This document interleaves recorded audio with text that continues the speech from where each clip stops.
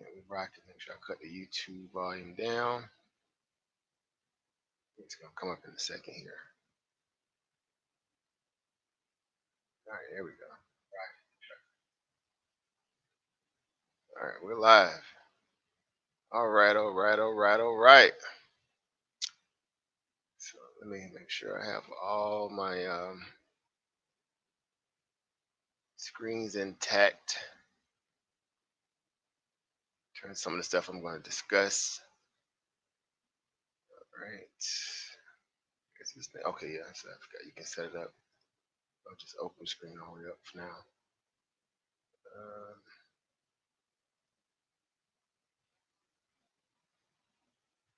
Okay. All right. So what's going on, everyone? Power and profit to everyone. Peace, power, and profit to everyone, I should say. This is your brother African Emporium coming to you guys on a live broadcast, right? To give an update on this coronavirus. I don't know what to call it. Pandemic, epidemic, systemic, whatever. All right. So again, I thank you guys for stopping by. Amidst your busy day, I'm pretty sure you guys are out there trying to conquer this market, doing what's ever better for you to, benefit off this volatility in terms of us, us equity traders. And again, we are in some uh, unusual times in this, in essence, to how the stock market is responding to all of this. And obviously, since the last time I've been on live, we've seen a lot of, movement in the stock market as a whole. Coming from a place where I think we were at some point, maybe around like 290 at the point of the SPY, and going up as high as almost 340, right? And so since then, consequently, we've come down due to this coronavirus situation, right? It's causing all this volatility in the equity markets, right?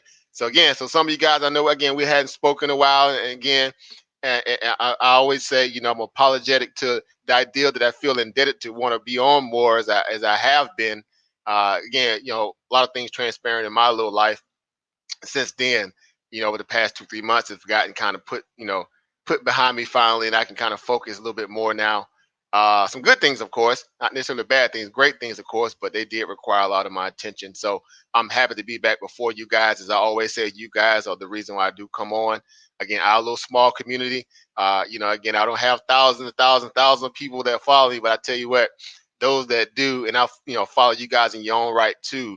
I'm always humbled and honored that you guys, take some time out your day to stop by. And again, it's a village mentality, as I always like to say. It's all about the village, right?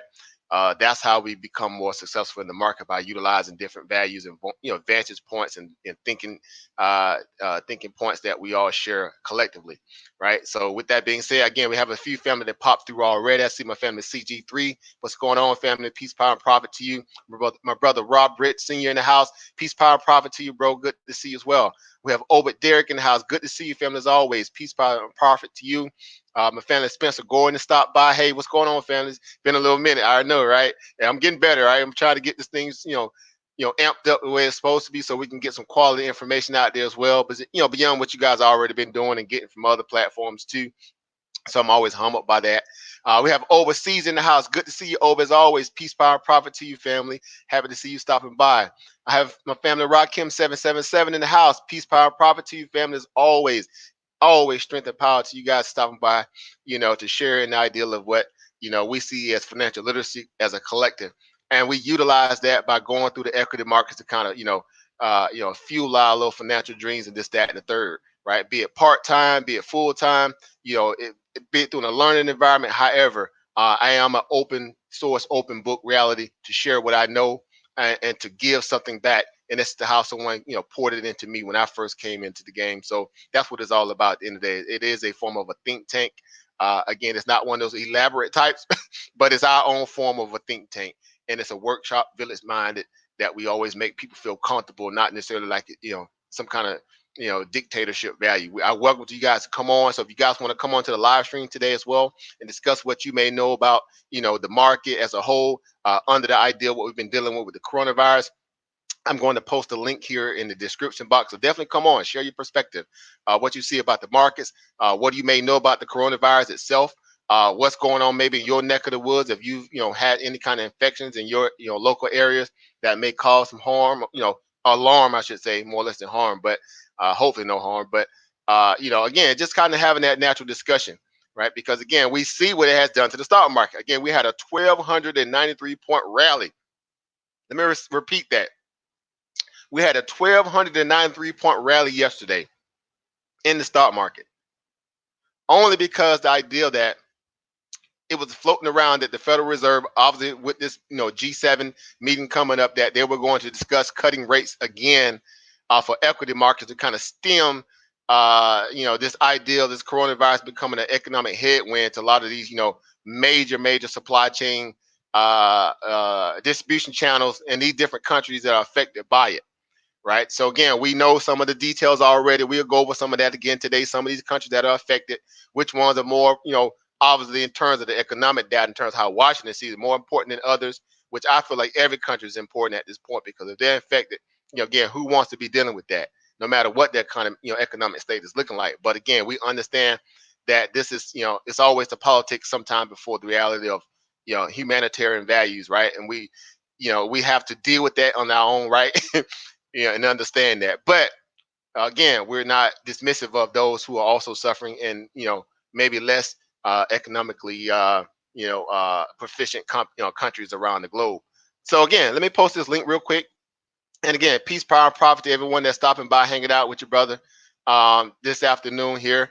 Watching the markets kind of pull back. I'm sure y'all had watched that, briefing with Federal Reserve Chair Jerome Powell when he went live, discussing that they're going to do a 50 basis point, basically a half point emergency rate cut.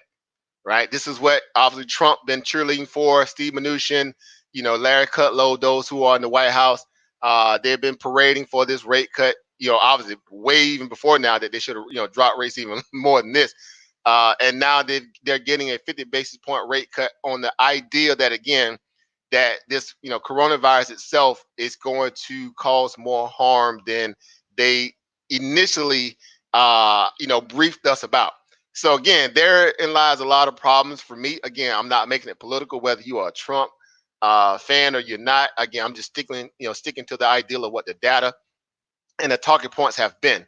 And recently, just last week, basically, even over the weekend, we had somewhat of a it's not that bad. Well, obviously, let's go back. Let's back up. Larry Kudlow last week, they pretty much got the virus, contained. It's not that bad, right? And right now is a good time to buy stocks. And this is at a point when the stock market obviously had shedded well over 3,000 points in the Dow. We've all witnessed it. Some of you guys who trade the market on a day-to-day basis was in the midst of all that churning and volatility. And it was crazy, right? And people were like, well, this is the correction we've all been kind of waiting to happen, because again, we saw basically a 5-month melt up in the stock market, based on no fundamentals, based upon no reality that fueled organic growth in these companies in terms of revenue growth. It was just strictly buybacks and then federal easing, and also the rate cuts that happened consequently to that, totaling that of 75 basis points, right? Quarter basis point for 3 times pretty much back to back, stemming from the back of end of 2018. And so now what we realize is that typically when you realize how this works in terms of GDP value, economic growth and perspective, that they put out for us potential, value, we saw that we've kind of unleashed a lot of our potential ammunition into trying to ease the markets and make them feel good to continue to keep these equities afloat. And now we're kind of out of bullets, not necessarily always out of bullets, but we've dispelled a lot of bullets where we shouldn't have. Let me put it in that perspective, right? And now you're at a point where you have a virus like this that's moving around the globe, whether you see it as not necessarily something serious or not, but it is spreading like wildfire, right? And because of that, hey, what's going on, family? I see a few family that came in. Mr. JRH, what's going on, family? Peace, power, and profit. The old over Dave B didn't pop through. What's going on, family? Good to see you guys. I know it's been a minute, but I'm always happy to be back before you guys. Dropping some information and sharing and building what you guys do. I did again post the link in the description box. Excuse me, not description box, but the back chat, I should say. If you guys do want to jump on the live yourself, discuss what you're seeing. Seeing. Let me open this up. I'm sorry. I got a few family that came through and I didn't even hit the button. I forgot you got to do this thing old school. Hey, what's going on, Sister Mo? Hey, y'all know I'm old, man. Father time, this stuff. I'm so That's I what ain't happens technically when you. savvy, That's but what you. unsavvy. I forgot you got to go do all the housekeeping stuff and go check on everything. So what's going on, Mo? Then pop through, and That's also I see my family, man, so I got it right. How you pronounce your game, brother? The Theo. dawn, I just the brother dawn, Theo. the dawn, the dawn, the dawn, the dawn, man. Donna Dunn. Okay, I just want to make sure I saw that F, and I was like, I don't want to mess butcher nobody's name. I let them introduce themselves. So furthermore, let me go ahead and introduce you guys. Since we have, guys just popped on. Again, the link is in the description, in the back chat. Excuse me, for those who want to come on and discuss what we witnessed here for this coronavirus, what we're witnessing for us equity markets, what we're also having to realize as far as these interest rates cuts that are now happening. And again, just from a business perspective, I'll say this real quick before I pass the mic. Again, we do know that interest rate cuts are good for the overall average American in terms of what that does to having, again, lower rates, right? You can't, you know, push back against that. In essence, to a point where it can benefit you and your household, right? You talk about the housing market. You talk about interest payments on vehicles, loans, this, that, and the third. When they're basically, down to peanut prices, who wouldn't want to be happy about that, right? Again, and so this helps a lot of people in that perspective. So I'm never going to, overlook that aspect of it. However, when it comes to the overall GDP, we're looking at from a global perspective, is it really, really, common practice to have an economy that's supposedly so good that we're getting from President Trump saying that the economy is booming, them having so many rate cuts back to back like that, when you kind of again getting rid of your ammunition so soon in a moment where you necessarily don't need it. Because typically when you cut rates, you're doing it because you're under economic distress, right? That's the whole purpose of lowering interest rates at the rate that they've been doing it back to back to back. You're trying to stem the ideal of a recession that may come into view, and also you may have some kind of catastrophic, anomaly that happens in terms of nature, this, that, and the third that causes economic pipelines to become disrupted, which we're getting now with the coronavirus to a degree. And you want to lower interest rates to kind of pad some of that value where companies might be needing to borrow money to sustain or float their business. Hey, what's going on? Peace, Power, Pride family. Jacob came in the house. All right, that's my WeTrade HQ comrade over there. Definitely go. I'll post that link in the back chat as well, so you guys go subscribe to the website that we have. Again, a great forum, great Discord, great environment, great community, the whole nine. Again, happy to be a part of WeTrade HQ family. So you guys can definitely be a part of a free platform that gives you a lot of insight in terms of what's happening with the market to be able to utilize something and again get some great benefit from it through the mentorship values that's offered through it as well. So again, with that being said, again, the link is in the back chat. Come on to the live, guys. Let's discuss this thing while we got time. Y'all already see Susan over there. She eating lunch and working. She getting it in over there, sipping on her sippy cup. Our brother Theo, again, he's going to obviously, jump on and give some insight as well. And we also have Oba Chris on as well. So happy to have the family in the building. So without further ado, Sister Mo, right, our economic, advisor, budget analysis guru, drop shipping queen when it comes to data and what you need, she has it. So what are you hearing, or what is your take on what we've gotten thus far from hearing that we had another interesting rate cut on the back of this coronavirus information and data? What are you hearing? I, when I heard you post that, I didn't really pay attention to what it is, so that's why I jumped on to learn, like what exactly that does for the community.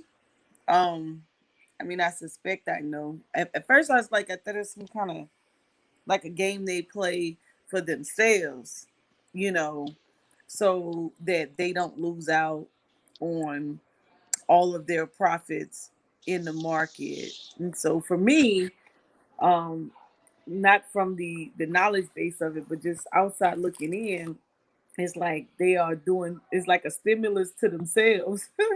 And then if you're not part of the market, then it doesn't benefit you any. I don't know. You have to educate me. I'm learning.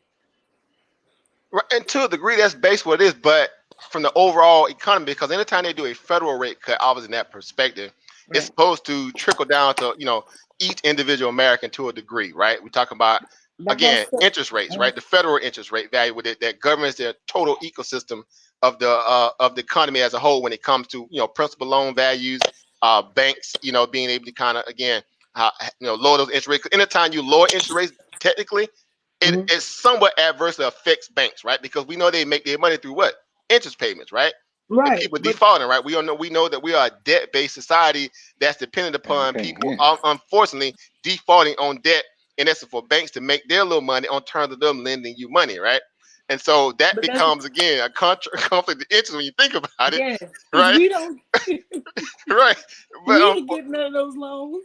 exactly. So again, then that's another conversation, right? So again, like even in the aspect when they doling out these so-called loans and this, that, and the third, to certain people over others, maybe who, again, there's always a moment where we know that there's not necessarily equality value when it comes to even that, for giving people the ability to take advantage of these rate cuts, right? So now we basically then drop 1.75% in rate cuts since, right, December 2018, right? And if you go back and look at the historical aspect, when the last time America has ever drop cuts, don't say drop cuts, drop rates that much in that short period of time, it's just it's astronomical, right?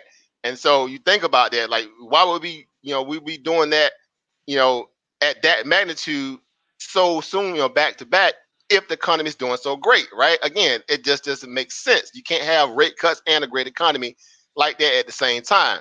Right? I mean, again, this is stuff that we're teaching our children at the 10th grade economic level, whatever, when they take in economics. It's not rocket science. So somebody's not necessarily telling the whole truth, right? And so here we are today, now that we have a somewhat of a economic catastrophe in the coronavirus, where they feel like they have to lower the rates now because we know that China, being the epicenter of this, is the world pretty much global supply chain of the products that they send out global to everyone because they manufacture literally everything. That's going to affect a lot of our our values in terms of how we run our business because we need their products, right?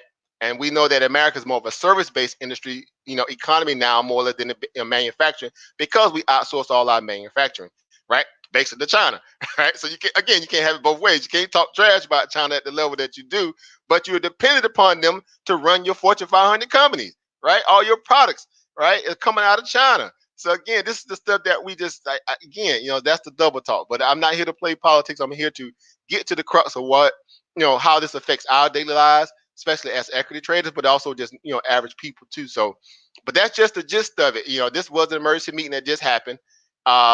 Sister Moan, again, I know you probably say you didn't get a chance to see it, but they did a emergency 50 basis point rate cut.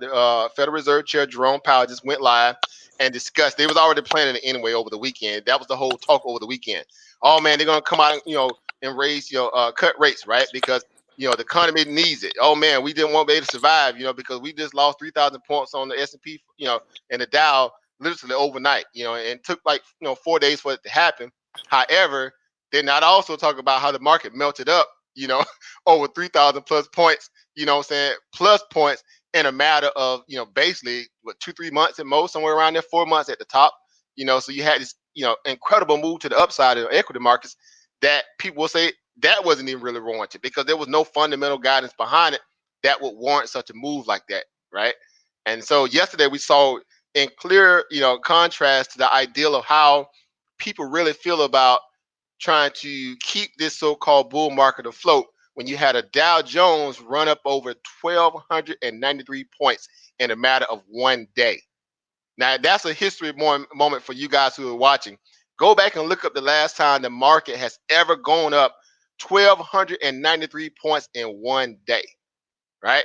And let that become a moment to for you to realize how they're really controlling the markets at a way where organically that would never happen, right? I mean, seriously, that just doesn't happen on a natural basis, right? It's not natural. It's very uncommon. So, again, we benefit from it because we traded, but at the end of the day, that's the part where we say, well, we have to think about it. So, if we again, cut and raise the way we're doing, but we also have a so-called really great economy. You know, Unemployment rates are very low, right? And so, I mean, what's the trade-off there, right? So that's what we're talking about. So again, brother Theo, I don't know if you on now. Yeah, he's on. So what's your perspective on what we're talking about today?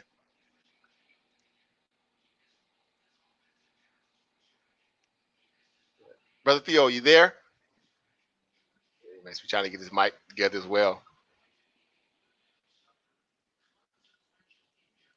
Yeah, I think he's trying to get his mic right. Over Chris, you there? Let me see if he's available. They mute themselves.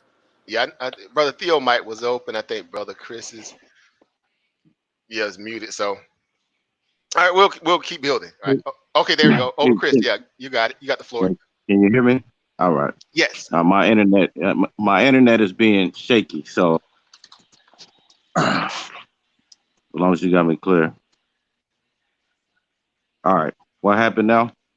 So I was just asking you, what is your perspective on what we're discussing today, as far as the virus, the rate cuts in essence, if you have anything to kind of speak on that about in general, anything within your portfolio that you may be watching as a result of this. Obviously, we know that the market was sitting pretty decent, at the beginning of the trading session.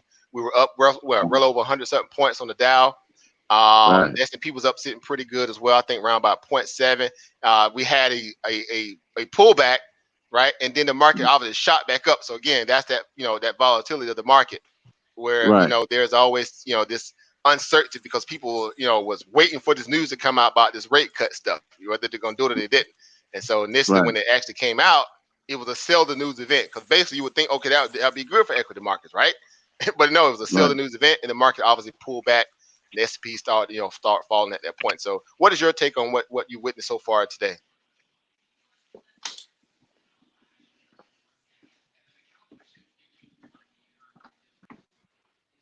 Over Chris, you there?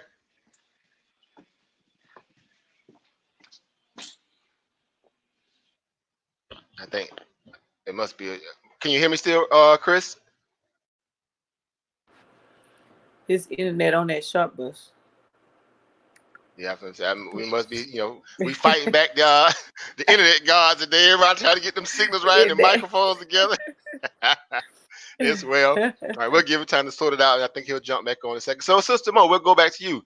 Kind of, hearing what we discussed thus far, again, you are a person who deals with, this value of information when it comes to tax cuts, again, budget analysis, government contracts, things of this nature.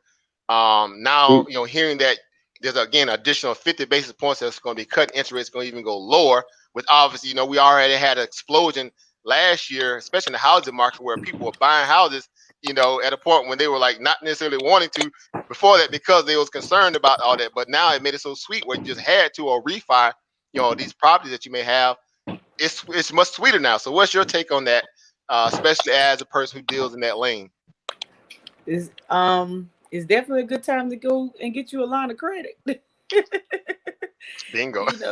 if you looking to expand business and you was looking for a way to, maybe upgrade some equipment or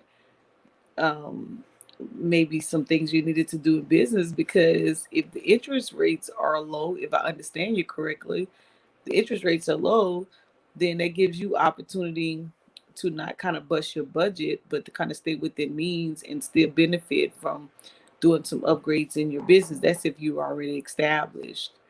If not, this would be a good time for you to go and apply if you're looking into getting into any type of contracts, if it is available to work.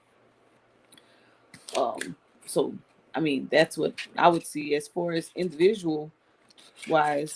If you ain't making no money, then you shouldn't be spending no money or trying to go after any new money. You got to be able to pay for it, regardless of what the rates are, in terms of business. But there's a lot of infrastructure projects that are out. So if you're a general contractor and you're looking to get into business, and most of the time when you're doing contracting, your equipment has to be within 5 years. So yes, this would be a good time to approach your bank. Don't just allow them to benefit, but look at a way that you can benefit your company and get some upgrades done. This would definitely be a good time. I don't know how long does this normally last, right? How long does hype normally last? Like when they do the interest rate cuts, does it stay that way? Yeah, Forever? it's mandatory until they see a need to, pretty much raise rates again, right? Again, this is a federal rate cut in that aspect. So So in that respect, then for individuals, if they were looking to like remodify their home loans or things of that nature, this would be a good time as well. Then, because then you get a low interest rate, right? Right. Exactly. And that's the part about what we witnessed as far as maybe Q3 of last year fiscal, where the housing market became, very, very prominent in terms of people starting out, going out, purchasing, more homes, or they start refining their existing properties, right? Because again, you're getting a great incentive now where you can lower that interest rate, on the and in some cases they were actually giving away extra benefits and money just for people to come refi through their businesses, right? Because again, you have a surplus of opportunity within that when you have rates so low. And so those who sat on their hands, let's say, Q3, Q4, they've gotten a bigger, better deal now, because now we're going to extra 50 basis points than what they refied at. So I mean, you think about that. Again, there's always this whole myth or reality that we hope that they never take interest rates to zero, because again, when you do it from that perspective, you're saying that your economy is pretty much in the trash can, and there's a need to kind of sort of pad this kind of economic stagnation that's happening. What I'm saying, from a GDP perspective, right? There's no growth, basically no earning growth. And so you need that, that kind of welfare money, the federal welfare money in that perspective, kind of help mainstream America, right? And so that's why it becomes a very, weird reality when you see, he didn't do a quarter basis point, he did a 50 basis point emergency cut. What would warrant that? Okay, yeah, we got 6 deaths in America. Granted, we got more cases that's going to probably pop up that we know it's going to happen. Granted, because again, they kept telling you they was under control, it was contained to a degree, right? That's what we got from Larry Kudlow. Again, we just using their sound bites, not mine. That it was under control and it was a good time to start buying stocks again. That was basically his words verbatim. And on top of that, you had Donald Trump Jr. over the weekend, right? Came out pretty much publicly on Twitter and said, if I were you, I would be buying stocks right now, hand over fist. And it's market manipulation, but again, we know that they've been doing that since his dad been in office. They just been throwing around a lot of reckless talking points, and he's telling everybody, but hey, right now is a good time to just go buy stocks, regardless of that. So did he know something that we didn't know? Of course. Because hence what happened Monday. Possibly, yeah. Because they right. The market rallied 1,293 points. I can ask you guys on here, did any of you guys see that coming yesterday? Yes. Regardless of the fact that we had this whole idea that they were thinking about cutting rates. Again, thinking about cutting rates. It wasn't substantial. We know we had this emergency G7 meeting that they called with Steve Mnuchin and the central bankers, right, to kind of discuss what they want to do for helping the globe with this new coronavirus scenario, right? This whole joint central bank task force, if you want to call it that. But we had no clue, although that we knew the market was highly oversold last week of tune to over 3,700 points at the Dow drop. That typically when that happens like that, you do get a dead cat bounce, some to that degree. But the market obviously has to kind of recoil some of that back. Not necessarily all of it, but it does, like maybe sometimes close to maybe a third, and in some wild cases it does like a half, right? But again, 1,293 points. So now, go ahead, sis.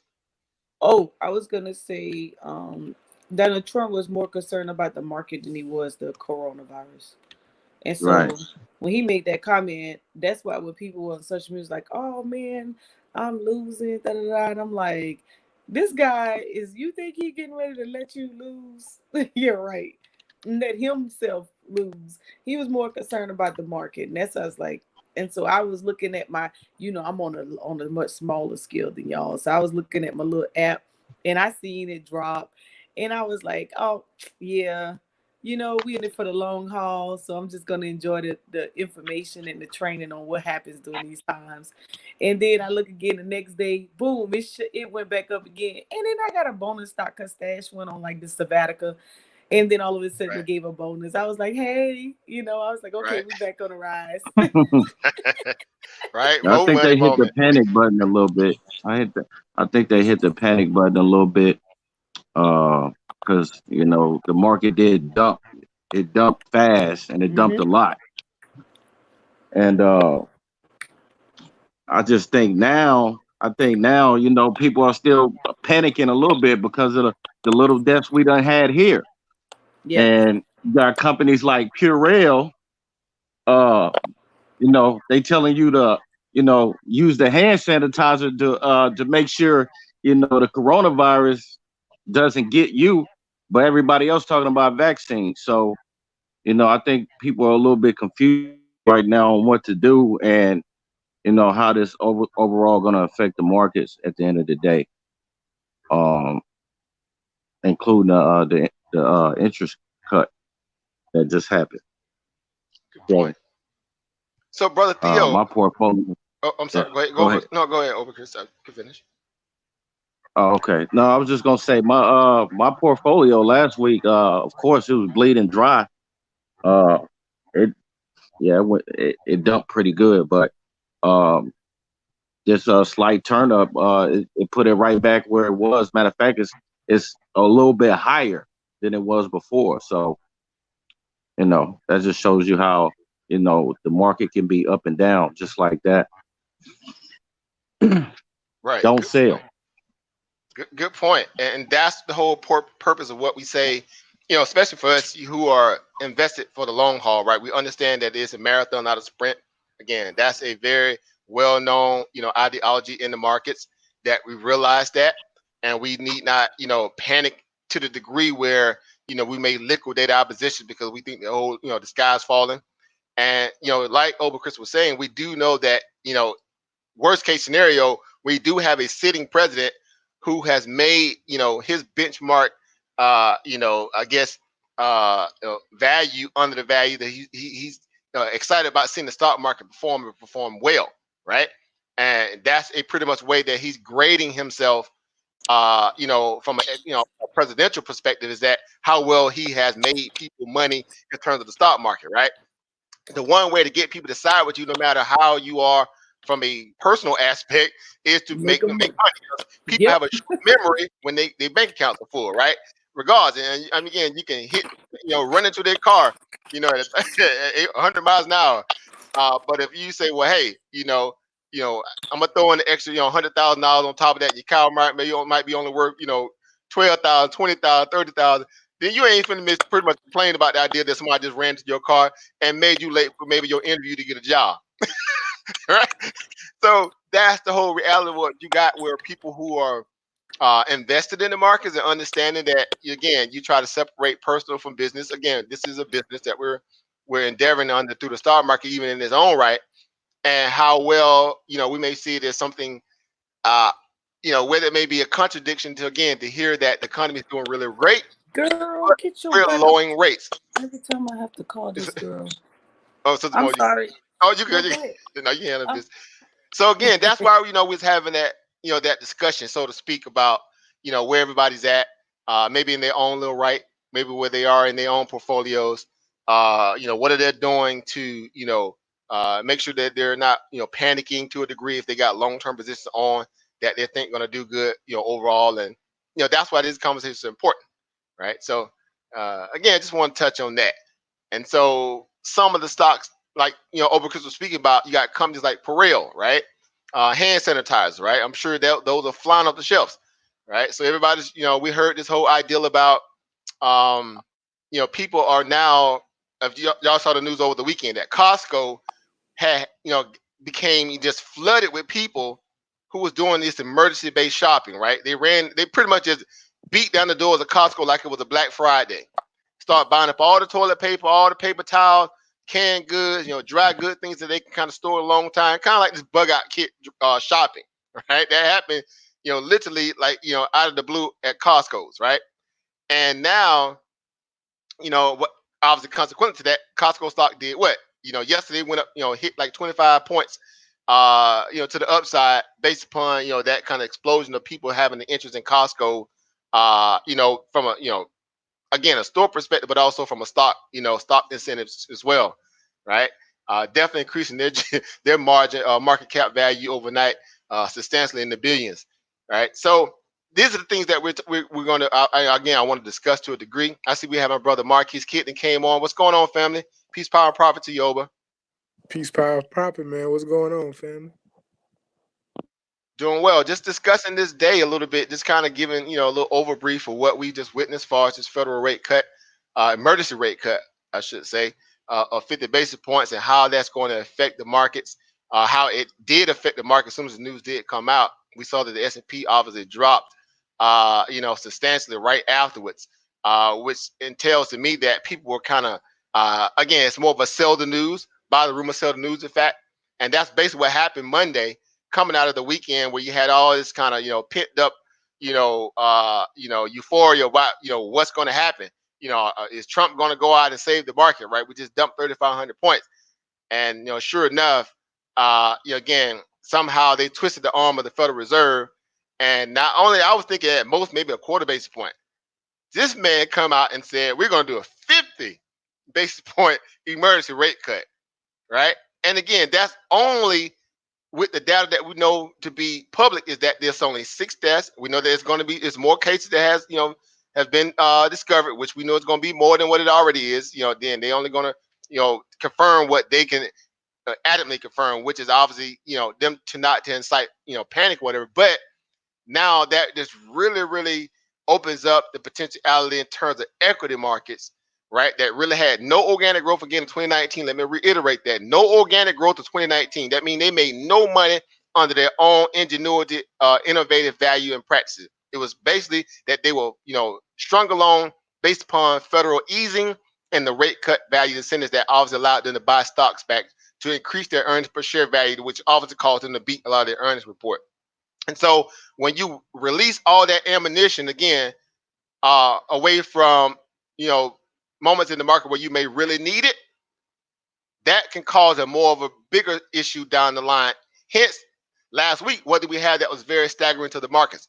We had the yield inversion, right? And anytime we know that there's a yield inversion, right, especially the 30-year, right, the TLT or the TNN, which is the 10-year, right, any of those obviously invert with a lesser yield, a bond, which is the 2-year basis, the one they really do it by, and maybe some of the other ones. That also breeds in the ideal of recession, right? So they was no, there's going to be no more recessions. And, we got this stuff under control. Forget about recessions in 2018. They was like, no recession going to happen. Yet you had a yield curve inversion flash last week. Because now what happened with all that federal easing, right? What happened to these companies that couldn't necessarily rebound with that help that they got and really boost their earnings growth, which it didn't thus far. We're saying that it didn't happen. Now you got a coronavirus that disrupted that again. That means we are in serious trouble. Right? In layman terms, that means that, again, they released all the ammunition too soon, and then these companies were not able to back up what they were, I guess, professing that they would be able to do, going into the 2020 year to make sure that those, rate cuts and federal easing, repo market, liquidity injections were not necessarily in vain. And so there lies the problem, again, where we have to deal with this from the stock market side of the house, that there's signs now that people are floating around that we may have reached our top at that 339 level in the S&P 500, and we may not see that again for years. Now, that might be alarming to a lot of people, but I'm hearing that from different sources who are saying that we may have reached our top now, and we're not going to get back there in no time soon, because when all this stuff really unfolds, because y'all know this stuff typically takes a quarter to maybe a half a year to unwind and all really flush through the system, that we may be in more trouble than we're giving, really saying, live vocally for us, the presidents and everybody else who's saying that, that we might be good to go. So what are your guys' thoughts on, that value of us going to potentially negative rates? I see brother CG3 said that we may be headed towards negative rates, which is always a bad thing if you are so-called having a good economy. So what are you guys' thoughts? Yeah, I just think we at that part, in the cycle right now where, it's about time to make that turnaround, and all these catalysts just came out of nowhere. So yeah, I think that's very probable. I think we might have, reached that top. And the only thing they can do now is, inject more money and go into negative rates. But, that only ever lasts so long. So, I agree with you on that. Yeah, I think we hit the top. It's time for correction. Unfortunately, I mean, this bull market's been crazy. So, and everybody kind of like wondering, like, you know, how is this happening? Like we had it. Right. It's gotta be a correction coming. So, you know, I think, you know, in reality, it's the time, and who knows what'll happen. You know, the Feds, they will put money into the market, that's for sure. But I think we hit our top. Right. And interesting too, because when we think about it, I'm going to share my screen while we're talking here. You know, the idea that, you know, for traders, we know we understand the value of how, you know, money is made from an intraday perspective. Again, speaking strictly to traders and not necessarily investors, right? Because we understand investing is for the long haul, right? We understand that it's a buy, you know, buy low, sell high, right? Reality, or buy and hold, right? Or average, you know, dollar cost average in when stocks, you know, become cheaper, right? So we can benefit off that value. And so what if you guys see on my chart right here that I have up, I have the, you know, matter of fact, let me take it to the let me do it on the daily, the 1 day, so we can see the exactly the magnitude. Can you guys see my screen here? So you can Yeah, see we the could think. Yeah. the magnitude of this stock market in terms of where it has come from, right? Uh, in a matter of, you know, maybe a year to where we are today, right? And we all know what happened with, again, back, you know, last year, well, basically during the Christmas time of 2018, when the market obviously sold off, staggeringly, as you can see right there, right? Right. And then it V-shaped recovered again. That was over 1,000 point drop that particular moment. That it pulled back, just crazily throughout that little period in December, right? They called it a bad Santa Christmas or something, right? So a lot of jokers ain't getting no tour. They got a lump of coal and a debt receipt. it, the it got bear pretty ugly. the bear was out of hibernation. Yeah, a little too early, right? He's supposed to been sleeping way into March sometime. That joker woke up early. And Right. so had the S&P 500 down as low as 234 points, right? After trending pretty much decently up near towards 290, somewhere around there, trying to, break above that $300 resistance point, where we were headed, based upon, the market trying to really, get some, some traction behind itself and just going to push higher. And so you had a V-shaped reversal that happened when they came out that they're going to lower interest rates. That's when that first interest rate cut came about, right? The whole idea of that. And, that whole idea of stimulating the market, giving these equity traders some little bit more ammunition to work with, it instantly rallied the market from basically 234 and an entire time span up until basically this year, this new 2020 fiscal year, we ran up as high as 339 points. Well, at the total aspect of the points. So basically over 100 points in the S&P 500 in less than, basically a year, right? And the equivalence of that is about a 26% increase in the S&P 500 in 1 year. So we talk about interest rates. We talk about interest value in terms of accrual gains, where typically you never get that in the S&P 500 on an annual basis, right? 26% yield. Think about that on a portfolio again of 100,000, right? 26% is a lot of money, right? On 100,000, right? Again, banks don't give you that in the money market account. We speak about that, just religiously on our Urban Economic Empowerment show that happens every Wednesday, roughly around 6 p.m. Definitely check that out on the Dagger Squad channel, right? We talk about the implications of what, yielding interest rates does for persons or people who are understanding how to put their money to work for them. I suppose you have an office that always have to go work for it. So again, that's a 26% gain. It outbeat, the real estate market. It outbeat, any other markets out there that we had, that could yield some kind of value interest besides the gold market. The gold market, I think, outpaced the S&P 500. I think a little bit more than that, maybe about a third or maybe a quarter point more than the S&P 500. But still, we're talking about a 26% gain on terms of people portfolios. So basically, what that means for some of us people who are still learning this, that if you put in $100 into the S&P 500 on a stash account, where you could buy fractional shares of that particular asset, that ETF, right? You basically made 26 bucks on that $100 last year, right? That's a nice gain, right? For in terms of interest accruing asset, in essence, what that could do for a person, bottom line going forward if they just get into this investing game, right? And so you think about it where we are today, where again we hit that all-time high again, 339. We had the issue, again about the coronavirus really began to be a more, real economic headwind, and then the market did what? Right? It just went crazy. It just sold off like like gangbusters, as you can see right here on my screen, right?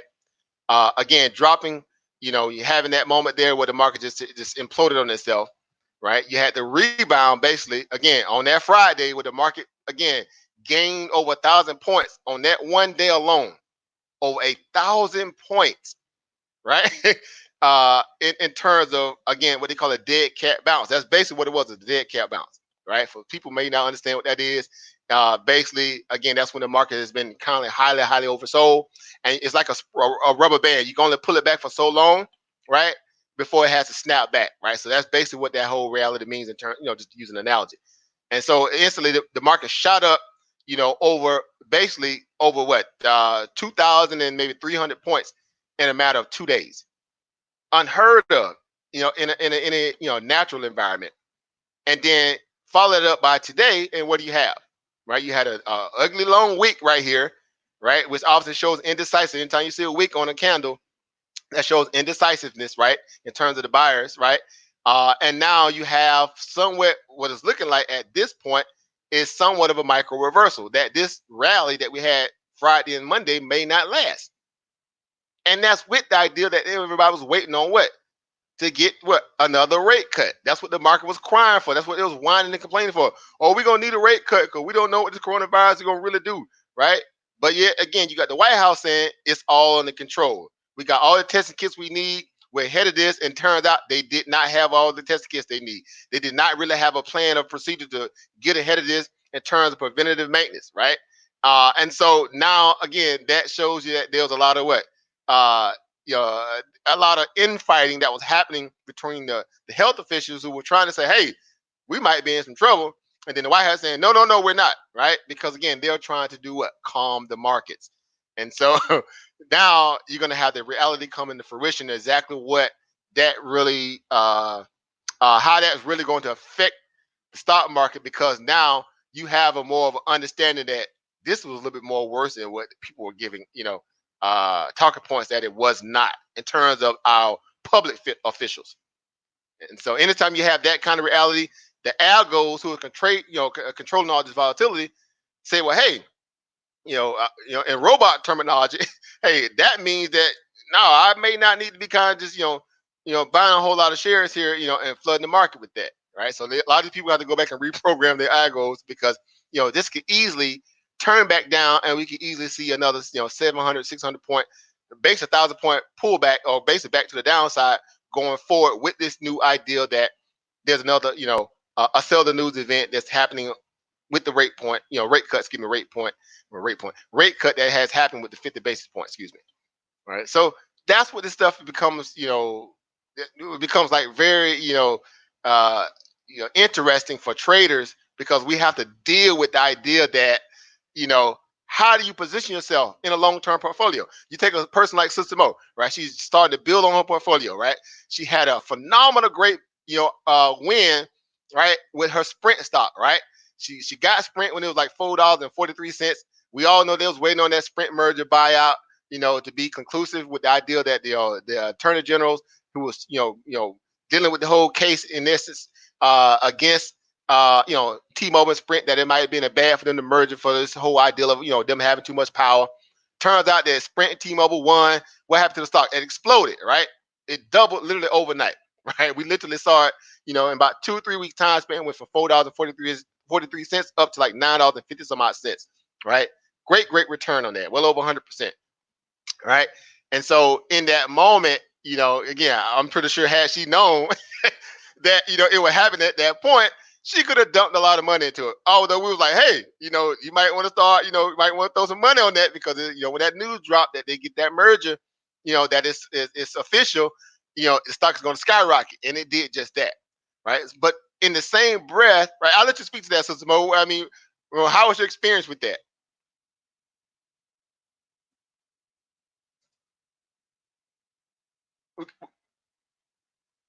Can y'all hear? Can everybody hear? I can't hear. Yeah, Yeah, we can't hear you, Sister Mo. I was wondering, was it my little mic? Okay, I think she gonna probably jump Might off have and come closed back out. on. Yeah. Yeah, she probably gonna come back on. But again, just kind of, hey, what's going on, Oba Zan? I see you in the house too. Good night. I'm looking. I see everybody. What's going on, Oba? Good to see you. Peace, power, prophecy, brother Zane. All right, we get Sister Mo back on here. You there, Sister Mo? Yeah, your mic not open. No, we can't hear you. Yeah, we all over here dealing with technicals. We trying to get it together. But that's it. So again, y'all, you'll bear with us. Y'all know this how we do over here. It's a family environment. We don't claim to be the technical, gurus over here. We just do what we can to, bring some color to this whole, reality that we're dealing with, as far as this, the market, and how that may be beneficial, useful for us. And so while she's getting that together, brother Theo, did you ever get your mic together as well, brother Theo? You there? See if we can get brother Theo on. I think okay, he might be working and just listening in. Sister Mo, you there? Now still can't hear you, sis. And I know let me see. It's something that may be causing her mic not to obviously provide that communication. So again, we'll just kind of keep building from that point. So for the feminists in the back chat, I love to hear from you guys. I mean, what does this does for you guys when it comes to your positions, right? I mean, I'm pretty sure having a 1,300, basically a 1,300 point swing in equity stocks yesterday, whether some of you guys might have got in on that or you didn't, was just highly beneficial, especially to some of you guys' portfolio. After shedding 3,500 points last week. Sister Mo, okay, yeah, you there? Mo is back. Oh, y'all can hear me now. Yeah, we can hear you. Yeah. They go, Verizon, right? You know the guy that we used to say that if Verizon went to Sprint, and now you got Sprint stock, and now I can't hear you. So I, we got Houston, we have a problem here. You got Sprint stock and the guy, and couldn't hear you. I've been with Sprint. I've been with Sprint since 2006. Okay, so you're actually a user of the service then. Yes, that's why I purchased it. I didn't know about the merger until you all actually shared that information, and then I was like, oh, I was so cheap, so I was only buying like $5 fractional shares, and then I said, okay, well then I'll do too. Right? You know what I'm saying? Double up, right? It's a double up moment. And then I was like, well, they're probably telling me this for a reason, but I don't get it. I was like a blonde moment. I was having a blonde moment. And then when it went up, and I see you guys posting in the chat, like, oh, Mo made a lot of money. Let me get $1. I'm like, what are you talking about? So when I seen it had gone up 78%, I was like, whoa. Oh, I'm so dumb. I only made a couple bucks. I was like, Right. oh man. And you could have, But unloaded. You pretty much dropped the house on it and made another house off of it. yes, but you know what? It was a lesson learned because it was a learning experience on not only what to look for when I was looking at the charts. And so now the first thing I do, I go and do my little historical research, look at the charts, move the little thing There around, you think I'm go. doing something. Hey, you should have seen me the other day. I don't know if you see me, Brother African Emporium, on Sunday. I was doing a little crash course. I Yeah, I didn't have missed it. no I was guide. out busy, doing a little stuff with the family and missed the live. And I always try to go back and make sure I'm watching. But that's it. You're basically taking raw data, what you learned thus far from following us, from listening in, Yeah. from doing your own kind of due diligence on your own, and you realize over time that when I tell people every day that investing in trading really isn't rocket science. It's stuff that we've already learned and quantified through our years of going through public school in terms of how to quantify data to a degree, how to look at a pie chart or a bar chart to see again what's if it's going up or it's going down. It's not really hard to realize that. And so, and we always say, well, past performance is a predictor of what future potentiality or future profitability. So the past had a good understanding of what what the future looked like. And when we looked at that Sprint chart, we saw what? Oversold, oversold, oversold. And the one thing they had going for them is what? A catalyst that's what was going to change their entire dynamic. You talk about a merger. You talk about billions of dollars now coming into your what? At your disposal. So what that would do for shareholders or the company as a whole, what would that do for a company like Sprint? Right? And so consequently, the end result was what? The stock doubled. It literally doubled overnight. Giving Sister Mo again the opportunity to put 10 grand on it and walk away with well over 20,000 plus, right? And she And I chose to put go the $10 route. She chose to go to $10 route. Let me get $10 on number 5. She was at Shell station. Let me get 10 on 5. Let me get 10 on 5. Yeah. Right. And And and you know what? It was crazy.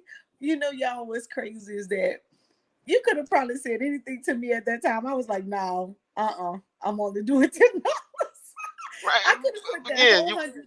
I could right. put that whole $100 that I had in there at a minimum, right? Because it was money I got through the referral program, and I could have put the whole 100. And I was like, Yes. no, I think I'm gonna put $10. And think about that, because we do understand when we speak about risk management, right? We used to go heavy on the risk management when I was doing the workshops, right?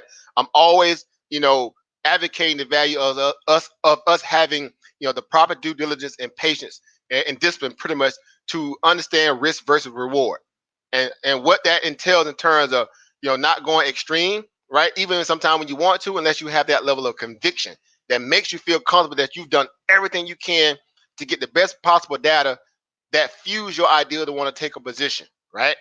And again, we kind of, did a round robin discussion on it, but still for her comfortability, she wasn't necessarily there enough to herself to feel comfortable in that. And that's fine, right? Because guess what? There's going to be other opportunities down the road that will come just like that. And that's what's great about the stock market. Just because, you might have didn't get what you wanted out of that one moment after you look back in hindsight, doesn't necessarily mean you won't find another opportunity like that, right? We have stocks that run, again, 100%, 200%, 300% in a day, right? And that's if you're day trading. But again, from a long-term investment perspective, we know that, that typically doesn't happen unless a merger or acquisition does come into play, right? Or some innovative product, right? A better mousetrap, as they say, some kind of form of again, incentive for the company, be it a FDA approval. Y'all know all the different catalysts that we look at as being, things that can propel the stock higher. So again, now that stock is obviously, have gained some footing with that merger. Now they have to just go out and perform, which will obviously cause the stock to do what now? Find a point where it kind of, levels off and start to kind of incline itself back up, to higher perspective now as being a more reputable source now, because they got T-Mobile backing them. All right, you can't dispute that. And so that's what's great about this stuff. So I love it from that perspective. So, again, for any of you guys that do have stocks out there that you have a liking to from a long-term, whole perspective, this is why, we understand the ideal of buy low, sell high, but also how to be patient and let, the market, perform the way it's supposed to. Because we know that over time, the S&P 500 obviously outperforms any other value of of skepticism, and that's to be to produce a gain over a period of time when left to his own device to kind of perform naturally against the world, competitive value in terms of what we do as a whole in this country. We're always going to be that benchmark source, basically what I'm saying. And rarely do you have a moment where the S&P 500 gains no money an entire year. It has to be something that's very catastrophic that happens, where the S&P 500 just, pretty much losing money on an annual basis, right? And we can go back and look at the historical records and find out when those moments might have happened. Again, you got the housing crisis, things like that. There had to be something that's very, very, again, anomaly, so to speak, right? So that's why it's important that we understand the power of, again, compounding interest value, buy and hold. Don't kind of get ahead of yourself and try to outsmart the market all the time. You have to realize that even in moments like a pullback like we just witnessed of 3,500 points, which hurts to see that happen. I don't care who you are, right? But given the opportunity, it will rebound at some point, right? It will find a way to rebound, right? So right now, again, while we're speaking, the S&P 500 is dumping even more now, right? So that news about that, about the rate cut, has starting to really kind of disseminate around through the different airways. People who are maybe at work on lunch break just got the information of it. Now they kind of a little nervous. They might be selling right now. That's how news filters in the market. The initial news that may have caused people to miss it because they might have been busy, they get it after the fact. And so what happens? Now it becomes a domino effect where people may start saying like, "Oh man, this is crazy." The market's selling off. So they start panicking. What do? Right? They sell their position. Right? They out of there. Right? So real quick, I'll share my screen. I don't know if you guys can see that right there, but that's the S&P 500 right now. Right?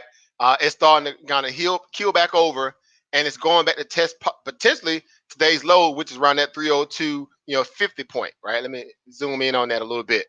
All right, so it's about to get a little ugly here. If again, people who are getting this information a little later start to realize that okay, this might have been a sell the news event rally that happened Monday, and you have smart money saying, I still think that this still is a fugazi bounce, and it doesn't warrant people to start to buy hand over fist. Now, a lot of people may say, well, they'll question that. Say, well, I don't think that's relevant, because I do believe that we are in a moment where we're starting to rebound. Right now that you got this information that came out and it's solid now, there's no more guessing whether the Fed's going to cut rates or not. What do you do in this moment?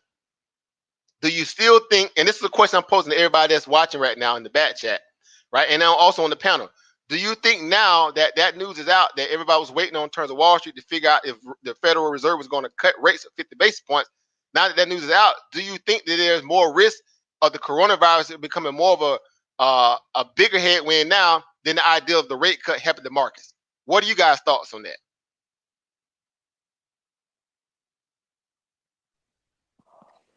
Last part again. Do you think that now that we got the information on the rate cuts that it's going to actually happen of 50 basis points, does that supersede the coronavirus going forward to obviously stabilize equity markets? Or do you think now that the coronavirus itself being more of an anomaly because it's definitely spread, is that going to take precedence over the stock market again and still cause the market to go down? I think as far as that coronavirus is out, I think that the coronavirus is going to affect everything more than those rate cuts, especially because now that it's reached the U.S. now, and people are being affected by it. I don't think that just goes away because the rate cuts are happening. I think the coronavirus is still going to be an issue, and it's going to affect the markets more. And if they don't stop it, of course, or if Trump don't come up with a plan, so to speak, I just think whatever is going on right now with the rate cuts, it's not going to be more effective than what the coronavirus is presenting right now. That's my opinion.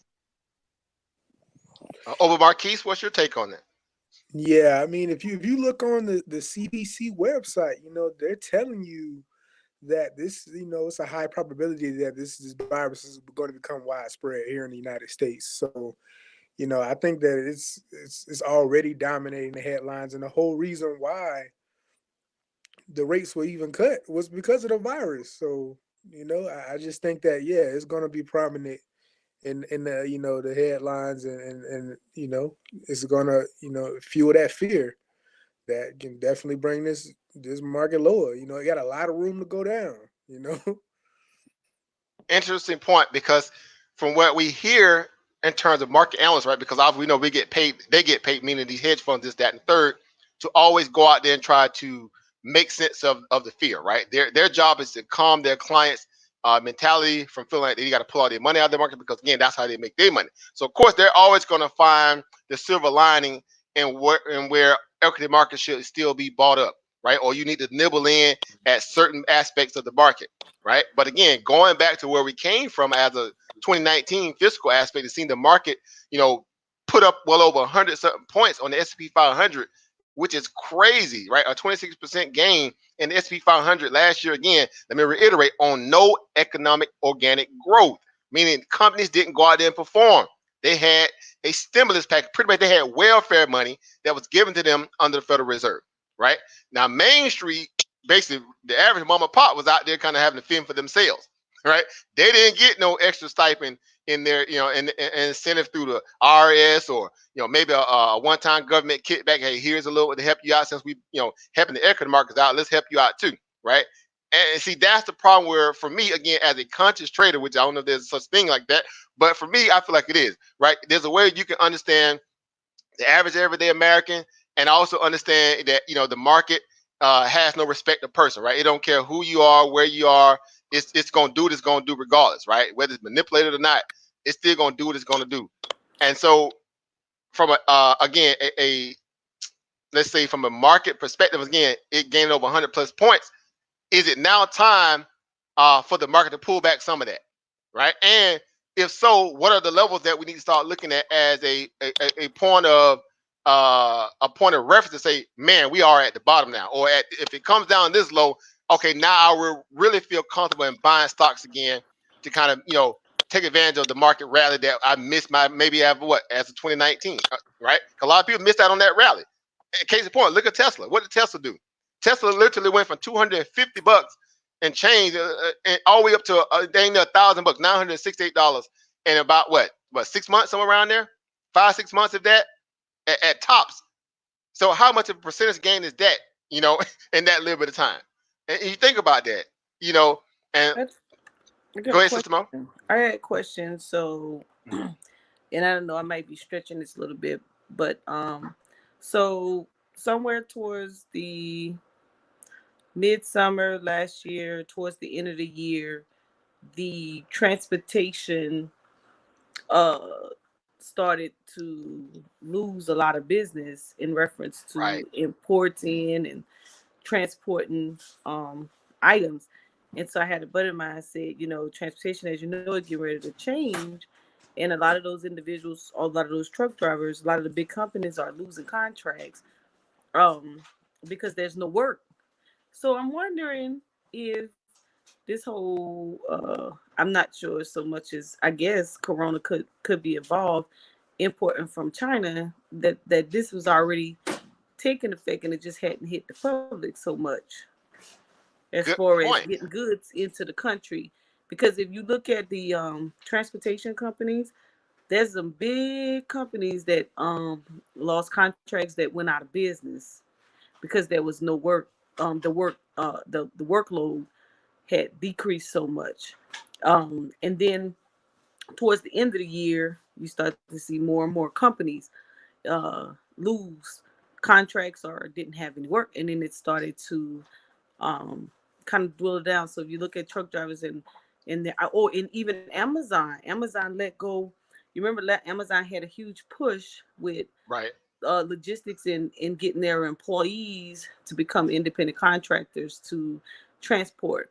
And then all of a sudden, I think last month, they let go a lot of the independent contractors. Right. And I'm happy you brought that up, because again, you are a person who deals obviously having to deal with that through government contracts, even how that affects your business, right? Because obviously you deal in some aspect of transportation too, right? You guys have a fleet of vehicles that y'all have to. Well, ours are is appointment VA appointment driven, so you just transporting to appointments. No, Okay, okay. Yeah, but I do have multiple friends who have those those cargo 18 wheelers where they're transporting across country, or tri-state, that type of thing. And they were sharing how the workload has changed, and it was like, go to the market and look Google trucking companies that have lost, that has gone out of business. And these were huge companies. And so when you think in terms of what's going on now with the China goods being made in China, imported in, and the market, that just made, y'all teaching me a little something, right? This how I relate. Well, it's a village. It's a village. So it seems to me that that someone had an indicator that there were no goods going to be coming in here. We needed to stop some of this stuff because there's an issue going on. But it was never, I don't think it was communicated at that time in that manner. But when I think back, I'm like, wait a minute, somebody knew something Right. back last summer. Forward thinking. And so I'm happy you brought it up. Know why? Because Q3 of last year and also Q4. Well, basically we just had Q4 in, but basically Q3, we had a big downturn in the transportation industry or index value of the S&P 500 and also the Dow, which was a clear indication of that. Again, you got, when you think about shipping, we think about what? Boats, planes, and what? Trains and cargo, 18 wheelers basically. And JB Hunt, being one of the major, transporters when it comes to cargo. You got some of the other ones. You got XPO, right? You got data that comes in through FedEx. You got data that comes from UPS. You got data that comes in again from American Airlines, obviously them being a carrier, even though it may be whatever, they ship through there, and they also ship through FedEx. They have their own planes, right? Delta. So you have all these different data points that are telling you, hey, we're seeing a decrease in this because of this. And a lot of that stemmed back basically from the tariff, though. That was pre-coronavirus. They had to deal with the tariffs, right? Because that was so issue. You had economic GDP slowing down, even though you had market stimulus that was happening from the Fed, them cutting rates. People still had to scale back their goods because guess what? They didn't plan to up, the ante in terms of their production value because they were still worried about what? Tariffs and trade war. So when I was telling you that they did a lot of buybacks as opposed to capex, meaning capital expenditure, meaning they were spending money to improve their logistics, improve their business, some aspect where obviously they require products and services to come through that, to expand the business. They didn't do that. They went to saying, let me just buy shares back and let me just sit on the sidelines and sit on my hands because know why? The Federal Reserve right now is giving me what? Free money to work with. Interest rates are basically what? Peanut prices. I can go out there and borrow a ton of money, right? And do whatever I want because the interest rates are low. So this is the game that they play. But I'm happy you brought it up because now you asking that question, you will know how to go and find out that data now, right? Because you know how to go look at certain stocks that may give you that. So I'm gonna give you a ticker right now. You want to look at let me see, which one is the transportation index? It's the DJT. The Dow Jones DJT, and it's another one for the spiders too. What's that one for the spiders? Someone throw that in the back chat for me if you know. What's the transportation ticker for the spiders? Or anybody maybe on the panel got that real quick. So Sister Mo can log that. I'm just putting chat to work a little bit, see if they on top of their game. What is the spiders S&P 500 transportation data tracker? What is that ticker symbol? Because they have one as well besides the DJT. Anybody in the back chat, throw that in the back chat if you got it. Anybody on the panel, you can go ahead and say it as well if you do have it at this point. But you want to keep those two tickers always on hand too, Sister Mo, because you can track basically the performance. You go back and look at the chart like, oh man, they might have had a downturn in the time span. It dropped, maybe 3% here. What happened during that time span? Guess what? You go back and look at news during that time span. Guess what? Here's your catalyst, right? This is what caused it to pull back, so to speak. You see what I'm saying? And so it's important to understand that we all have privy to be able to kind of see what's going on, and this is what they do because this is how they forward think this stuff, right? They say, well, tariff, trade war, economic, growth we only had last year around about 2.33% somewhere in the economic GDP, right? Trump was obviously pushing for 3% plus, but he wasn't gonna get that. Oh, I think it's Old Dominion. That's one of the companies, but I'm saying it's the ETF, the Spider ETF that tracks the transport industry for the Spider. Let me look at my Robinhood then. Let me look at my Robinhood. Which one is it? XTN. There you go, XTN. So that's another one, Sister Mo. You want to write down XTN,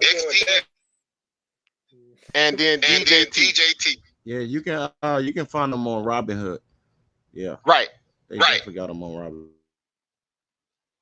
All right. And so again, this is how you can monitor this stuff the same way that they do. That's even if you don't have an interest to want to follow those particular industries, outright. But you just peek in on them every now and then, right? Because remember, I think it was the last show we did on the Urban Economic Empowerment Show when I brought up all those Spider ETF tickers. This is how you track the overall performance of what the economy looks like in terms of how Wall Street sees it. Technology, materials, industrials, consumer staples, the health side. There's so many utilities. Y'all name it. You can go out there and find out. Basically, these different collective, companies that make up those ETFs, exactly how well they are performing. Right, the laggards and also those who are gangbusters and doing much better than others. And so this is how you forward think in terms of being able to even strategize your portfolio, right? You see how we tie all this stuff together? You can start saying, well, okay, if they pull back, last year at a rate of maybe 3 or 4%, but the greater market produced a 26% gain, then that means they lag pretty hard. It must be something really happening with their what? That sector that caused them not to perform as everybody else did so well. What's causing it? Then you gonna start doing the data research. Oh, it was because of the trade war. It was because of the import tariffs and taxes that they put on that stuff, which obviously caused companies to not want to go out just keep buying like they normally would. Does that make sense? That's what I'm thinking. I'm thinking this is just Mo. I'm thinking the trade war was a smokescreen, and that the corona was always in play. That's all right. So that's Sister Mo going out on a limb. He throw out some conspiracy theory. Let's get it. Let's have that conversation. Let's go. Listen, my little military is like kicking in. I'm like, feedback real quick. Let me mute my mic while you're talking. Yeah. No, I'm thinking like, okay, I hear what you're saying in reference to them terrorists, and I can play back in my head how President Trump is trying to pump the guy over in China, right? And it just wasn't making no sense. Like, why are you having those sessions? Like, dude ain't even budging. Like, it just didn't make no sense because the tariffs, they weren't really budging on it. And then all of a sudden, now you link the dots and you're like, okay, transportation lost a lot. And then, whoa, we got an epidemic in the atmosphere. No, we had an epidemic back there, and somebody was trying to cover it up. And then I think China exposed it like, whatever, America, you're not going to punk me. Let's go, Mo. Now, very interesting data point, right? And I'm saying that because, or her perspective in that, because when did we get the first understanding that the coronavirus was already circulating through China? Now, here's a little homework for people that's been following this. Y'all know I've been posting about it religiously ever since I got wind of it, and then I started doing some back, some back data research on it. Right? He's a doctor, one. Well, okay, now let's discuss it. That's why I titled this video or this live stream "Coronavirus." Right? The whole idea because it is. Hold on, I'm getting a little feedback. I don't know if because I got this street. Is it somebody? Can y'all hear me? Okay, yeah. Yeah. Oh, so it might be you over, Chris. Let me see. Is the feedback coming through yours? I must stay muted. No, I'm just saying. See if you can go out and come back in. Maybe that'll fix it. Or you think if you go out, you're gonna trip. Yeah. Okay, I'll try it out. I'll leave and come back. Okay. Yeah. So again, just kind of going off what we were just saying. When that news actually came about, when we actually did the back research on it, we found out that virus was already prevalent way back around December of last year.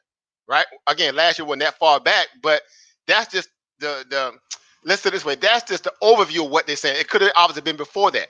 It could have been November. It could have been October when they had case up. Now, here's where it gets interesting. I'm happy you brought that up over Marquise, because y'all know I had that conversation with our brother Unc, right, on one of our little, weekend shows that we do on the Dagger Squad about my research that I've done that kind of said, hey, there's more to this than what they kind of led on to be, because we know how the government operates. They're always going to put out what they want you to know, as opposed to you being competent enough to do your own research and back test this data and figure out what's going on. So my research led me to go back to what I perceive to be an issue that they had back at that level 4 lab, right, that virologist lab that they had in Canada, right, where that one doctor, she was a professor at one of the Canadian colleges over there that deal in that lab. She was the one who was also watching over this so-called coronavirus that they had in that lab.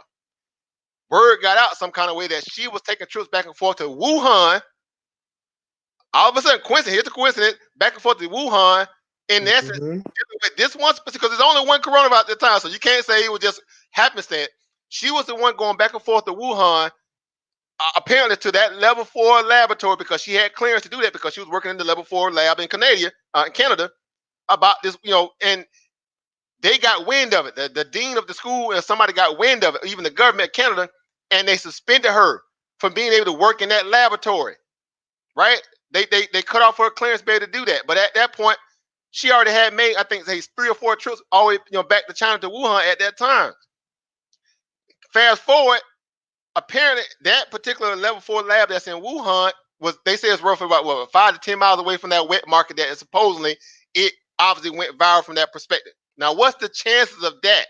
Right? This is where it becomes where people say, man, that's conspiracy. Well, let's go there, because again, every conspiracy theorist hypothesis has to be tested like a scientific analysis to a degree to figure out whether or not there's breadcrumbs or not.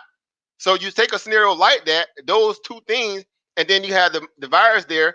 Obviously, it supposedly got out of that laboratory. Why would China go ahead and say that it might have got leaked? Because that hurts their ability that they're in a position to contain that kind of virus. That means they're incompetent to be able to do that, because now you release, they don't want to take blame for that, right? They want to say it was a bat and a snake, cross-pollinated, however you want to use it, ate each other. The snake ate the bat, the snake turned around and mutated the strain even more, and then a human ate the snake and the bat. How y'all put that mess together? I ain't even gonna play with that one. And now all of a sudden, here we go now where it's an issue where it has changed its molecular structure in terms of its DNA replicated faster than what they thought it could be, because now it's very contagion from that perspective. And here we are today, where we are today. So again, I just do like anybody else that would do that's a responsible citizen, right? You go back and look at the data that's available that they give you, and then go look at your own independent sources too. Why wouldn't you, right? If you trust the government that much, there ain't nothing wrong with that, and I'm not harping on you for doing that. But you also are well qualified to do your own research too, and that's what I got from it. So I think the question, the place of question, is that level 4 lab that's in Wuhan. All of a sudden, it's in Wuhan, and the whole issue with that doctor, and coming from Canada, that was dealing with the actual coronavirus that they had in house at that time, right? And then from there, you can do what you want to do, and so it could have been planned, right? We do know about bioweapons. I'm not saying that's what the case is, but I'm saying we understand that they keep these viruses around not just because they want to do independent research on it. It's because they keeping them around to use them in an aspect that if it ever became y'all know what I'm saying. Let's not kid ourselves. Let's not be gullible to think that, because why would you want to keep something like that around that's deadly? You see what I'm saying? Why? What would be the purpose of that? Research? Okay, if you're not worried about your general public contracting something like a coronavirus of that magnitude beyond the normal, because the coronavirus are normal. Let's keep in mind that you got SARS, you got MERS, right? These are natural coronaviruses that are part of the flu, so-called the flu phylum, so to speak. They fall underneath that kind of under that, that germ, so to speak, right? That virus. But then you have this new super coronavirus, COVID-19, that's now that dwarfs all those, even though we know the flu kills more people on average. Again, now here's what I say to people who say, when they use that argument that the flu is much more devastating than the coronavirus. Now here's how you get people to stop this being sensational and hyperbolic in their thought process. How long has this virus been out? Technically. Right? Anybody just want to chime in on that? How long this virus been out technically? Didn't it happen like some years ago too? Supposedly. Right, but I want to stay strictly to the ideal of what we have found out about this new COVID-19. They just named it that. But how long has this new really just took off? Like 2, 3. Oh, it's only a few months. If that, right? Right. Now last year, statistically, they say that how many people died of the flu last year in all of 2019? Anybody can find that stat real quick in the back chat, post it. Maybe anybody that's on right now that's in the panel, if y'all know that number. Or you can give a roundabout number if you're not necessarily sure. I'm gonna draw a contrast, a stark contrast to what I'm about to say. Go ahead, over, Marquis. I'm sorry. 34,200 deaths of 2019 from the flu, right? Yep. Now, and that took all of what? Entire year, 365 days, right? For them to quantify that data, right? Yep. How many people have died alone just in China of this new coronavirus that's been out now, but y'all want to say about 2 months at most? Yeah. You see where I'm going with this? Let's do that ratio. Let's do that back testing ratio there of the data to see which one is more rapidly spreading or have the ability to spread faster. And that can cause fatality because we know it attacks what? Weak immune system, right? Elderly people. That's what we've been seeing so far. We do have some younger people that have died recently, which is called into question now, right? We had that one doctor who was a whistleblower in China that came out and said, hey, this is more bigger than what the president is saying it is. He ended up obviously unfortunately dying, right? Because he was trying to treat people and get the word out, and he died a young man. That was a young doctor. He might have been more exposed to, obviously he was, because he's dealing with people, firsthand, right? On top of that, but that was a young, healthy doctor. You don't necessarily hear doctors getting sick, and they treat people out all day with all this kind of stuff, and they rarely, they find ways to kind of keep themselves healthy, right? Because they got, care to the best medicine and the best practices. They know what to do.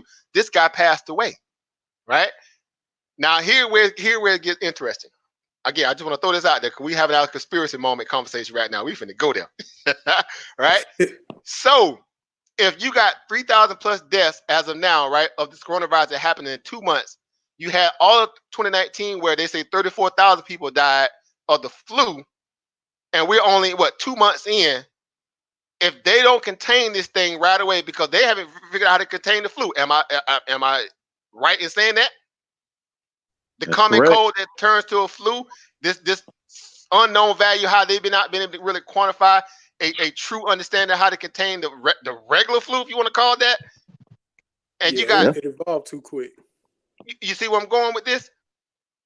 So is it far-fetched to say, well, maybe this may be a little bit more contagious than the average flu?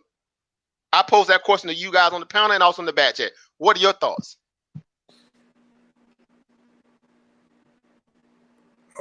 Yeah, I mean, definitely. I mean, I I think with the agree. flu is different too because we got vaccinations, we got all kind of stuff to fight it already. But with this, we don't really got nothing. Yeah, that's my same thoughts on it. It moved too fast. Something wrong with it. That's a good way to put it over, Chris. You see something wrong with it, Chris? Something definitely wrong with it. That's like a joke coming through the community. You're like, dude, what's wrong? You got all the yellow crust in your eyes, your nose. Hold up, bro. That ain't a natural. That ain't a natural. That's just something ain't right with you today. I don't know if we can play together today. You got to go get that checked out. You got the cooties, basically. That's what you're making over there. You got the cooties. Yeah, pretty much. Yeah. And so, and I know we're making light of it to a degree, but this is what I'm saying in terms of we are well endowed, competent enough to realize when something is not of the norm, right? We don't have to have degrees and years and years of natural study to realize what we've experienced over our existence of life, that there's certain things that we are privy to or are comfortable with because we live with them for so long in terms of the regular flus, which we now know since we got this whole thing with the coronavirus, that coronavirus has always existed, right? There's different types, right? A lot of us had no clue of that until we had to deal with this. A lot of people forgot about SARS, right? A lot of people forgot about the MERS, that the Middle Eastern respiratory syndrome, right? A lot of people forgot about all this stuff. We just knew about the basic ones that were always in the news, H1N1, right? The whole chicken, bird flu mess, right? That whole issue. And then not too long ago, we had what in Brazil? We had the Zika virus, right? That was affecting all these embryos and these babies that were born, which obviously caused their heads to be smaller. All that just the ideal of this, and then you find out, okay, well, all these different viruses, and pathogens are being housed inside of again level 4 laboratories for them to do research on. Again, I know you want to do it for secure, find a vaccine too, but how do these things become so relevant to the point where they're mutating? Obviously, like we got in the coronavirus now, and the rate of the spread of them is becoming more of an issue, right? This is not your common cold. This is not your common flu, right? So what makes this one different? I'm asking, anybody want to chime in? What makes this one different, in your opinion? I mean, it leveled up, man. It's just I said it moved too fast. Yeah, resilient. Some is off about it. Some ain't right about that. You know what I'm saying? And then it's like it's playing hopscotch. It's going here, there, over here, over there. And then, it's like the spirit, like the Hebrews say, the spirit expresses itself. and it's killing people all over the place, so to speak. It So definitely. It's crazy. It definitely caused people to say it is a strain of like the influenza. It definitely caused decisions in purchasing items. Like it affect business wise. I would say that is the difference because given the fact that okay, the flu has been around, but you don't see nobody going in and mark up sanitizers and wipes and different items, cleaning items, because the flu's been around and it has just as much debt toll, so to speak. But then this comes around and it definitely started to affect the business, how people go about, people washing their hands more, and it could be a great thing, right? But then, Right. but then marking up items and things of that nature when it comes to business, if you think in terms of that, it is widespread. But if you have something that's already been around and it has a debt toll and it seemed to be under control, like what's the big hype? I'm thinking it's and I'm about to get real pseudo on y'all. Come with it. Come on with it. Like baby pot on high high. Come on with it. Listen, when I heard them say, "Oh, it's affecting more the elderly," and "Oh, we found it in the nursing home," and then "Oh yeah, maybe one or two young people may have gotten infected," I say, "Oh man, crowd control, China killing off some of the people. They got too many people." I'm happy you brought that up and you made an interesting point. You see the connection in that because, well, they will tell you that is not so much to be worried about because, again, we know the flu is always around us, right? It's a communicable disease in the aspect of how it kind of moves around, from a contagion perspective. That is natural, right? So people don't panic when it's flu season.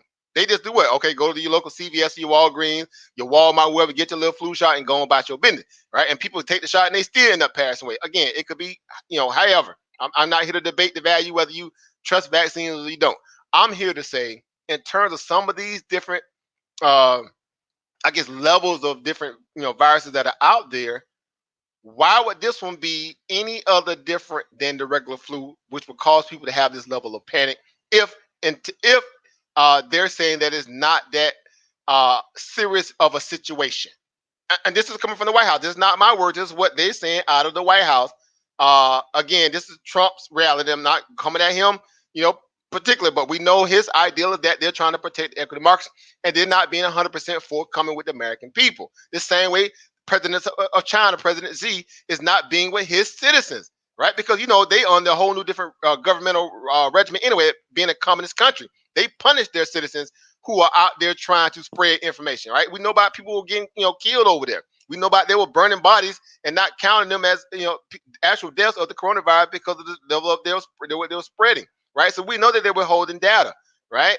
For that particular understanding that this may be more of a super virus as opposed to it being a regular average, basic coronavirus that they've been able to kind of corner a little bit, right, through SARS and the MERS reality. Hence, we know that there's no vaccine for it now. They got some in trials that they're trying to do expedite fashion for it. But if this is a regular flu, right, in essence, to that regard, why is there so much panic in terms of supply chains?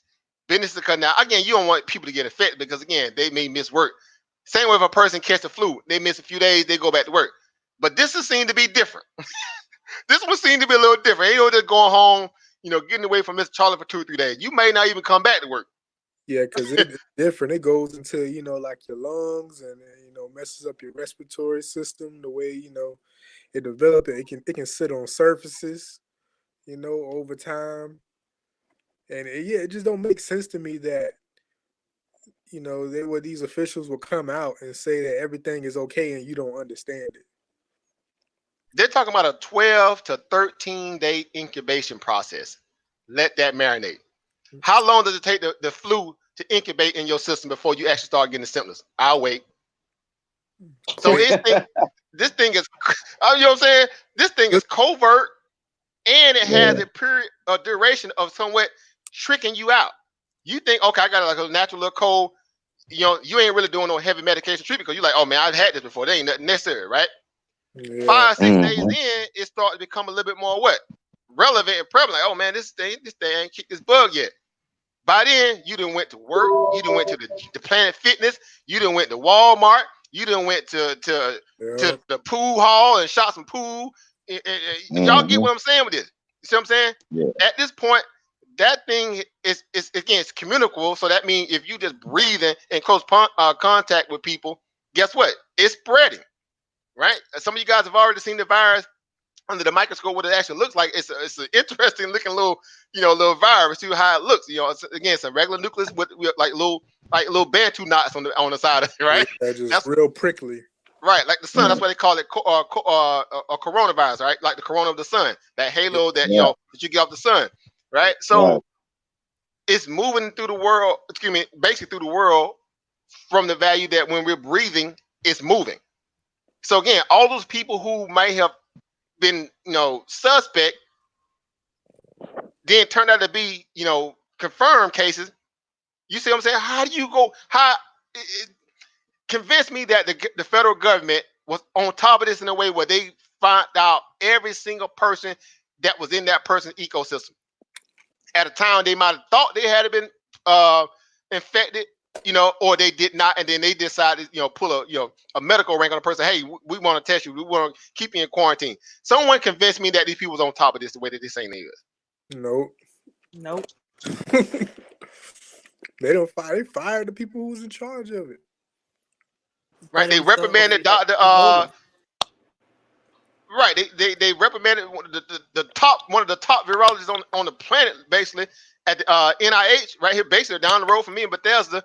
Dr. What's his name? Fatusi, what is the Italian guy? Y'all know what I'm saying? The guy that Trump went off on because he came out telling the truth about it outright, and they didn't want him to do that because they didn't want him to alarm the public like he was supposed to, which is part of his Hippocratic oath to tell the public what's going on. Then they end up making him part of the coronavirus task force.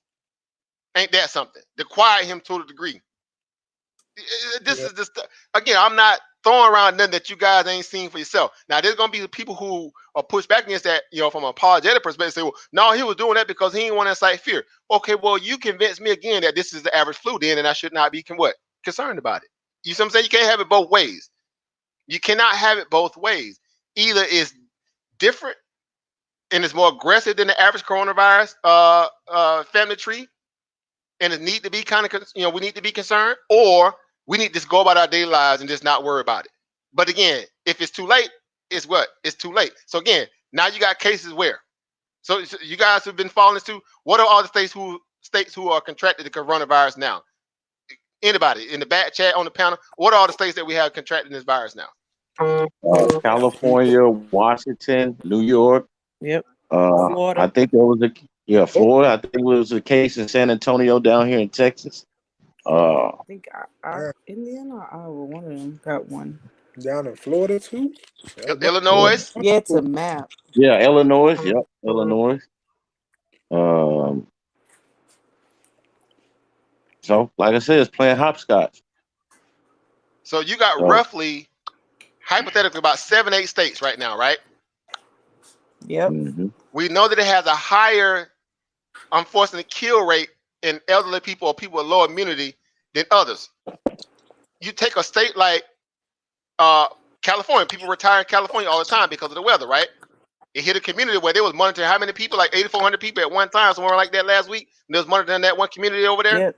It's more. It hit a nursing home. The first death came out of a nursing home. Now y'all imagine a closed quarter nursing home. A second person died in that same nursing home just the other day. Do you think that's the end of the deaths in that nursing home? Unfortunately, 16 states. Right, Georgia. They said someone saying Georgia got their case, their first case somewhat just recently. Yeah, it's right here. It's Washington, Oregon, California, Utah, Arizona, Texas, Nebraska, Wisconsin, Illinois, Georgia, Florida, New York, New Hampshire, Massachusetts, and Rhode Island. Yeah, I'm looking at confirmed cases, right? Yep. Now, again, Florida is a retirement state.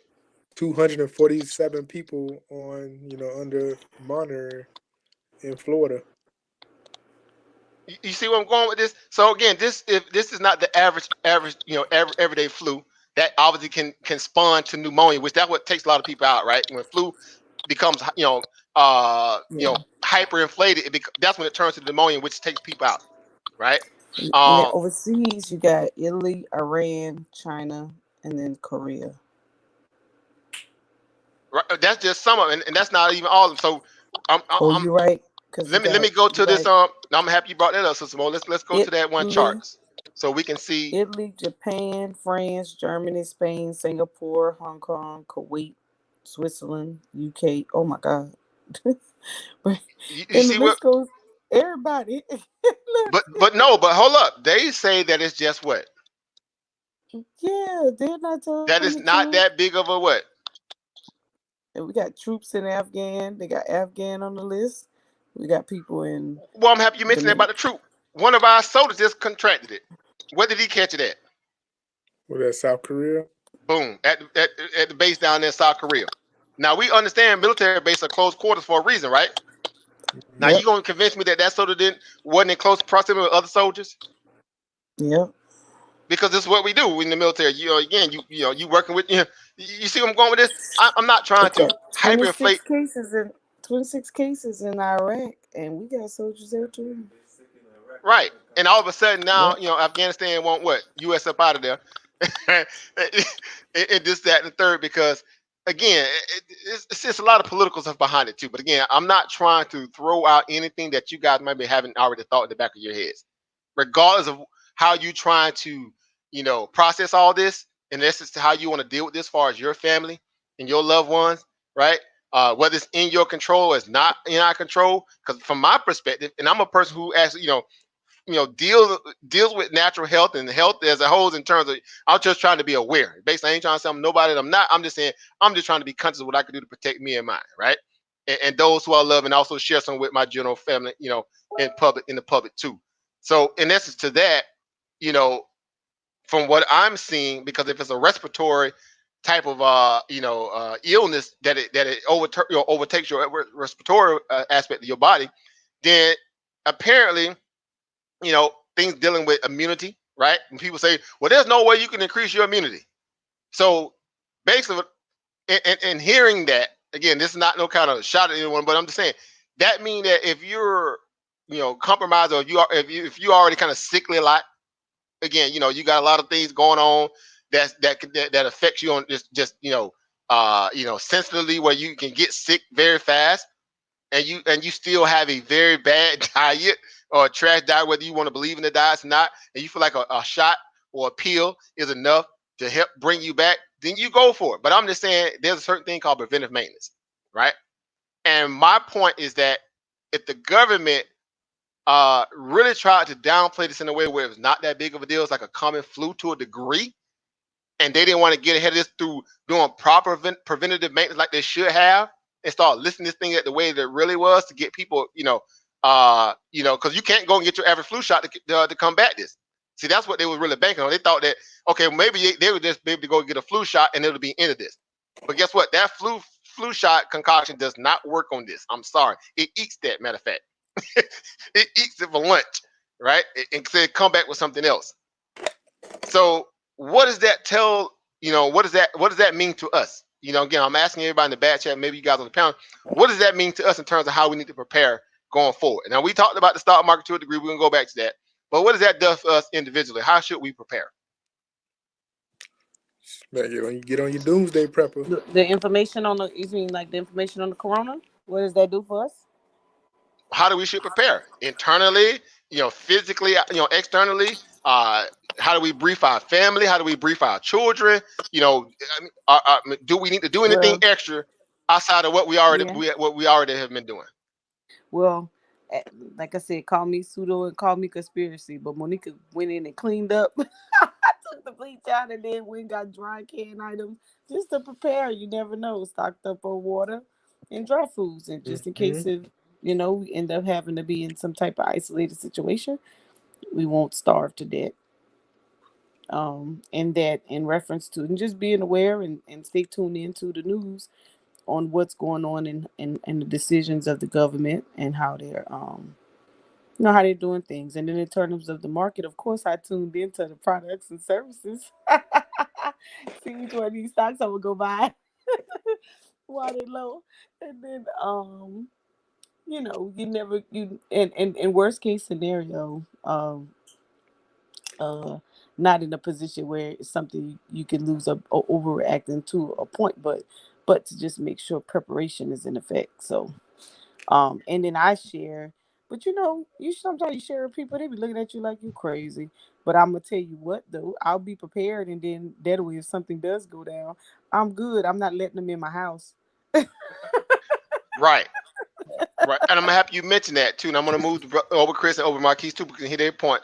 But I'm happy you mentioned that because see, when they can, and I'm saying this, loosely, when the government tells you that there's no need to panic, I get it. I feel like it's an individual case by case reality. That's up to you to discern whether or not you feel like it's necessary or not to level you to be a little bit more preparatory in your movements. Who you be in contact with? What do you allow around your children? Sickly or not, I don't care if you uncle so if you sickly like that and you always coughing and hocking and whoa, you know what I'm saying?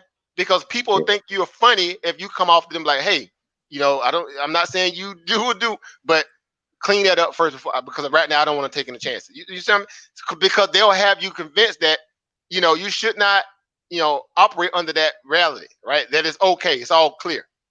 And I can assure Yeah. you, for the person that probably got sick in that Seattle nursing home, the first person, and then everybody that's in the staff was there, you know what? I don't think it's that big of a deal. You know what I'm saying? Or the person might have Right. even felt that and still was hanging around other elderly people, right? Knowing that this is something that's happening on the West Coast now, where you have this explosion of this virus, and they're more susceptible to it because it's in the aerial contagion. You see what I'm saying? You see where I'm going with this? People would think that you kind of act in some kind of way. But is Right. it in your best interest to do what's good for you and yours, or just say I'm just gonna trust the government? What are y'all thoughts? No, hell no. No way. I'm saying I'm trusting the government. I'm going right in the direction you was talking about, making sure, making sure your kids, what I'm saying, because kids are around other kids, and Bingo, that's how we get sick in the first place. You know what I'm bingo. saying? It's through contact with kids. So definitely, prepping them and your hygiene got to be on point. That's all I can say about that. You know what I'm saying? And you got to protect yourself. There's no way I'm saying I'm believing the government and they gonna handle it, and that's where all my trust is. There's no way you could do that. I would never put up my life. I put my life in the government hands and say, okay, take care of it. Nah, no. I think you should prep yourself the best way you can, and that's with the knowledge that you have, and making sure your kids is good, you good, and you know if something seem off about somebody, listen, go the other way. That's what I do. I'm at the gym around different people. You know what I'm saying? People get the coughing, or I see you ain't washing your hands. You know what I'm saying? I'm moving around. I got to get away from you. It is what it is. I don't care how you feel.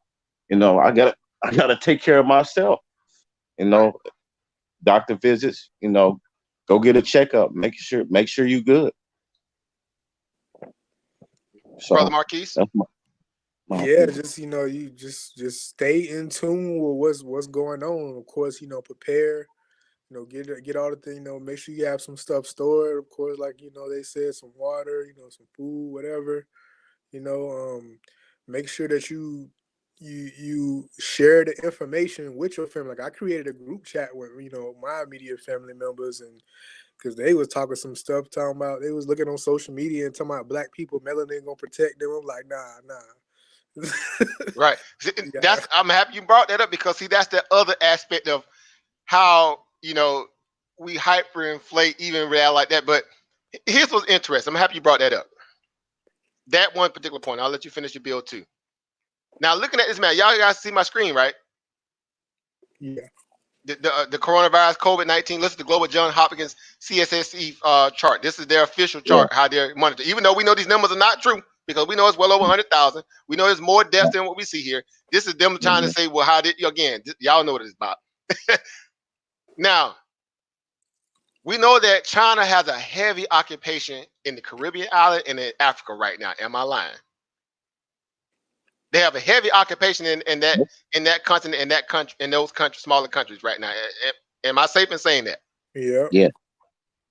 And we know that they don't have the level of restrictions and maybe the capability in Africa to monitor and see who people who got it or not. When these people coming in and out of Asia into Africa at this point, even some people leaving Asia, escaping Asia, going into Africa as a harbor to get away from their local area. We know that's happening. We know it's happening. We ain't got to sit here pontificate and posture around the idea that's happening. Now, when you look at the continent of Africa, what do you see as far as people who may potential case of contraction on this map? What do you see for the state of the continent of Africa? Do you see a lot of red anywhere in the continent? Just not a lot, just little blips just around the outskirts. Now, what do you see in the Middle Eastern area between Afghanistan, Iraq? You see all the area here. What do you see over here? It's lit. What do you see over here in Italy, Europe, Spain, Portugal? All this. What do you see over here? Red, straight red. You see where I'm going with this here? Uh-huh. So I'm of the opinion to say, is this a certain molecular type of virus that wreaks havoc on certain people as opposed to others? And I'm not using that as a say to distinguish if it's some melanin occur or not. I'm saying, is it, because y'all know there are certain gene specific viruses that are out there, right? Am I safe to say that? Mm-hmm. Yeah, that's an interesting point. I'm worried about it because I saw an article the other day, and I'm just saying, I'm just going off some data. I don't know if it's true or not. That I think it was Bill Gates was saying that he was worried that the continent of Africa didn't contract it more than other areas. Why would you be worried? Because there's not more cases in Africa than it is everywhere else around the world. Shouldn't you be happy for that? Yeah. You see where I'm going with this? Mm-hmm. Is if you like, no, y'all supposed to have a lot more. So what makes their physiology or their value any different? And we know, again, China has a heavy occupation in Africa now. I'm just asking. Again, I'm throwing my hands back. I don't know if you can see me now. I'm throwing my hands back asking. Like, y'all see what I'm saying? You know what I'm saying without me necessarily saying it. Is there something different about that? Because I asked the same question. How many African people do you know has contracted it as of right now? Go. Anybody around the world that's African standard genome, whatever. Go. I'm asking. I'm just asking. No, I'm serious. I'm having a very educated question. I'm really asking. I'm serious. That I know of, zero. That I know of. If I look on that, on this chart, It may be a few. And I know they're not. Let's be honest. I know they're not necessarily showing people outright. Some people got leaked. Some people didn't. Right. Some names got released. Some of them didn't. But that from what we know as of yet, because I just have this thing to understand how the media is. They're very, very, specific when it comes to sometimes African folk. They love kind of posting their pictures up. Especially y'all know how they were crying. They throw that picture up quick, right? Yeah, even if you're the victim, you know what I'm saying? They don't care. I'm just being honest from what I've seen and experienced. This ain't political or not. Take it how you want to take it. But I'm just saying I know how this world works in that perspective, right? I'm just saying, show me where there's any African, people catching it. I don't know any. I don't know any. Yeah, not a lot. I just see a few blips, like in Nigeria, maybe like Mauritania, and everything else is like more than North Africa. But it's real small. It's like little blips, like maybe, it's not wide. Like that chart right there. Like that chart. It's small. You seeing it. That's what right. We see where the heavy red is. Exactly. And I want to show that for a reason because okay, we know that there's cases that this really just popped up in in South America now, right? Yeah. Well, again, you know what I'm saying? You got, it's scarce. It's there. Obviously, it's in Brazil, but it's scarce. Right. Right. You don't see. Okay, you got, apparently Puerto Rico, not even Haiti, right? Because he gonna hate over here. I'm just being honest, because y'all know Haiti sanitation system and the healthcare system can't compete with what's happening on the other side of the island. Let's be honest, Puerto Rico, right? They starving them out of resources in Haiti. They're hurting. You know, obviously Haiti's over here, Port-au-Prince, all this Haiti. Here's Puerto Rico, Dominican Republic. Oh, You got I what? don't see no heavy red though. You know, This is I'm Puerto just saying. Rico. This Haiti, this Puerto Rico. Go.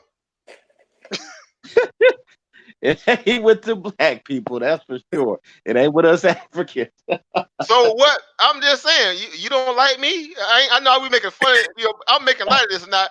But again, I like to have these kind of conversations in a real world perspective because we understand that, you know, from a place of understanding how we need to prepare.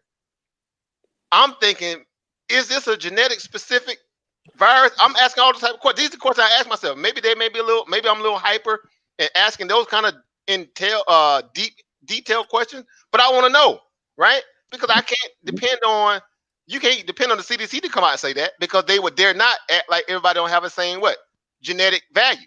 They think that they have to look at everybody as if they're the same, but we know that's not true. Nature doesn't even produce that reality in nature. So how do they determine that your nature is of everybody else's nature, and there's no specific differences within that perspective, you know, specific genome value? You see what I'm saying? This is the people that we're dependent upon to tell you whether or not if it is or if it's not. You get my point? Because the same way Ebola seemed to wreak havoc on Africans and Africans only, not that China couldn't have got anybody, but it was devastating to African folk. Devastating.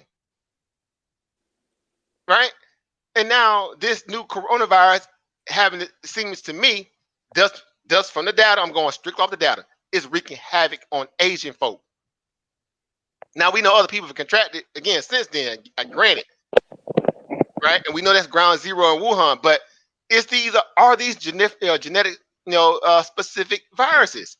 I'm really asking that question out of point of curiosity as a student of science and research, right? Because I would think by now Africa would be, you know. Could you give me an example of a genetic specific? What did you ask? Ebola. So Ebola wreaked havoc all through this parts of Africa. Congo, y'all know it ravaged the Congo. Right? And we know at that time who else was in Africa at that time. Humanitarian aid people. Some of them obviously contracted here. We have to go back and pull the research on it. But China was all over Africa at that point still too, right? Yeah. Well, from what I gathered, like when I did some research on it and I watched a movie on it, they was basically talking about how well of a job they did in Africa containing it. That's why it didn't get so widespread to everybody else. And thousands of Africans died. But again, even before it became relevant that it was an outbreak, how many people was in the Dominican Republic that was probably international based people that's in, because they there always anyway, right? You know, they there for the resource. Y'all know the deal. We ain't got to sit here and pontificate. We're adults now. We can tell the truth. You know, there are a lot of people there for that same reason. Again, China was already in those areas because they was, doing work and doing business and trying to do what they can to get some of the resources to. This ain't nothing, ain't nothing new that we don't know. So I'm like, man, if this is the type of virus that really affects those who are not in a position to be, to get care, right? Poor sanitation, this, that, and the third. If it's not so much of a sanitation aspect, more so than it just being a natural communicable disease, meaning a virus to a degree, because it just moves around, through open air contact, respiratory value, then you see what I'm saying? I don't know. And I'm just asking these questions because, see, Moden started this with this whole, she put on her little tinfoil hat. And we having that conversation. Don't blame it on me. We having that conversation, and we being unfiltered. This is unfiltered. Yeah, I'm gonna play devil's advocate. I'm telling y'all that stuff been out in the people was gonna drop that market anyway to try to pump them. I'm telling you. And he said, you know what? I'm gonna tell the people that we got coronavirus. And they told. I mean, some people think it's a conspiracy. he gave Trump the opportunity to drop the market. I mean, to lower the interest rate, and Congress they ain't not paying attention because they too caught up in not dying with the coronavirus. They ain't paying attention to the market and the rates being dropped, and so he gonna make out like a fat rat. Yeah, I I definitely agree mean, with you. Like on the timing, like the timing was just real crazy, real spooky of all this. and We walked right and out of 3 rate cuts. We walked right out of a supposed deadline that was happening with the tariff that was in October. That they had to make sure that they had to be in agreement or not. They turned out that they was going to what? Delay those tariffs. They delayed them then, and then they delayed a little bit more of the tranche that happened in December, right? Remember that last tranche that they delayed? They still got Yep. left some on, but they delayed the ones that was going to really send the market what? Spiraling down, right? That was that last one it was all about. And they said, no, And we this, don't delay them. and it ain't over. And they ain't even paying attention to the little deal on the Afghan side. They ain't even pay attention to that. Everybody focus on the coronavirus, and he got all this extra stuff going on. So again, I pose these questions because number one, I'm just like anybody else on this panel. I know I can say that and speak for them on this perspective. We are endowed with the value of understanding proper research and methodology to a degree where we know how to quantify basic stuff, right? We're not far-fetched from that level of reality where we know a lot of our family members may not even see this stuff as even what worth to be mentioned, right? Because they caught up in what doing what they want to do. But I know that we do research a lot because by proxy of our professions. Right? Especially if you're a stock trader or investor, you have to be research laden. There's no way around this. You have to look at every aspect of data that's readily available for you to make the best decision. That's what it's going to help your bottom line. It also spills into your everyday life, right? It becomes a way of life in terms of how you start looking at stuff now. And I can say that unequivocally because I know just like this. How many of you guys, when y'all first started investing, now you start looking at products and stuff around your house now that may be publicly traded? yeah, Me. You good see what I'm point. saying? It's commonality now that, man, this might be a publicly traded company. I might get a bag off this. What do they actually do? What other products they got? You know, man, I didn't know that this company was owned by Unilever and Procter Gamble. All this time I thought they were their own company. Oh, Procter Gamble owned them. Let me go look at Procter Gamble stock now. You see what I'm saying? This is the stuff that leads us down this rabbit hole. And because of that, now we have to listen to people like, the finance, the economic advisors and people of that nature. If you in the biotech stocks, you have to listen to, surgeon generals and World Health Organizations and the FDA and the CDC because they actually move the bottom line of some of these stocks because it's prevalent, right, for their business, right? So you start to get Right. an insight into all these different governmental officials and how that again is relevant back to your particular stock that you may or sector that you may be invested in. You see what I'm saying? So it's one big puzzle piece to a degree, and it doesn't again for us it doesn't take away from the fact that when we start to do this type of research, and from this perspective in terms of this coronavirus, how it's maybe worth panicking about, maybe not. I don't know. It depends on the individual person how they actually see it, whether it being a threat or not. Because y'all know right now there's people who just like can care less about it. They feel like, oh, the government got my back. I'm good to go. Let me go about doing my daily life. Right? They in elevator with people sneezing, coughing, touching buttons, just wiping their nose and touching the number 3rd floor, and then you just sitting there coming right behind and touching it too, because you just don't want to offend somebody because they sitting there. You get my point? Like, Yeah. like who does that? You're gonna I get don't. offended because I'm gonna touch it with the spray thing. You see my point? Who? How can you be so lax? How can you be so?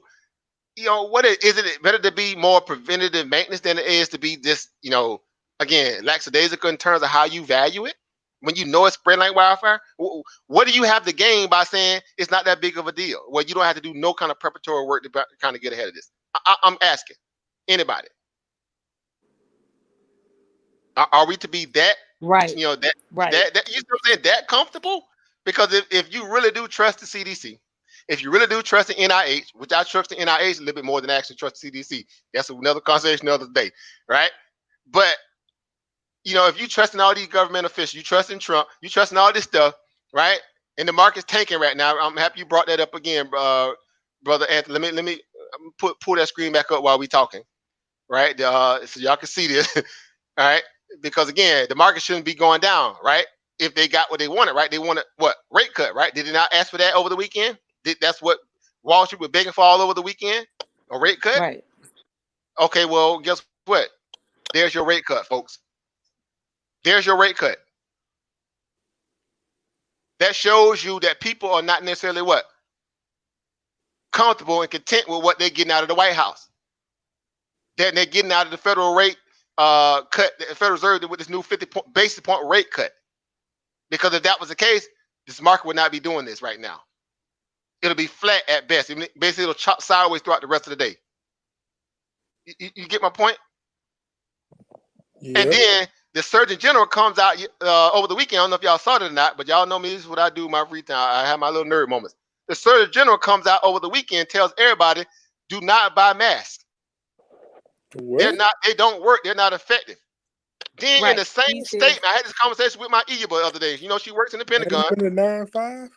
Look here, I saw that and I almost threw up. Right. Let me just pull it up. Just with the boss with the virus, not you. 9-5 mask because we thought that it was the best.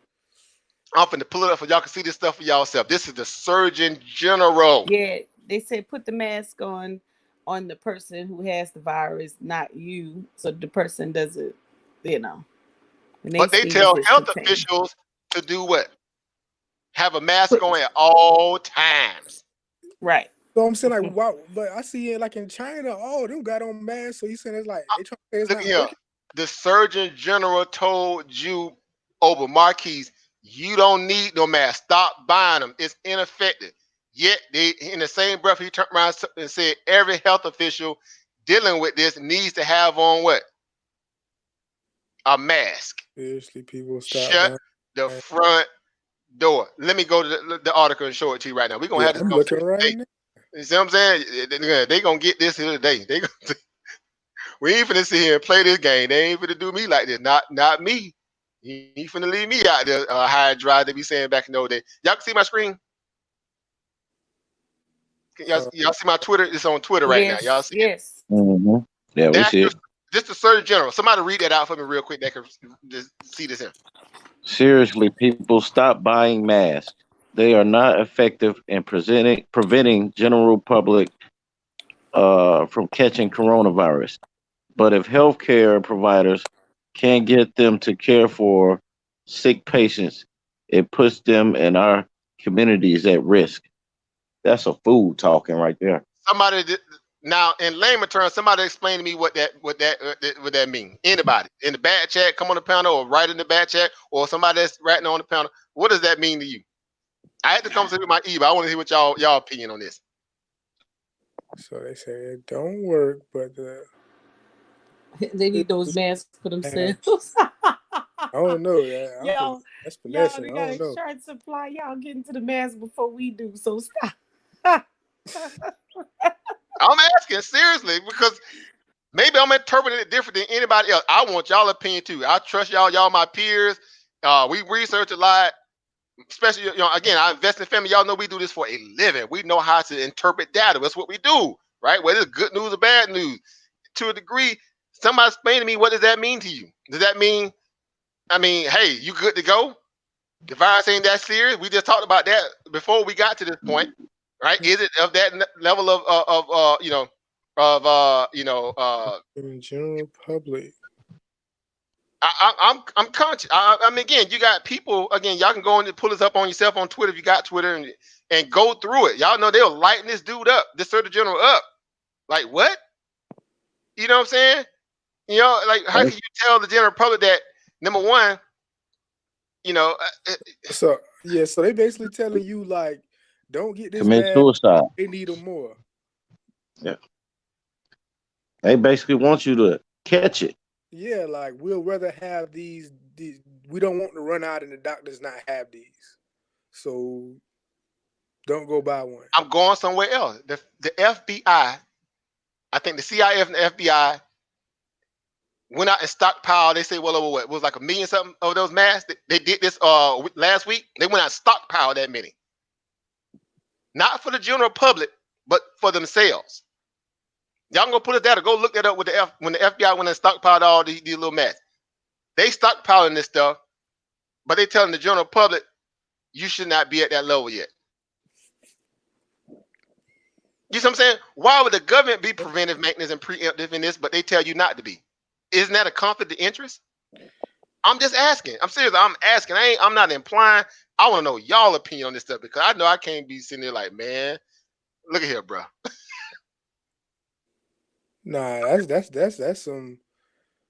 Yeah, Trump came out over the like, weekend and called that this was a hoax, and that the liberals or the Democrats were the ones who was inflaming this to make it more than what it is. Now they heard from what I read. Again, I'm fair because I'm neither Republican or Democrat. Y'all know my stance. I don't deal in all that foolishness, right? Right? They pretty much said, hey, they were repeating what they got from the World Health Organization and that of the CDC and the NIH concerning it. I didn't hear them throw anything extra on that or not. They just saying they think that the only thing they said was they feel like he didn't get ahead of it more than he should have because he was worried about equity markets. You get my point?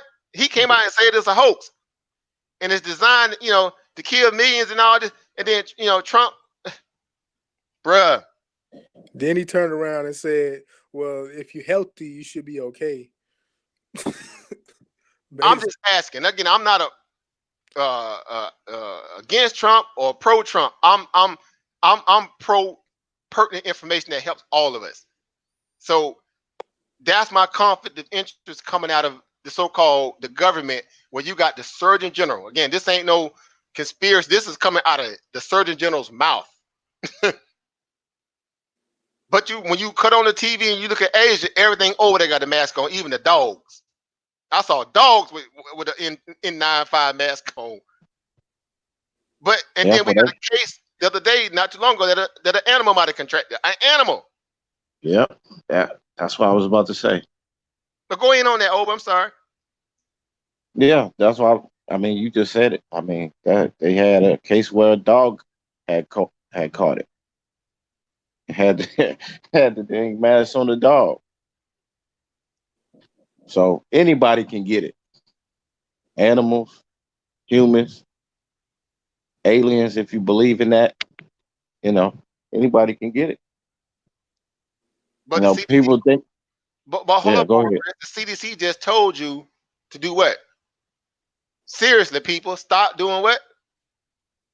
Stop getting masks. And do what? Just go about your daily life. Right. Go get in the elevator where everybody sees it, coughing, wiping their nose, touching stuff, not using hand sanitizer, acting like it's good to go. It's not that big of a deal. I'm just asking because I don't know how to interpret it no more than what I know my other fellow people are doing. Because if I'm doing, let's say I'm washing my hands extensively, I keep hand sanitizer, all my vehicles in my house, all over the place. I'm constantly having to monitor my family, and you get where I'm going with this. Are we to be that kind of just saying, forget about it, right? Forget about it. It's no big deal. Or, again, just go on and just make sure you don't go to hysteria mode, but you go out and do what? Like everybody did over the weekend. They did what? They bum rushed Costco. They bum rushed Sam's. They bum rushed all these wholesale warehouse type stores and bought them out. Costco stock went up over 25 points Monday. 25 points because everybody rushed Costco to buy toilet paper, tissue, other dry goods, hand sanitizer. You spoke about Perel hand sanitizer. They got people on eBay selling Perel hand sanitizer that was normally $4 or $5, $7, $8 for the big bottle. Now they charging people $50, $25, $100 for a bottle of Perel sanitizer. Capitalizing on people's what? Fear. Again, this is the stuff that I'm just asking because I can't be the only one who's thinking about this stuff in this light. Right? And so if that's the case, then maybe we are just, just making more of it what it is. So I don't know. Like they putting a sheep on a string, man. It's kind of like sheep just going You know, wherever the fear go is that they gonna follow. It's like they got the seats scattered all over the place. Like people just run every time something happens, and they don't know why they doing it. They just reacting that way. It's like they say black people always get emotional about stuff. They getting an emotional response, and it's like fear does that. It gets you to do certain things. That's why Costco got ramshacked. And y'all know this But was I know. Let's keep 100. Now, y'all know them people that were, because you got to have a membership to buy Costco. Y'all know a lot of people who ain't of that threshold they're gonna even afford a membership at Costco. You know, have probably no clue, or if they do have a clue, they're probably working with less means than they normally have on the average budget to be even have an extra surplus where they can even go out and protect their family, right? But here it is in China, their government, call them communists or not, they did a $1,300 stipend to all their citizens. They got a $1,300 stipend to go help, obviously do what they need to do to help get them extra supplies for those who are on a tight budget or not.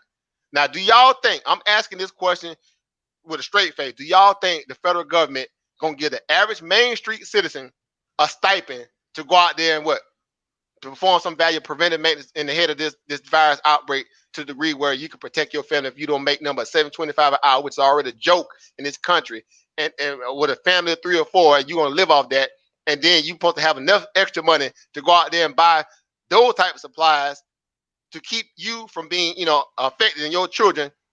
You think the government got your best interest in mind to do something like that? I'm asking anybody. No, they stocking up. You said they was stocking up on theirs. They ain't handing out no one else. But they care about the American people. Is that not the narrative? Yeah, that's the narrative, But they just cut Social Security. They just cut Medicaid under this last budget proposal that just came out 2020 fiscal that coming out of the White House. They just cut a lot of these other programs here going into this new budget.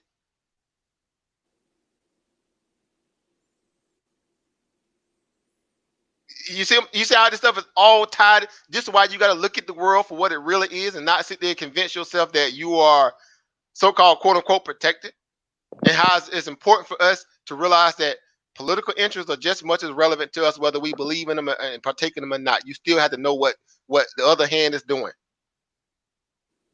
You got to know what's happening in or around you in a way where it benefits or it actually causes detriment to your life and well-being, even if you partake in it or you don't. Because again, you know that you're not in a position where, again, you can just have total sovereignty over your existence, especially in this country, to the degree where you'll be okay regardless of anything like this ever happen. You still dependent on certain values of government to make sure that they, levy the right care and concern down to you as a taxpaying citizen, right? So if your tax dollars are supposed to be, in essence, helping to stem these kind of things, meaning when that money goes into those government agencies and supposed to kick back to you in some form of this kind of care and concern. Okay, we're gonna make sure we do a stipend, or we're gonna drop state tax or federal tax on everybody right now so they can have a little extra money to do what? Preventative maintenance. Do y'all think they're gonna do something like that? I'm asking. I don't think they ever did it before. So why is the FBI using taxpayer dollars to go stockpile masks right now? Why is other government officials, you just heard the Surgeon General tell you not to buy them, but they stockpiling this stuff right now off your tax dollars? You see where I'm going with this? This is the game that's being played to people. So when the Federal Reserve just cut rates, right? 50 basis points. Now, all of 2019, those rate cuts that happened, 75 points total that they did of 2019. Who really benefited off those tax rate cuts? Wall Street or Main Street? I'm asking, Wall Street or Main Street? Who really benefited off that? Wall Street. Wall Street. The tune of 26% on the S&P 500. Rate cuts didn't call job minimum wage increase. It didn't involve cheaper health care. It didn't involve, better infrastructure. It didn't involve better schools, better supplies. It didn't fix the water in Flint. Nope. It just gave them more money to speculate with. But that money is coming out of the average everyday American that pays what? Federal taxes. Is it not? Facts. So my point is this. If you already in a position where you barely getting by, you have an interest, and I'm just using this strictly by the data, and the data on this is nothing against a person if they for Trump or they not. But he's telling you that it's no big deal, this, that, and the third, going about your daily life, whatever. And they're gutting programs that may help the person who may not be as financially able to do certain things in the event of an emergency, because y'all know the worst thing to do is live paycheck to paycheck, right? You have no emergency funds, or if you do have emergency funds, it's strictly for what? Emergency only, right? You don't have a luxury to have a luxury, so to speak. I always use that terminology, right? Mm-hmm. So in essence, if you don't have no other streams of income coming in, are you good to go? How you gonna? You see where I'm going with this? So it's a twofold reality. If you already struggling, you need multiple streams of income. Mm-hmm. If you waiting on the government to do something for you and they gutting everything, they gutting food stamps, they gutting all these, these kind of, health and services, humane services programs off the books. The free up that money, they call it the froth on Wall Street and the government. They're clearing up froth so they can add that money to other programs like military spending for certain Wall Street incentive cuts that they do, because that's basically what it's all about. I mean, I'm paraphrasing, but they freeing up more money to make it better for people who already got money. Yep. Because I'm middle class. You want to call it that? You don't hear people speak about poor class anymore. It's to the point where they don't even have that as a talking point. They don't use it as a talking point. Before they used to say that, they just say, less than fortunate people. I mean, again, y'all know the innuendo. Y'all know the nuances of them double speaking and not necessarily addressing the problem. So in this case, people who are going to contract this, and probably, because I'm just waiting for it. I shouldn't say it that way. Let me rephrase that. I'm curious to see if this thing hits like Skid Row. What it's going to do to Skid Row, right? All the people who are already in a bad position, they're indigent, financially indigent, bad on healthcare. You know what I'm saying? It hit a nursing home. It's already running through that nursing home like crazy. These people who pretty much defenseless, they can't do nothing at this point, right? If it hits those kind of environments, and it's just a basic everyday flu, just wash your hands and wash your face and sit down somewhere, you should be good. Okay, that's what they basically told you to do. They said not to buy masks. The Surgeon General told you that. I didn't tell you that. The Surgeon General just told you that. You see what I'm saying? Again, I just don't get it. So, that's why I want to have this conversation, because we know what it does to the stock market, right? We see what the stock market doing right now, right? The stock market bleeding, right? It's bleeding right now, right? I mean, it's Tesla was at $800 and some odd dollars this morning. Tesla, right? It was up there in the $800 some odd dollars this morning. Right now, it's trading at $720 some dollars a share. That's over 80 something point drop. 80 something points. That mean if somebody did an option on it, they made some good money? Hello. Dang. You got more over here. You got more over here sitting there like, God, I should be more careful. Boy, I should have been doing this, heavy and low time. That's the beautiful thing. That's the beautiful thing of it. He's learning, and when you get the opportunity again, you're gonna be ready. Let's go to Tesla. Let's look at Tesla. Yeah, pull that up. Look where it was this morning. You see right here at 9, somewhere around 9:30, right at near 9:30. This thing was sitting up here near what, $800 some dollars a share, and it was on its way to run higher. It was on its way to run higher throughout the day. Given anything that might have came out to shake the markets up to stop it, it was going to keep running. Y'all know how Tesla run. I heard some people saying 830, 840, price target that they had in mind. I was looking at it, whatever the case, like, okay.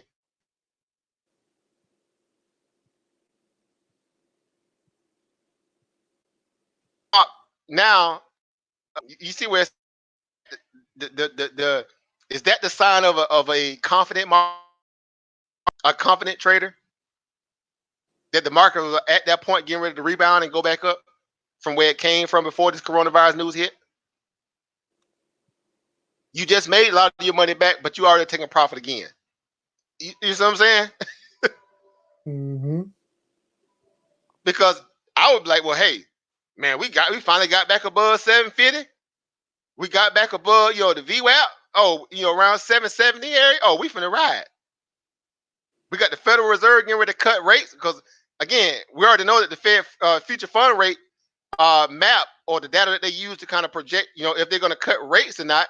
We know that they use that as a benchmark, a benchmark data point to say whether or not the Fed should cut rates or not. Because at that point, they're saying, hey, based upon what we know at this point, what we qualified, meaning we've already baked this in, that the Federal Reserve should cut rates in March by at least a quarter basis point. I think at that point, it was like 75, 77%. And a 50 basis point was around like 20-something points, or 20-something percent. What did Jerome Powell come out and say he gonna cut rates? He did a 50 basis point. He bypassed a quarter basis point, which 78% of what Wall Street was expecting, and went strictly to the extreme case, 50 basis points. And that's, again, with only 6 deaths. We know that it's spreading. We know the supply chains are disrupted because of China, because they make a lot of products that come into America. These same companies that over here, got all their business outsourced over there. And they had no organic growth for 2019. They wasted their money on buybacks in value that the Federal Reserve was bailing them out, because that's basically what they did all 2019. The Federal Reserve bailed out companies. They bailed out Apple. They bailed out Amazon. They bailed out all these other companies. They bailed them out basically off taxpayers' money. And because we don't even hear that in the news. Why you don't? Oh, them little heifers. You get what you see where I'm going with this, Sister Mo, and you a woman that deal in this kind of this business too. It should be everyday information for you at a point where you should be able to easily readily have this information readily accessible to you. But why is it so hidden and so jaded and so, even though for us we know how to go get it because we know how to research now, because we deal in this field, but the average person, that's struggling, 725 hour, got kids' feet. Do you think they know anything about this? No. You see, no clue. They too busy trying to survive, right? And if your economy or your government officials and your news and your media was that so-called forthcoming like they're supposed to be doing real journalistic work, they would be informing the general public of this stuff to that level where they can prepare better. The education system will be that much more robust to make sure that the people who are getting this, who are learning this stuff, our young folk, will be well endowed to know how to deal with this stuff when these things happen. So again, I'm just saying, so how can the pot call the kettle black? Because that's what America does to China every single day. They communists, they this, they that, they don't tell the truth, blah, blah, blah, blah, blah, blah, blah, blah. But all these products coming out of China. Everything. Your socks you got on right now probably come from China. Your Nikes you got on right now come from China. Your coat you got on right now come from China. Your shirt probably come from China. The cup you probably drinking out of come from China, bro. And do you know that when we do drop shipping, they got a clause. They don't want us to purchase anything. Call them communists and all this, and be shaking hands with them making deals. And it's just crazy the way that they use misinformation as a tool. So again, that's why these conversations are prevalent, because you don't have discussions like this on the average. Let's just be honest, right? Or a point where you can use your own intellectual faculties, right? Your own intellectual prowess to be able to decipher what these people are saying and what they're not saying. You don't have the kind of media that gives you this kind of circle of information so you can make, informed decisions on what's going to be probably good for you and yours. Not to incite panic, but to say, hey, you need to think about this a little bit more deeper than you're not doing, right? Not that you have to go out and do something extremely extreme right after you hear it, but more so, oh, okay, right. I didn't think about that before. Let me make sure that if I notice this, I'm gonna do it this way. If I notice that, I'm gonna react this different way. You see what I'm saying? It's better to be informed than just kind of walking through life, clueless. Not that your own, dismay because you feel like, you don't find the information deemed to be pertinent. It's just that you don't have the media that should be doing it for you because you're paying to be a part of that kind of governmental society that's supposed to do that for you. But on top of that, you would think, the government would have your best interest in mind enough to make sure that you're protected in these moments. They taking money from you in the essence to be able to do these certain things. So they stockpiling masks, and the Surgeon General just came out and told you not to buy masks. What? Wait, what? Excuse me, a what? So again, hey, what do I know? I know the market's down, 700, 800 points off them getting what they wanted. They wanted a rate cut. They got it. The market sold off. This was a bull trap. That 1,293 point rally yesterday was the ultimate bull trap. They got people excited about wanting to get into the market again because all they kept saying was what? Buy stocks. Larry Kudlow last week, buy stocks. Donald Trump Jr. over the weekend basically manipulated the stock market saying, I think right now is the best time to buy. I'm all in. You should be buying stocks hand over fist. Why would he put out a tweet like that over the weekend? We know that's a conflict of interest because your dad is a sitting president. You should not be making statements like that to the general public. Facts. I'll be all in right now. His words exactly.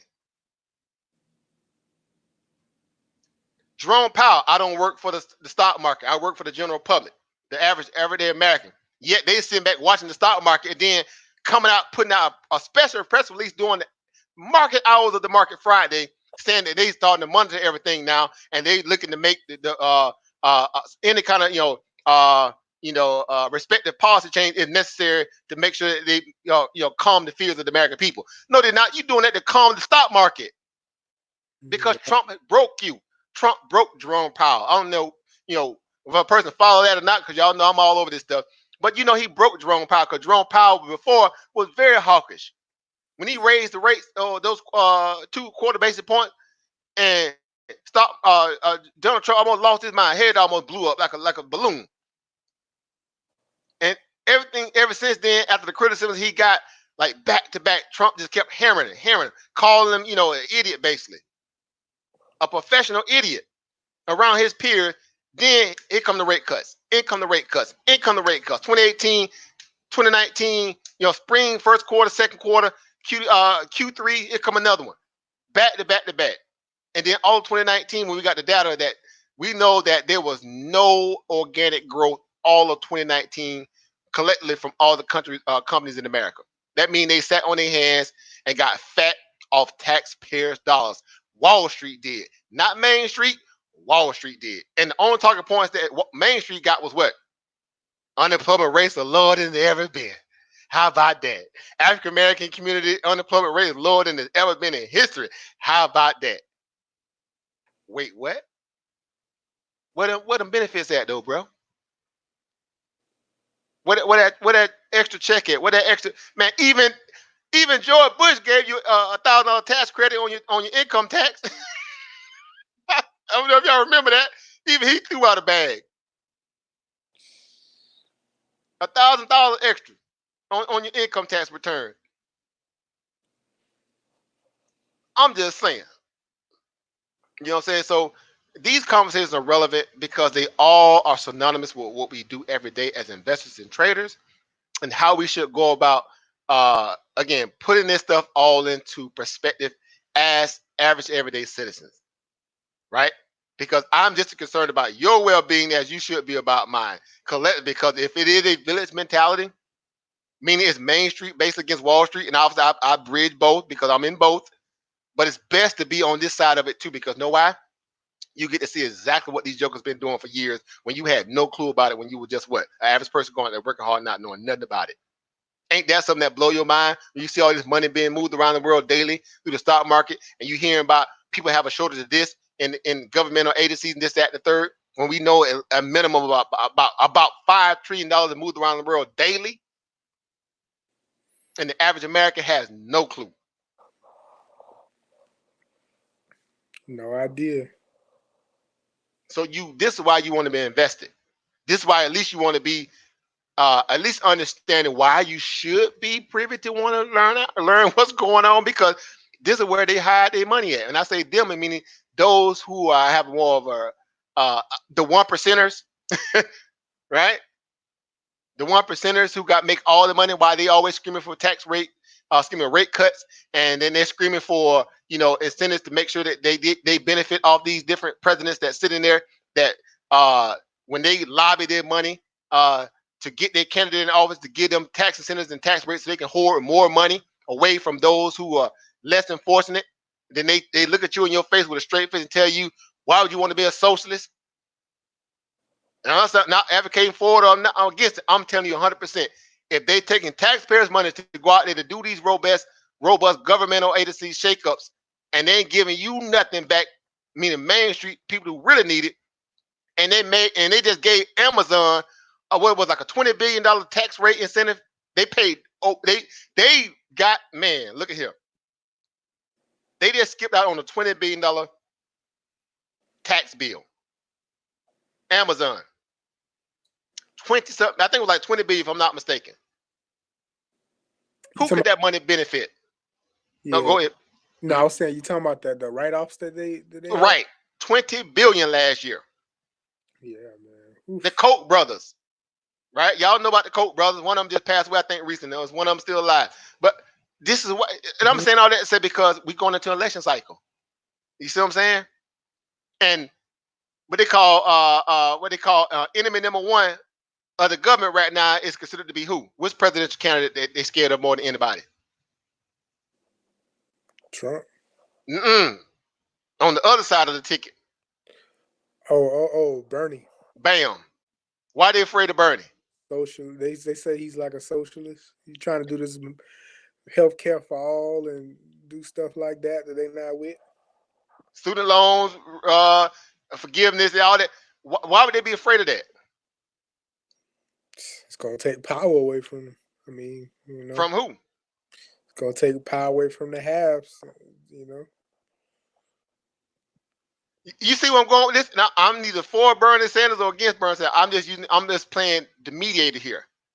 But they're taking taxpayer money to fund programs and policy to benefit Wall Street right now.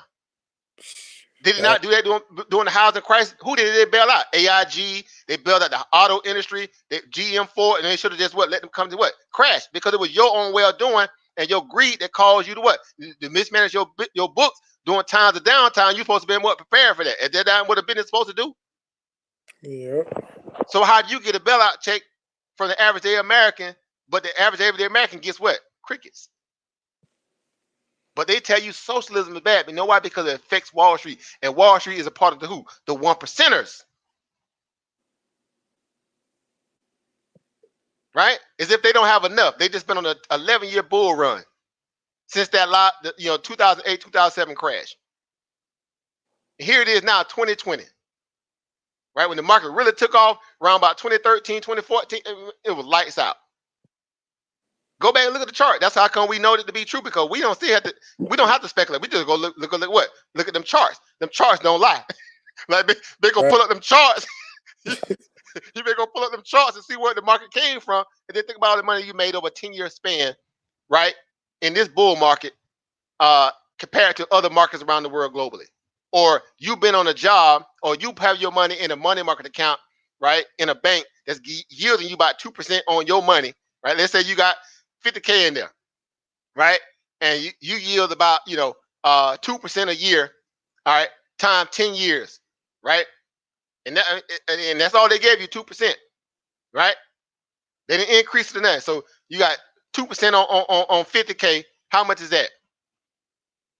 2%, that's 10,000. No, on 50K, 1,000. That's $1,000, right? Yeah, $1,000. Yeah. So 1,000 times 10 is what? 10,000. Right. So 10,000 over 10 years at 2% on 50,000. Your money been in the bank.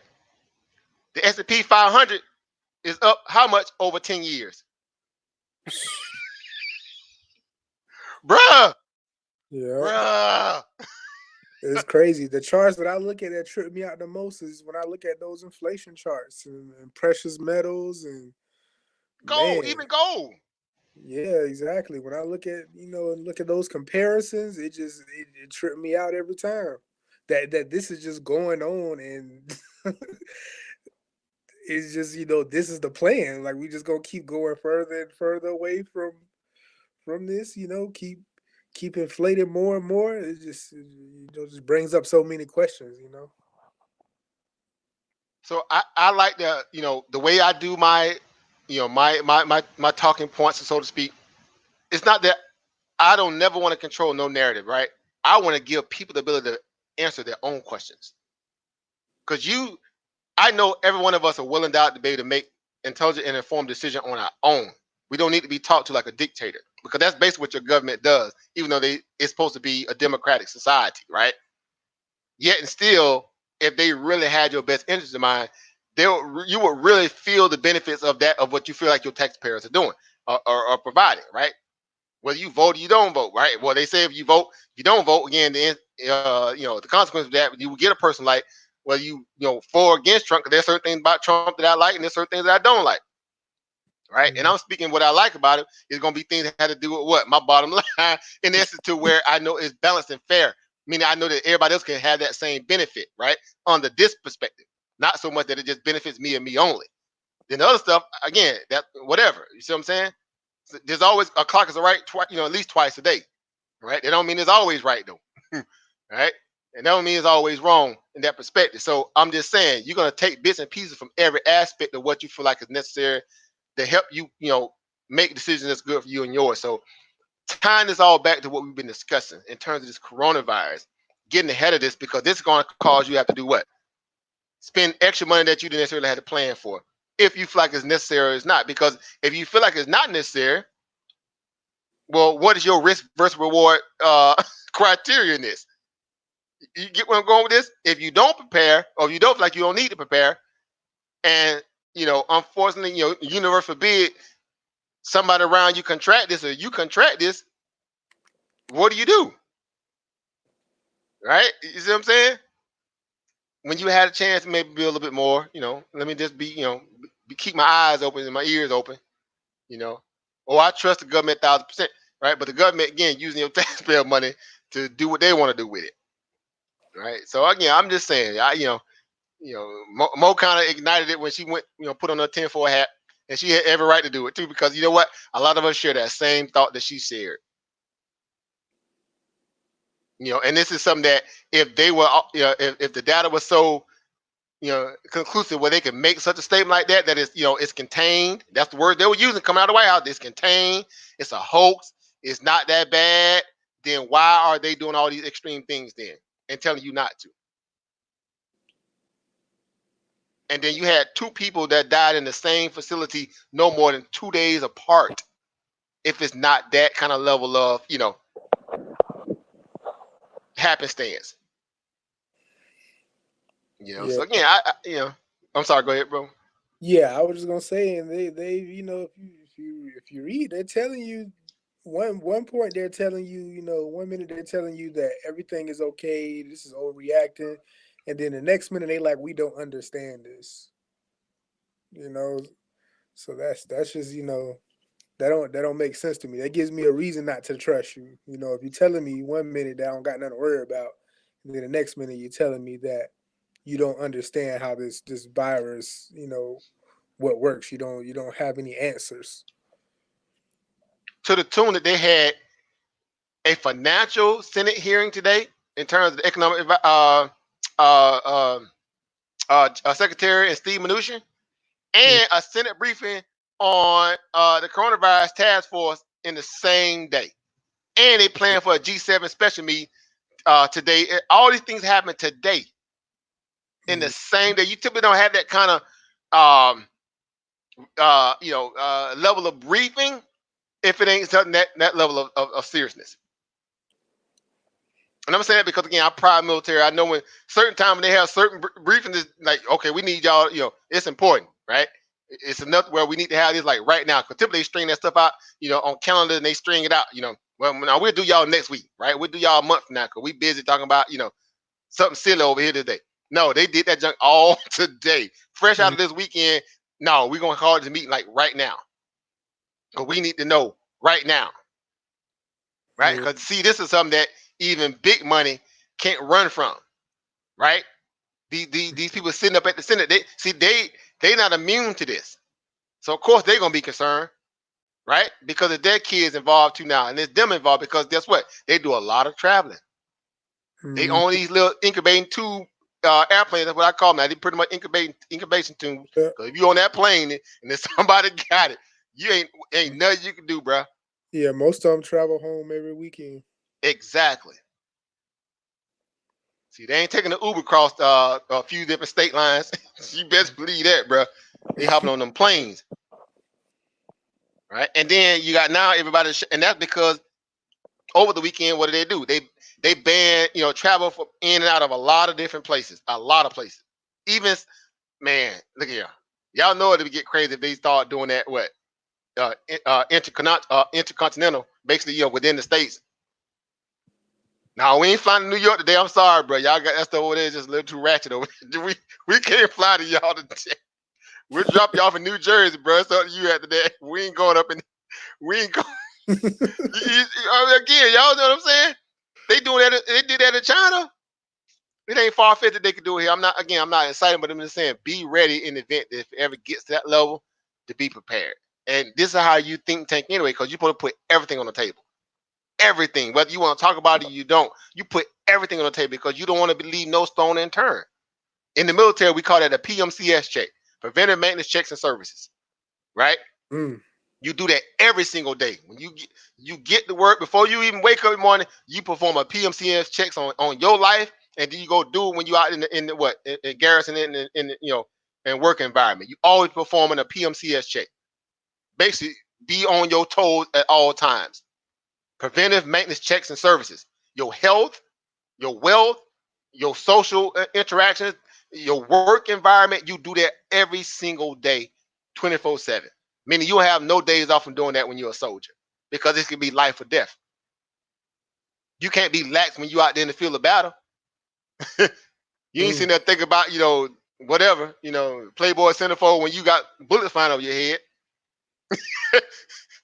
You think about how you finna outsmart, whatever, how you can, again. So for us, in terms of the American people, and I use that, in terms of how they classify everybody, it's in our best interest to have that kind of level of saying what detail-oriented information coming from our health officials, our government agencies. They need to be performing PMCS checks every single day to calm our people. If it requires them getting their behind up there on that camera every single day, then do it. Because that same kind of propaganda they use to dissuade you from not being concerned, right? The money they put behind that, and then it turns out that, man, you were just, pipe dreaming me. But I'm paying for you to do this with my tax dollars, to get up here and party and BS me. Because you concerned about the stock market, which is Wall Street again, and not Main Street. They just spend billions of dollars and couldn't buy no mask. Bruh.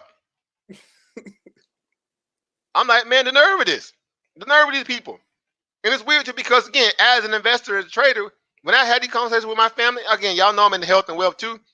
When I had these conversations with my family, I got to be able to explain this to my family that has no, they don't have an inclination to want to be all, head over heels of this information. There's no swipe, whether they should, they shouldn't. Everybody's different. They value their life and their time different than others. Ain't nothing wrong with that, right?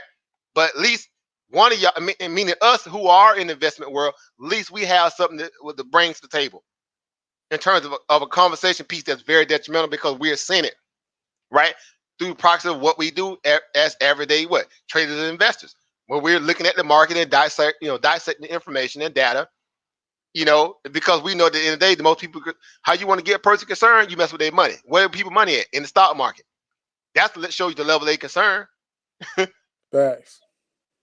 So that means you finna get some information because that's what everybody gonna be sitting there watching. They'll be watching that like, man, look at here. Bruh, they messing with my money now. What's most important, your health or your money? Well, a lot of these people tell you what, they money. So ain't right, can't spend no money. that's how they think. You know what I'm saying? Because that's, again, you know how it is. Again, like I said earlier, whether you for or against Trump, you can care less if your P&L up and to the right and is hyper green. You can care less. You're not gonna make the kind of decision. Say, well, I'm just gonna roll up out of here in the market, just ride, man, like it's on autopilot to the sky. Right? Just like brother Rob Rich asked, should I buy 2 shares of Tesla right now? Would that be a good move? Because guess what? It fell over 80 points. Average person look at that like, man, that's a buying opportunity. You see what I'm saying? That's a go. It bounced. Okay, looking at the chart here, that's what we're here for too. We look at the charts stuff. We're investors.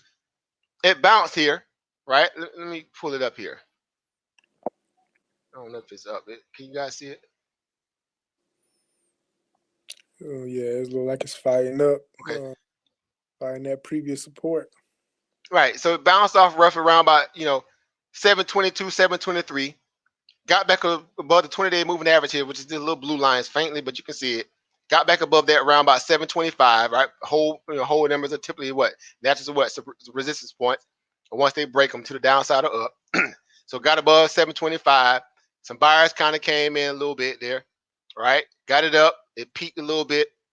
Pull back down to the 20-day moving average. See how I wrote that 20-day moving average there? It rolled like a tightrope. Kept bouncing off of it. What? Stand above it. Then what? Now something trying to move above it, right?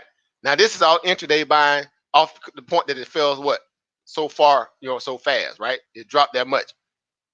So since then, we know that Tesla's a big mover. You had about a 20-point retracement off the lows, right? From this very bottom here to where it's at now, that's about a 27 point move in a matter of basically minutes, right? So when we tell people we make a lot of money in minutes that they make all day, we ain't just lying. For those who are new that's watching and have no clue about this stuff, right? There's a lot of money being made in that little moment right there, 20 points, right? That's well over, let's say, hypothetically, that's about, maybe $200-300 million in market cap added to that stock in just a matter of minutes. The kind of money that's turning over in these companies' books in a matter of minutes. But you think they worried about, Main Street America or anybody else that's investing in market? Think they worry about, whether you get, a 50-cent raise from 725? No. Right? They can care less about that. Right?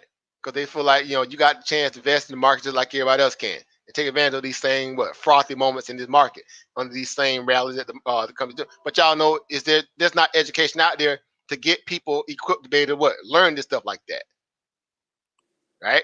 And so again, you see the hustle there. But again, another conversation for another day. But that's why we have it here. We'll leave no stone unturned. Right? But again, you just got the market trying to have a little, again, all this like a little bounce, intraday dead cat bounce. That makes all that is right now in Tesla. It's an intraday dead cat bounce because it fell so fast in one day. It was up over 800 points during the morning session. The news dropped. They got what they wanted, meaning Wall Street, and then they sold the market right back off. Well, not all of that it would have made yesterday, but it sold some of it off, right, to the tune of around about 800-900 points or 700 some points right now. If I go look and see exactly what it is. Right. So again, it just like Sister Mo said, whether she's learning it too in terms of options and whatnot, right? Obviously, the premiums for Tesla is very expensive because it's a heavily liquidated, stock and it's traded a lot. So the premiums are very expensive. But again, anybody that bought, let's say you bought the 750 puts, right, at the beginning of the day when the market opened up and you saw Tesla up here trying to ride this, above 800, whether you feel like it's gonna keep going up or not, you say, you know what? Man, it ran too much yesterday. Man, I'm a contrarian against the market today. I'm gonna buy puts, right? Because the market shouldn't run that much in a day without having some kind of retrace back to the downside a little bit, right? So you say I'm gonna buy the 750 puts. Now them 750 puts probably cost you every bit about. I'm just hypothetically guessing right now. Knowing how this Tesla been trading lately, them puts probably cost you like maybe like $3 or $4, basically about $2,000 or $3,000 a contract, right? And guess what? That news drop, boom, you start a downtrend. You on the downtrend. You hit your strike price 750 intraday, and you bought it for the weekly expire, and you went down an additional 20 points. You just made a quick little bag. A quick little bag. Sold it at the bottom, and you could do what you want at this point. Try to play the retrace back up the little, reversal pop pivot or whatever. But again, that's every person that's working right now, watching the clock, right now on the job, watching paint dry for 8 hours, right? Let's say they make whatever. Let's say they make $1,000 a day, right?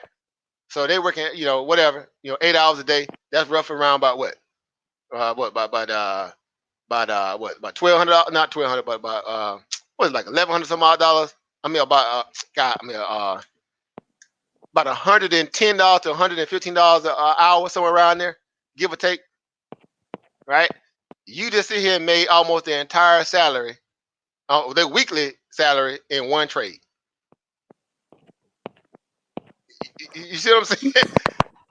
And you did nothing but just analyze some data, push the button, and then you just watched it happen. And you made your entire weekly paycheck in one trade, and again about what is 9:30 to what? What time it is right now? 3 o'clock. So what, about 3 hours, 3 or 4 hours, somewhere around there. 3, 4, 5 hours, somewhere around there. So I'm just saying. So I'm just saying. So hey, this is why we do what we do as well. In essence, the market value, because when you have these inorganic swings like we're getting now, they call it volatility for a reason, because this is a very volatile. No stock should drop 80 points in a day unless something really, really serious happen, right? On an individual basis, unless it's not a collective, issue that's happening globally, which we got obviously to a degree. But in the same breath, you saw the market go up over 1,200, near 1,300 points yesterday, on really no real news. It really didn't. It went up yesterday on no news. Let's be honest. What caused yesterday's rally? Yeah, I think it was just a little thing that Powell alluded to, right? To a degree. That first week they put out Friday, they might cut rates, but that still doesn't warrant a market to rally that much. The fact that that was greed kicking in. Feel like they're gonna miss out, right? Yeah.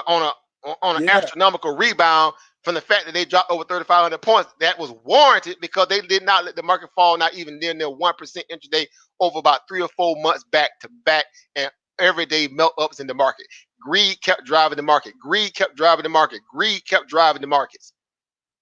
And they had no natural moments to backfill and close some gaps and back test and then go back up. That's how the market's supposed to move. But every other day, Trump put out a tweet about the stock market. Every other day, Cutlow trying to juice the market. Mnuchin trying to juice the markets. Because, again, that's greed. They feel like everybody else is thinking the same way. I'm just going to be greedy too. And so as soon as the market corrects about 1-2%, oh my God, the world's ended. I can't take it. Oh my gosh, this is just crazy. We need rate cuts. And the market went up over 26% last year. 26%. Oh, my bad. Over, Chris. I ain't know I even had you on there. My bad. God, dog it. I just looked at it. My bad, bro. Right. I'm still. You all right. So again, I understand it, but again, it's important. Again, when I'm having these conversations with our people, meaning traders, investors who are thinking in the same breath, this is why this stuff is crazy. Right? This is exactly why this stuff is crazy. Right? You got Tesla fighting back here. It's up over near 20 something, near 30 something points in a matter of, let's say, around about 2:20, somewhere around there to 3 o'clock. So basically, 40 minutes, you already up like 30 something, near 30 points.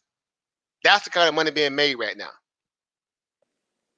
And that all that is right now is people who's revenge trading who got stuck up here at near $800 that's holding the bag right now. They holding the bag because they bought in today.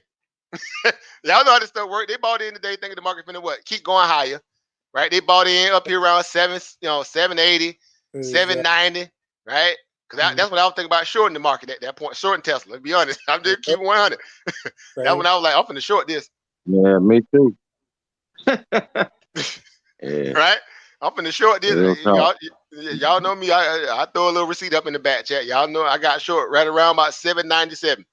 Somewhere around there, 790, 790, somewhere around 790, I got short. Now I didn't know that they were gonna come out and drop that news, with Jerome Powell. I'm doing like I'm supposed to do. I'm just like, hey, you made that kind of move yesterday, on really no real substantial news. I know it was an oversold bounce, and then here you go. Now I'm typically kind of top tick this short right now on Tesla, because now when you see the stock going straight up like this right here, see that's when it's going. That's what that's greed. When you going almost in a straight line, that's greed, right? That's bag holders average down, but that's also greedy people down here at the bottom thinking, oh, we got to get back some of this here, right? That's that, man, this just right here just ain't right. But you already up how much on the year? And you got issues because guess what? Your company got a factory in China. See, this is how you got to decipher the greed from, organic growth value, where you can say this company is what warranted this kind of valuation. When they're just trading it because it's a high volatile stock that always has a lot of liquidity, meaning volume, people trading in and out the day, and it moves in big chunks throughout the day. 20, 30 points, 40 points, 70 points in a day. Now, if I'm a big banker, a hedge fund, a JP Morgan, or a fund manager like that, I got millions of dollars to play with. The average trader, he got a couple thousand, a couple hundred, maybe 10,000 to 100,000+. His money can't compete with my big money. He just got to be on the side of the big money, and that way he'll benefit. Because you can't control that kind of momentum and energy, right? A Ford Dodson cannot run up against a F-150, right? Talking about doing a head-to-head collision, it ain't gonna happen, right? So that's just the reality of how we trade the markets in terms of what they say the trend is your friend, right? Don't try to buck the trend. You have to flow with the trend, right? Even though you have no understanding or has no fundamental reason why that market that stock should be going in that direction, you still have to be cognizant of the fact that you're trading against billions and billions of dollars, and you sit up there with your little fair money, your little quarter pony ride at the mall money, thinking you finna compete with a joker finna come up there with a credit card with unlimited zeros, and he finna ride that thing all day. He ain't gonna be able to get on. You know what I'm saying? There ain't nothing you can do. So again, that's why it's important to really see that. Remember I just said that I should be top ticking Tesla right here, and guess what it did? Yeah, I was you see what I'm saying? This ain't rocket science. People like, well, man, again, that ain't rocket science. I can see that when it start going up and to the left, it's supposed to up and to the right. It's time to It's time to short, because that's parabolic. That means you separated so far away from the moving average, which it did, that the point is just that's inorganic. So guess what?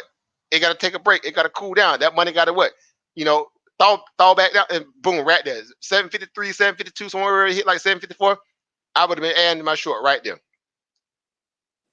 And it's already down, again, about 7-8 points, in that little bit of time. To a big money account, let's say you were shorting that with 100, let's say 200,000, $500,000 or $1 million, right? You could do the math on that, see how many shares you get with that. And you shorted at the very top right there because you saw that same thing I just saw, and you didn't pick up 7-8 points. How much money is that? If you got, let's say, 10,000 shares and it just dropped 8 points, how much money is that? 80 racks. Right? 10,000 shares and 8 points. That's what? You see what I'm saying? 80,000. You'd make $80,000. How long? 2-3 minutes. This is a minute chart. Now keep in mind, I'm on the 1 minute chart. Right? That's about 2-3 minutes into this trade. You up $80,000. Now, why you working hard for Mr. Charlie, convincing yourself that he the best thing since sliced bread and cheese, and you have no clue about how these people making all this money, and you see you see where I'm going with it. Y'all understand it, but again, for a lot of people who don't understand this is why we here. That's why we didn't kick in the door, and we ain't leaving. right? Like Leonardo DiCaprio on the Wolf of Wall Street when he handed the head out, I stretch, and then, hey, I ain't leaving. Y'all got to come get me, bro. Yeah. I ain't leaving this either because I understand this is what these jokers been hiding and hoarding money for years. Now I'm finna get my little piece of what's left or what's in it before, whatever. Something crazy happened. Look at it. It's still, look at that. 743. Now you up by $10 a share on 10,000. You up 100 grand in about 3 minutes, 4 minutes. Now again, y'all know. Look at case point trading. Y'all, I'm using trading there right now. Trading there got $1 million trading accounts over there, guys. Leveraged accounts. Mm-hmm.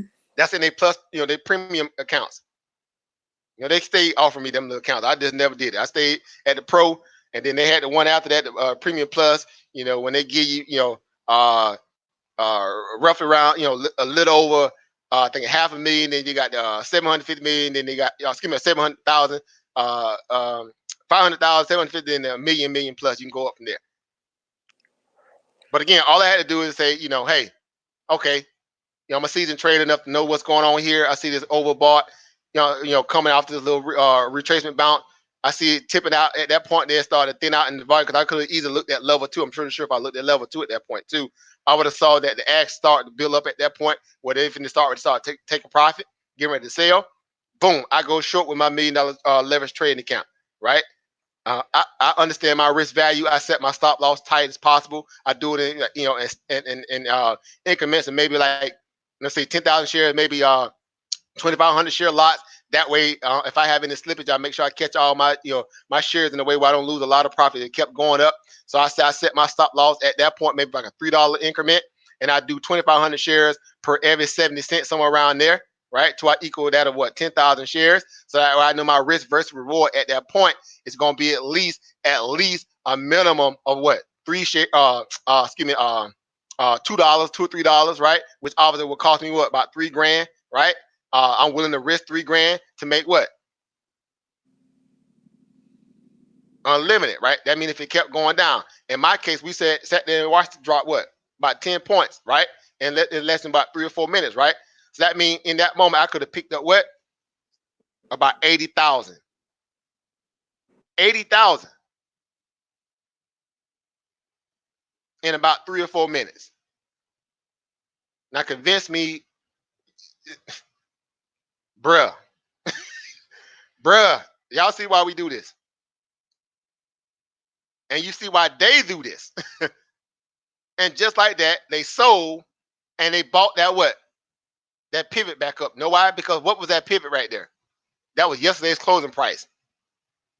So that became a point of support, which the 20-day moving average is sitting right at that point for a reason, off that pullback from it going up, just kind of going straight up off that pivot off the lows. And so the same person that sold right there turned around and bought back in around about 743, 744 for what? A pivot back to the upside. And just that fast, in less than 2 minutes, they already up 10 points in 2 minutes. So they bought that same 10,000 shares back to the upside off this yesterday's closing price of 743.62 back to the upside for a retracement. And guess what? They already hit 10 points, 9 points in a matter of 2 minutes. They sell, right? Take profit again, and they didn't pick up another what? $100,000, right? On that move. And guess what? They waiting to see if more buyers can come in and push it higher. They could have sold it all. They could have sold a portion of it and just kind of wait to see if it's gonna go higher. They keep eating off that low entry point, or they sell all of it and wait for it to come back down again, and then they try to buy these people do this stuff all day long from 9:30 all the way to what 4 o'clock, making all that kind of money. And so I ask people, convince me how you wouldn't want to be a part of that that opportunity. Yeah, what else you could be doing to match that? To even come close to that. You see what I'm saying? It's I mean, again, it's a no-brainer, But it's hard for people to wrap their head around that when they're conditioned to do what? The rat race, right? The monotonous value of how you figure they convince you to do when you go to school, get an education, go work for somebody else, and just keep your nose down and be happy with the little benefits that they're giving you. Again, and these people literally stockpiling money off the markets, stockpiling it, stockpiling money. You supposed to do that with food and stuff, and these people doing it with money. So again, this ain't no secret to us. We see it every day. We this is what we do every day. For those that that deal in this market, for some of you guys may be new to this, who are just watching, whether you participate in the markets or you don't. But this is how this is why we're engaged in this opportunity like anybody else, the same way you could be. And it's the reason why they don't teach this at the level where you should be, salivating to want to be a part of it to a degree. Not that everybody can do it. I'm not saying that that's the case, because everybody don't have the time for it in their mind or the mental capacity to be able to deal with this, right? You would think they would, right? Because it's just like, well, man, why would you wouldn't want to learn this? I mean, if I could make that kind of money an hour in 2-3 minutes.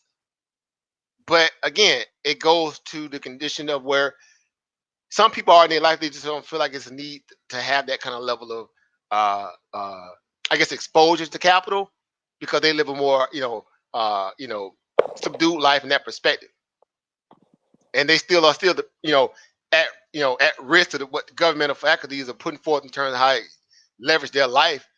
But again, the Surgeon General just told you not to buy masks, right? So that must mean that they're gonna buy them for you if this become a really big outbreak, right? Wrong. It's gonna be every man for himself. Go buy your own mask, bro. But you take my tax dollars, and well, China just gave their citizens $1,300 a piece, and that's China. We don't do that over in America. This is a capitalist society. You got every right to make the same kind of money like everybody else. Get a better job. get better education. Ain't that what they say? That's what they tell you, don't it? I'll wait. That means you blowing smoke on my behind. You playing me, bro. So again, I just, hey, I maybe have a different perspective, but I think a lot of ways in the same way a lot of you guys do as well. Whether you make it vocal or not, I know we have these same thoughts in a lot of degrees in some instances.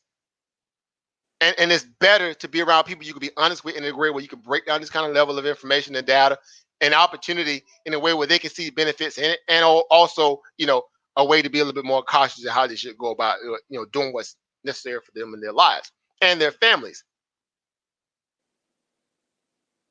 So again, it's people who, man, bro, it's just crazy. So real quick, so in discussing that, what we've been discussing as far as this whole coronavirus, right? Again, I know some of you guys might have saw the presentation, you may not have, right? But this is Jerome Powell, right? Coming out, because I don't know if y'all caught it. Y'all know I'll be on this stuff. Right? I was watching about 3 or 4 different briefings this morning, back to back, and multitasking, doing other stuff, right? Family issues I got, on my family, making sure everything else is happening in my household. I'm doing all this stuff multitasking. To become a very good multitasker when you learn how to invest in the market. You have to be a good multitasker. It challenges you in a good way, right? Because we were all endeavored to be better at what? At multitasking. That's what you hear people on that corporate job. Man, I wish I was just a better multitasker. I wish I was better at multitasking. We endeavor to be able to do a lot of different things at once, right? And y'all know my opinion, man, a mother is the best multitasker on the planet. Facts. She do it out of necessity, obviously, because she got children out there, but it's kind of organic to her. But for people who work in the corporate America, they got to be taught to learn how to do it, so to speak, in a lot of ways.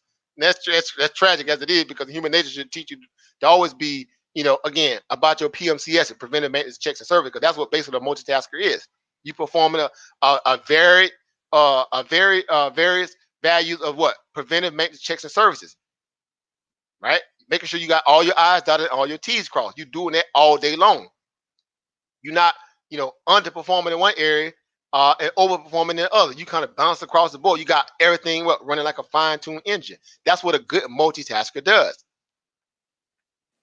That's benefiting you in more ways you can ever imagine because, again, you're not walking around with your head in the sand or your head just too stuck up in the clouds where you can't see what's going on around you. You're not, you're missing out being observant, right? Especially when it comes to stuff that could benefit you, again, information and data. So again, for us who watched that briefing this morning with Jerome Powell, I was already looking at the charts, right? I'm gonna see if it's gonna be a Southern news event or it's gonna what? The market's gonna take off. Mm-hmm. So as soon as I saw the market pulling back, I saw what? Sell the news event. That 1,200-point rally. Oh, we finna eat this here. We finna eat this up. Let me do a live stream. That's exactly when I was in the back chat with you guys. Like, I'm finna do a live stream on this. I'm finna do a live stream. I'm finna go live because we need to see this and talk about this. And guess what? The market, right? It went to flailing off. So real quick, let's listen to this. Some of you guys might have missed it. But let's play this real fast, and we'll move on throughout the day. Let's listen to Jerome Powell. Let me cut this up so y'all can hear. I should see if I should do it on my desktop, but I'll do it on my little office here and on my screen here. Hope you guys can hear it. But you got to hear the tone what this guy's saying. Now again, we already know the reality of this coronavirus and how it potentially affect the economy. But this is him pretty much coming out assuring Wall Street, not Main Street. Let's make no mistake about it. This is him assuring who? Wall Street. What they're going to do for who? Wall Street. Even though Wall Street sold off because they used that as an opportunity to kind of sell the news on money they made yesterday. They left a lot of people stuck holding the bag that bought yesterday up near the high that thought this was going to be a continuous rally from what? Yesterday. This is how they play on traders who are emotional and not necessarily what? Progressive in their thought processes and how to make sure they what? Never be too what? Overly leveraged. And don't understand their risk versus reward ratio, right? This is why we're disciplined over here, and we preach discipline and due diligence and not emotionalism, right? Because that's how you lose your behind in the markets. We trade with the trend, and we understand that the trend is your friend, and the market is always right, even though when it's back crap crazy wrong, right? That's how you make money in the market. So let's go there. Let's see if I can pull this up.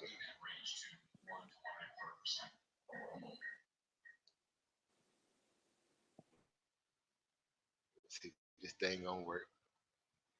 Oh, it's gonna optimize. Excuse me, 1 second. All right.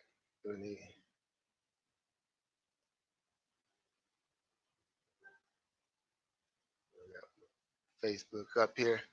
See if this thing gonna work.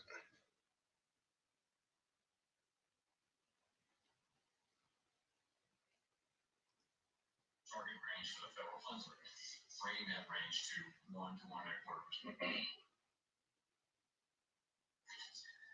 My colleagues and I took this action. Can y'all hear that? Keep strong in the face of new risks. Faintly. You hear faintly? Okay, let me change the 1 second. The unemployment rate has been near half-century lows for well more than a year. Let me change it real quick to the my desktop. Desktop microphone exposed this headset because I want you guys to hear this. If you guys have not heard this briefing this morning, it's relevant obviously because again we just saw them cut rates 50 basis point emergency 50 basis point rate cut. Not it was just a basic one, but this is this is them going extreme with this thing. All right, so let's basically worst case scenario. They went for the big kahuna as opposed to the small fish, the small tuna. The pace of job gains has been solid. Is that better? Can you guys hear it better? Yeah, much better. Strong labor market conditions have underpinned solid household spending, which has been the key driver of economic growth over the past year. At the time of our FOMC meeting in January, prospects for continued economic growth remained favorable, and we judged that monetary policy was well positioned to support that outlook. Since then, the spread of the coronavirus has brought new challenges and risks. The virus has afflicted many communities around the world, and our thoughts and prayers go out to those who've been harmed. The outbreak has also disrupted economic activity in many countries and has prompted significant movements in financial markets. The virus and the measures that are being taken to contain it will surely weigh on economic activity, both here and abroad, for some time. We are beginning to see the effects on the tourism and travel industries, and we are hearing concerns from industries that rely on global supply chains. Okay, we're going to narrate it a little bit. All right, we're going to use it as a teacher moment, right?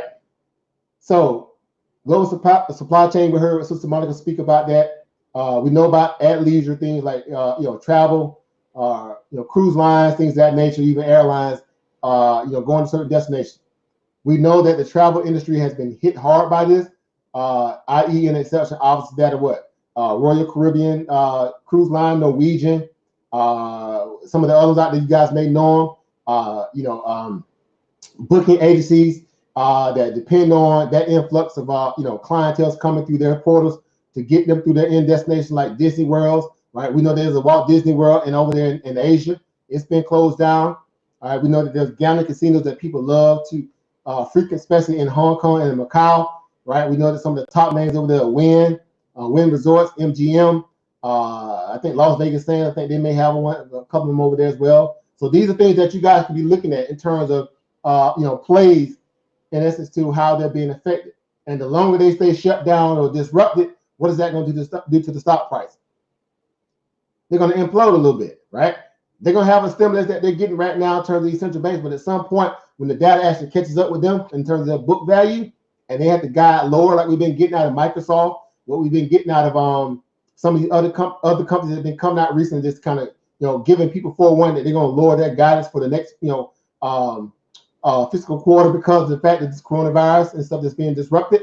This is how you can start planning for it, whether you long the stock or short the stock. So that way you can be ahead of the information. That don't mean you run out and do it right now. You have to wait, give it some time to kind of move through the system and see how the stock performs after that, and then you can potentially make a favorable position after that, right? And so again, this is what we have to be, cognizant of when we're trying to plan out certain trades, that over others, right? Especially those who are high interest. And a stock like a Royal Caribbean line is definitely a high interest because it's what? That's how they make their money, right? Cruising. And we know what happened with the cruising ships, several of them got, people on that was infected. So that means them people got on them boats already infected. Now you got a backdate when some of them boats probably left their ports of entry, ports of exit. And what time frame was that? Now you got to backtrack all the people might have came in contact with before that, because apparently the virus got on there not because it just happened to jump on the ship, just by itself. Somebody brought it on there. You see what I'm saying? Again, y'all know how to do your own investigative research, but this is why this stuff is important. The magnitude and persistence of the overall effects on the economy, however, remain highly uncertain, and the situation remains a fluid one. Against this background, the committee judged that the risks to the U.S. outlook have changed materially. In response, we have eased the stance of monetary policy to provide some more support. Now, at that time, the S&P 500 was up. Of course, the SPX was up like 0.36%, based about 11 points on the day. Everything was like highly green, pushing to the upside. The U.S. economy strong as we meet this challenge. We'll just kind of talk our way through it. As always, our actions are guided by our congressional mandate to promote maximum employment and price stability. In the weeks and months ahead, we will continue to closely monitor developments and their implications for the economic outlook, and we will use our tools and act as appropriate to support the economy. Thank you, and I'll be happy to take a few questions.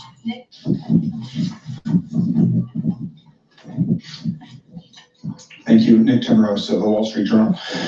Two questions. First, what changed between last week when many of your colleagues seemed to indicate it was still too soon to tell how this might influence the outlook? What changed between last week and today?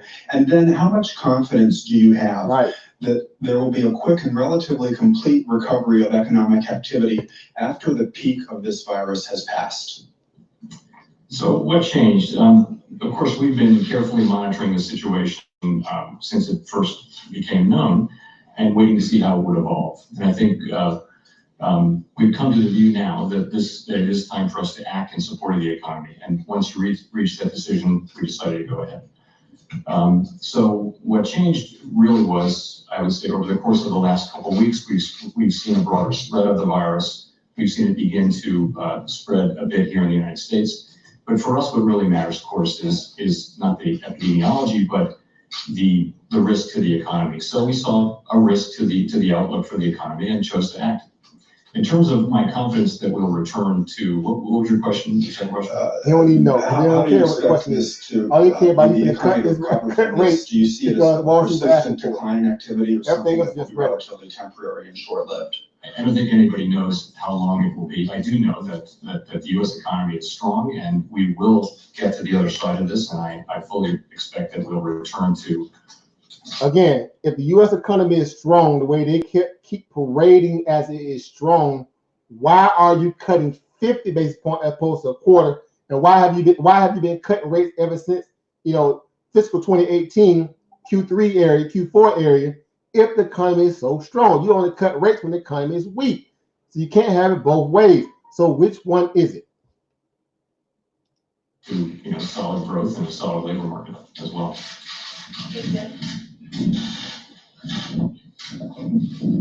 Hi, Mr. Chairman, Jim Tankersley, New York Times. You said that the ultimate solutions will come from others, and I have two questions about that.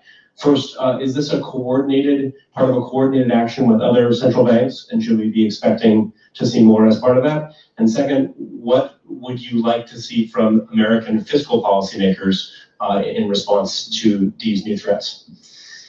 Okay, so first question, we were in active discussions with central banks around the world on an ongoing basis, as you would guess. I've been in regular contact with central bank leaders from around the world. That will continue. Central banks are doing what makes sense in their particular institutional context, but we're all talking to each other on an ongoing basis. And our action today represents what we think is the right policy for us in our particular institutional context under our domestic mandate. You saw this morning's G7 statement of finance ministers and governors, and I think that statement does reflect coordination at a high level in the form of a commitment to use all available tools, including healthcare policy, fiscal policy, and monetary policy as appropriate. So in terms of fiscal policy, again, not our role. We have a full plate with monetary policy, not our role to give advice to fiscal policymakers, but you saw the mention in the G7 statement as appropriate as well. Heather? The G7, Heather's got that. The G7 seemed to indicate that, I'm sorry, with the mic. Sorry, Heather Scott with AFP. The G7 statement seemed to indicate that that policymakers would use tools, but were not going to do anything imminent. Does this contradict that, or is this in keeping with the action, the statement by the G7 this morning? And can I ask what would cause you to take another step? What would you be looking for in terms of the economic outlook or data? So the sense of the G7, is to we have 7 countries obviously, and different policies, different situations, different mandates, a lot of overlap. And the sense of that is to get together as a group and say at a high level that these are the things we're going to do. We're going to use our tools, all of our tools, in a strong way to try to support the economy. So it's a statement of general support. I think within that, you will see actions. You've seen our action. And I think it's up to individual countries, individual fiscal policies, and individual central banks to do what they're going to do. I would think it's possible there will be some more formal coordination as we move forward. In terms of moving forward, I would say that we do like our current policy stance. We think it's appropriate to support achievement of our dual mandate goals. But as I said in my statement, we're prepared to use our tools and act appropriately, depending on the flow of events. But anything particular you're watching that would change that? I can't point to any one thing. It's always a range of things. Heather Long from the Washington Post. There's been some rising concern about credit markets and possible insolvencies and defaults, either from businesses or individuals from the coronavirus. Can you speak to, is the FOMC talking about this? Are we likely to see any emergency provisions from the CRA activated, or things that you normally do during, a hurricane or that type of disruption to the economy? So we don't see any of that happening yet. Of course, we are thinking about what we can do should those things happen. There's no evidence yet. The economy continues to perform well. As I mentioned, we do hear concerns, particularly from those most directly exposed, but there's nothing in that nature. Financial markets are functioning in an orderly manner and all that sort of thing. I think when it comes to those sorts of issues, though, the supervisors will be working with banks to assure that they work with their borrowers and that sort of thing. So I can imagine us doing those sorts of things, but those things are not upon us at the moment. Thank you, Brendan Greeley, Financial Times. Has the committee discussed any other monetary policy tools in addition to rate cuts and the pacing and timing of when they might be appropriate? Well, as you know, we're in the middle of a review of all of our tools. So if you go back a few meetings, we've talked about what our toolkit is, and we've put that in the minutes. But in the current context, no. What we discussed is the current stance of policy. Is it appropriate? Came to the view that it was appropriate to make a change, and went ahead and did that today.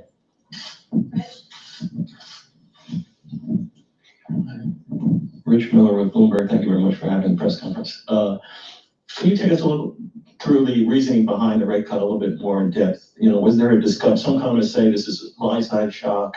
The rate cuts are not particularly suitable for this. Others say, well, the supply side shock may morph into a demand shock. I wonder if you could just give us a little bit more depth on the reasoning behind the rate cut. Thank you. Sure, I'd be glad to.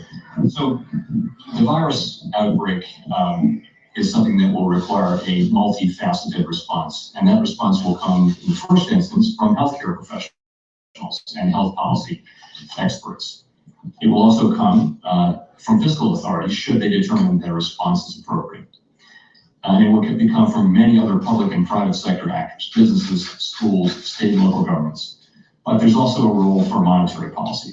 Monetary policy can be an effective tool to support overall economic activity. We do recognize that a rate cut will not reduce the rate of infection. It won't fix a broken supply chain. We get that. We don't think we have all the answers. But we do believe that our action will provide a meaningful boost to the economy. More specifically, it will support accommodative financial conditions and avoid a tightening of financial conditions, which can weigh on activity. And it will help boost household and business confidence. That's why you're seeing central banks around the world responding as they see appropriate in their particular institutional context. Thanks, Elon Wei from CNBC. Can you tell us what you would do if the virus ends up being contained fairly quickly? Would you envision the Fed actually raising rates in short order if damage doesn't occur the way that you potentially fear? And I have a second question, which is President Trump was just tweeting about you this morning and talking about the Fed's need to cut rates. Did you feel any political pressure to make this move? So on your first question, we're always going to set monetary policy at a given time in a way that we think best serves our dual mandate goals. And it's as simple as that. So, if we get to a place where we think it's an appropriate time to change the stance of monetary policy, we won't hesitate to do that. I would also say that it's very important that people understand that we will always make our decisions based on the best thinking, based on what we learned from our outreach to businesses, nonprofits, educational institutions that we get every cycle through the reserve banks, and the best analysis, the best research. We're always going to make our decisions in the interest of the American people to carry forward and try to achieve the mandates that Congress will give us. And we're never going to consider any political considerations whatsoever. We will not do that, and it's very important that the public understand that. Okay, Chris, for the last question. Chris Rugaber, Associated Press. I know you mentioned a little bit of outreach. Some of the Fed bank presidents were talking about last week how much they were going to listen to their contacts. Have you gotten reports sort of from the ground, from your business contacts, nonprofits and so forth, that have affected your decision making? What are you hearing from all those folks? Thank you. So we are hearing, I would just say it's the effects are at a very early stage, but you are hearing concerns from people, for example, in the travel business or the hotel business and things like that. That's what you're hearing. But you don't see things showing up in actual data. You do see them showing up in sort of sentiment forecast indicators and things like that. We expect that will continue. It will probably grow. And that's one of the reasons why we've come to the view that it would be appropriate for us today to move to support the economy. And that's what we've done. Thanks very much. You have been listening to Fed Chair Jay Powell speaking at a news conference following this morning's 10 a.m. Eastern emergency interest rate cut of 50 basis points, which I have to say, roiled markets to an extent. They were down about 1% apiece per index, and then they went higher by nearly 2%. And now we seem to have a bit of a mixed reaction from stocks, with the S&P 500 down about 1%, the Dow down 1.2%, the Nasdaq down 0.9%, and the 10-year yield right back to 103.94. I want to get back to our guests because it seems like the market has done a round trip. Let's bring in Bloomberg's Michael McKee and news panel, Marilyn Watson, BlackRock head of global fundamental fixed income. Marilyn, first of all, your reaction to a 50 basis point intermeeting rate cut, some people call that an emergency rate cut, and to Powell's comments that really, you know, there was never any political consideration. This is in keeping with the Fed's dual mandate, and there will be aggressive moves going forward from the G7. This is just the Fed acting as it should. Yeah, I mean, I think when you look at the statement from Friday of last week, and also you saw the statement this morning from the G7, it was very clear that the Fed and other central banks are willing and able to do as much as possible. So we were actually expecting some form of cut, either at the meeting in 2 weeks' time or earlier, and as happens, it obviously came earlier. But I also think when you heard the statement just now from Jay Powell, I think he was very clear that you do really have the three facets of, you know, addressing this outbreak. So there is obviously the response in terms of healthcare, the response in terms of fiscal policy, and to a lesser extent, I suppose, in terms of being a blunt tool, then you also have monetary policy as well. So I think he was actually very clear and very succinct when he said that, you know, monetary policy is one tool. He wants to sort of help financial markets. He wants to facilitate stable financial conditions, but it's just one tool out of the three. And he specifically said in response to a question that, you know, there are other policy tools that are being considered in terms of the broad consideration of what the Federal Reserve can do, but in this context, no, they're only looking at interest rates. Michael McKee, what do you make of the news conference? Did we learn anything new from the questions they asked about defaults and insolvencies? He said we don't see any of this happening yet. Did it sound to you like a 50 basis point cut was necessary? It didn't sound that way. Yeah. Boom. That's all I want. That part right there. All right. I'll end that little soundbite on that. You know, the whole idea, you know, was it warranted, you know, a 50 basis point rate cut at the beginning of all this? You know, again, but they're telling you that it's no big deal in terms of White House. They're telling the Surgeon General again is telling you, you know, you don't need to buy, you know, any kind of mask. You know, there's no need to be alarmed. Again, we understand it's slowing up. The supply chains are going to, they're symbiotic in some cases, even though one is, you know, not necessarily mutually exclusive over the other to a degree, because again, in the day, if your general public is not reassured that this is not necessarily a pandemic or a big situation, then they'll continue to go out there and live their lives, you know, uninhibited by the thought of that, and they'll spend money because that's what the economy is built upon.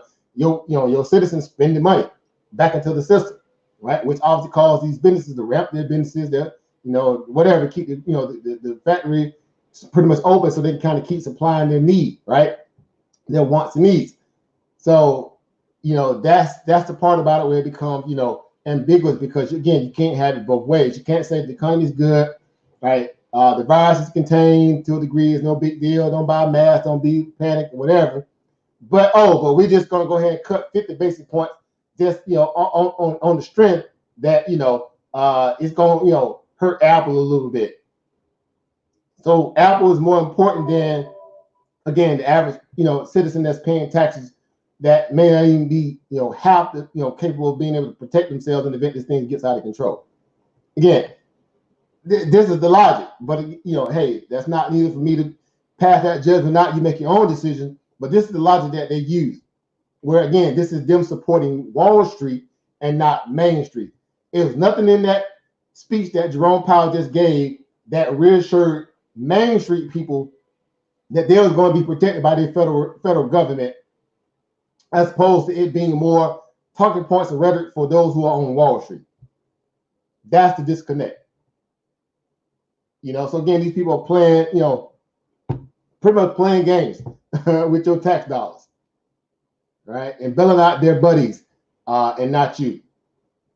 And so this is why you need to be, again, comfortable in learning how to invest in the markets, learning how to go out there and get your own stimulus package, so to speak, because again, it's already kind of understood that it's the every man for himself mentality, even at, again, a governmental level, right? Again, we don't need to sit there and pontificate and play that game again with ourselves. We understand their role in all this, right? It's pretty much funny that people still have that much kind of faith in that kind of apparatus these days anyway. But again, that's not for me to make that decision.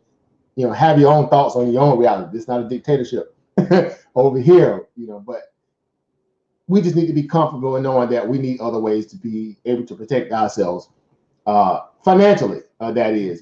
Health-wise too, of course. I'm a big proponent of health too, but however, more so financially, because again, if you broke and can't do nothing to take care of yourself physically, that's even worse than having money and not knowing what to do and what to buy with it from a health perspective.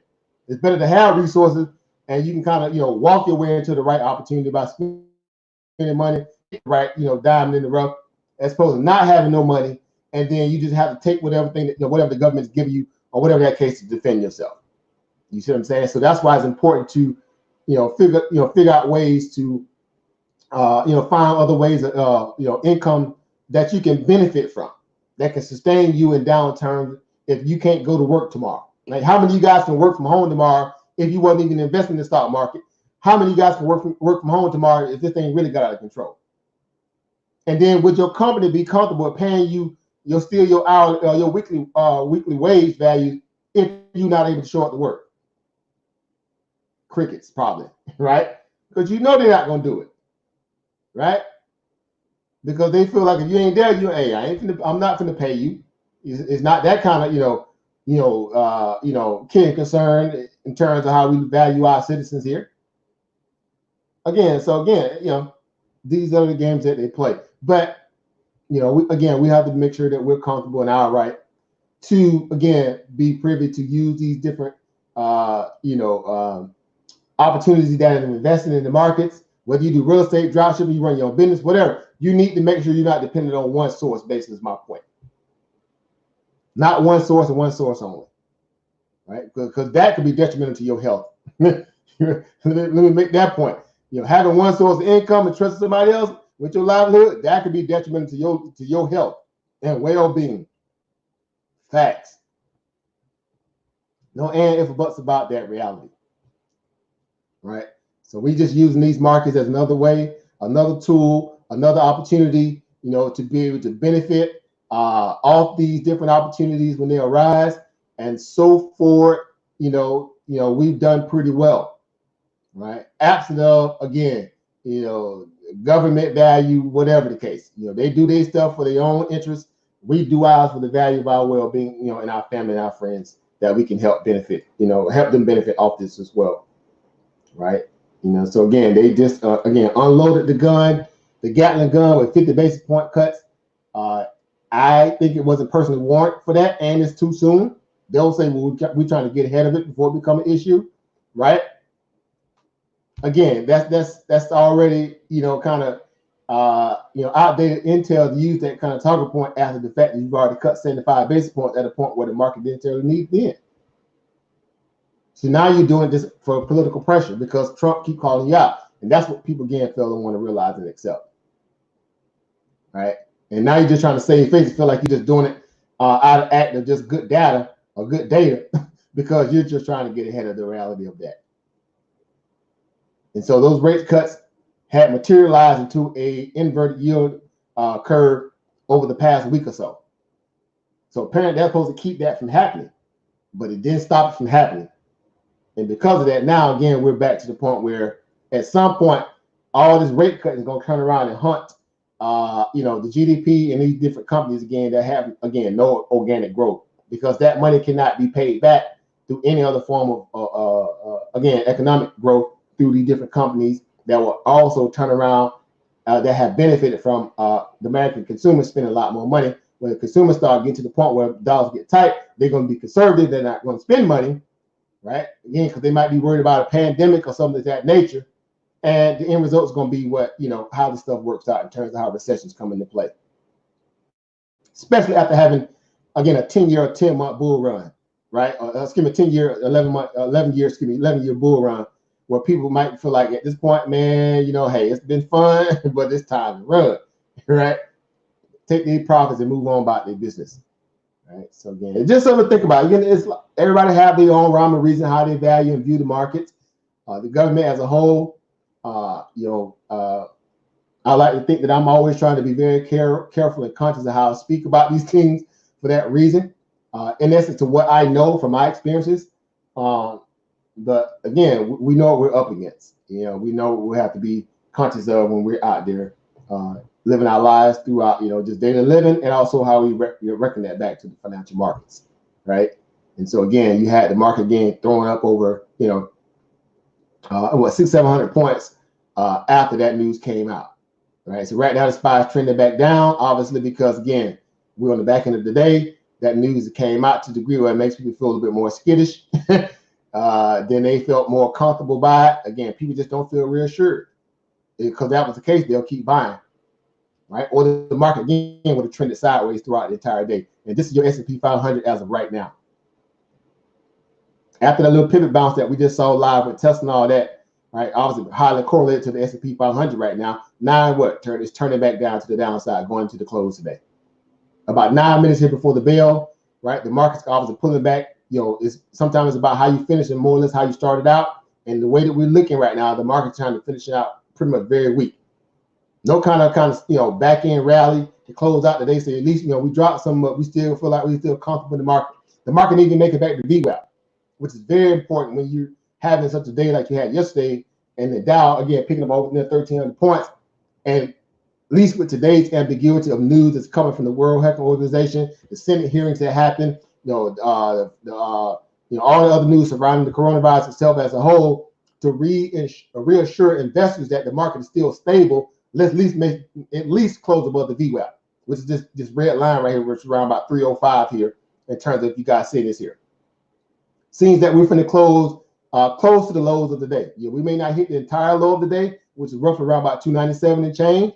But again, it's only it's 8 minutes left. We've seen crazy things happen in the stock market. We easily close down under 300, because I think at this point, psychologically, if the market closes underneath this 300 after working so hard to get back above it, that also might be a big, red flag to some of the investors. They may be looking at it as a benchmark, line in the sand. Man, we need to close above 300, man, because if not, man, we might easily fall back down. Y'all know how some of these traders be thinking. Not just average trade like me, but Wall Street too. Don't get twisted, man. These people talk a lot of with expansive jargon about the markets and this, that, and third, but a lot of them have humanistic thoughts just like you and I, especially when it comes to money. All right, and so again, these are the things that we have to be understanding of. So you got the market here fighting here on the back end of the day, right? It's fighting to stay above this 300 point, and you can tell that it's definitely heavily weighted to the downside. All right, you see the volume coming in. You see all that right there. The volume coming in, sell volume coming in on the volume chart. You got like 4 or 5 volume bars red that people selling into this on the back end of the day. That means they're not 100% comfortable where this market is probably going to go. Considering tomorrow. Especially after they got what they wanted so soon out of the Fed Reserve. Typically, it takes a little bit of time after Wall Street keeps begging for a federal rate cut, and it don't come.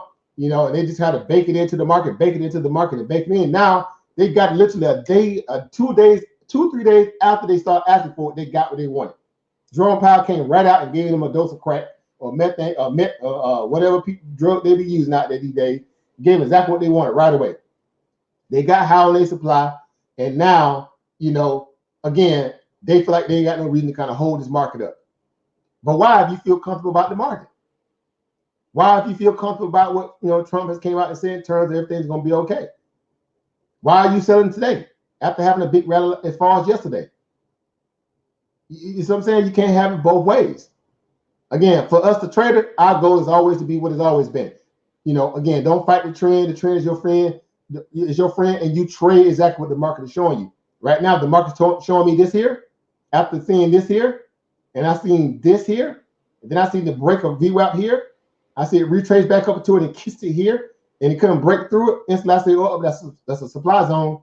The VWAP came a supply zone in the intraday trading session. That means that's natural resistance right there at this point. Meaning banks and everybody else was selling at what? At the VWAP there. Guess what I'm gonna do too? I'm gonna short sell there, or I'm gonna sell my position here as well, especially if I bought in a lot earlier, from yesterday and rolled it up to a certain degree, and I couldn't get no continuation or follow through from yesterday. I'm selling too. And guess what happened after that point?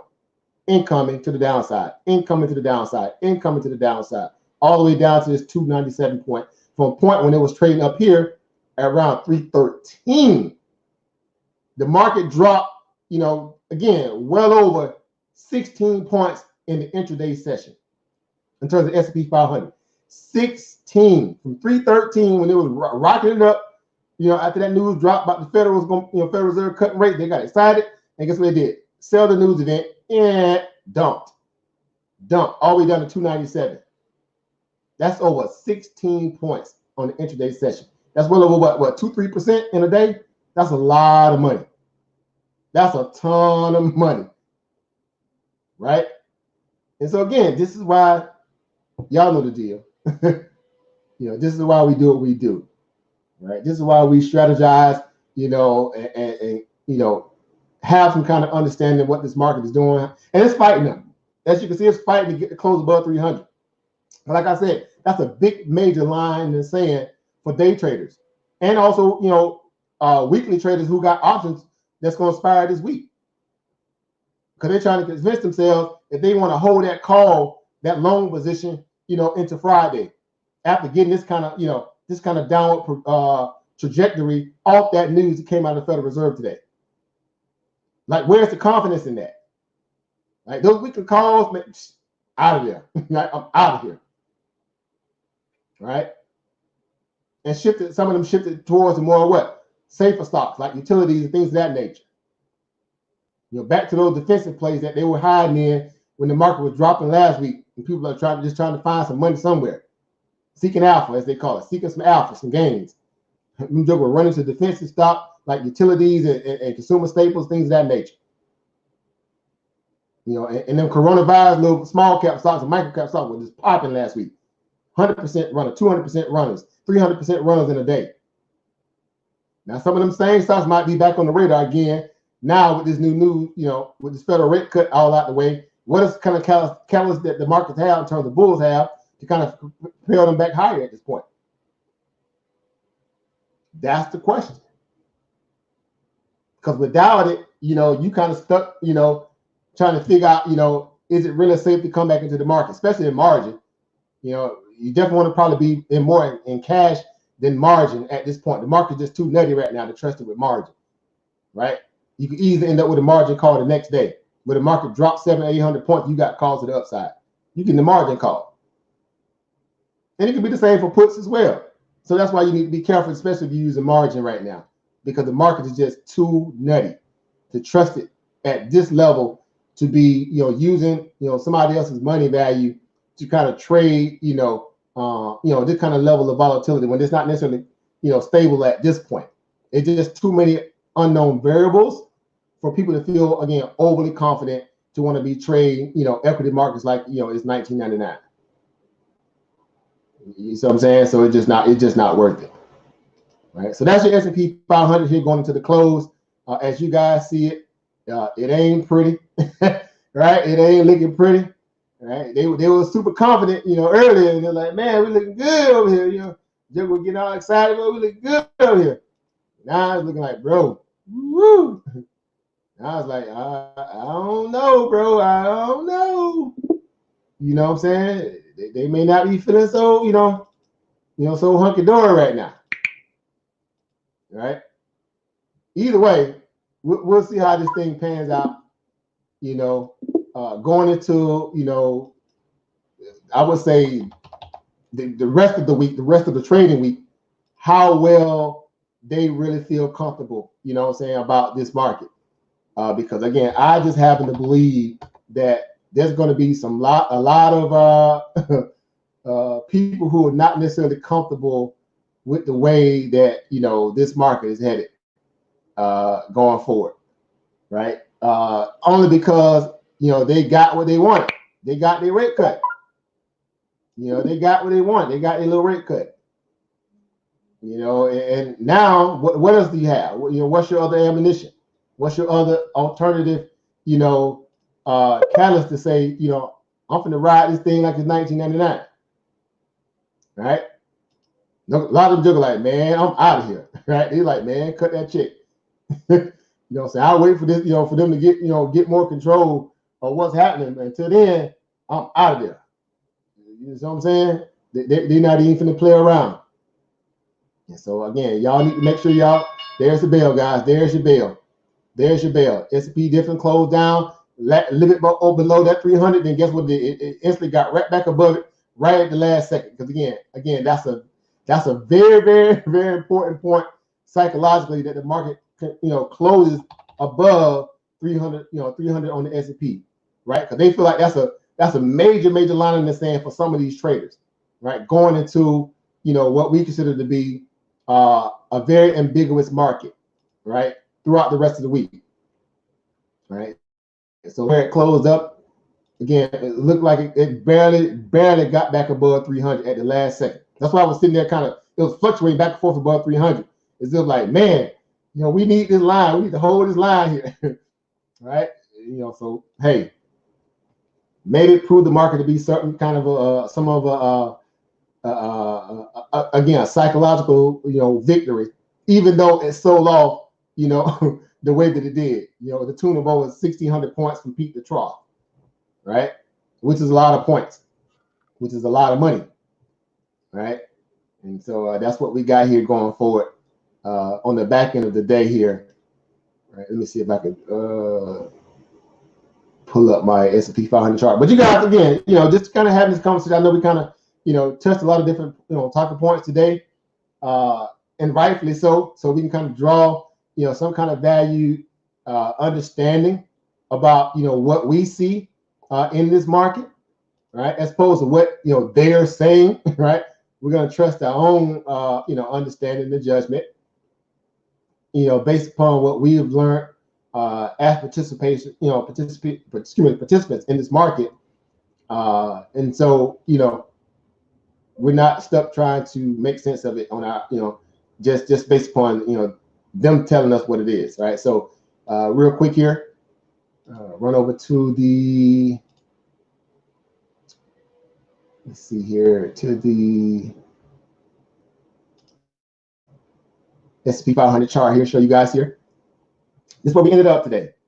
So it was fighting to get back above that 300 point line.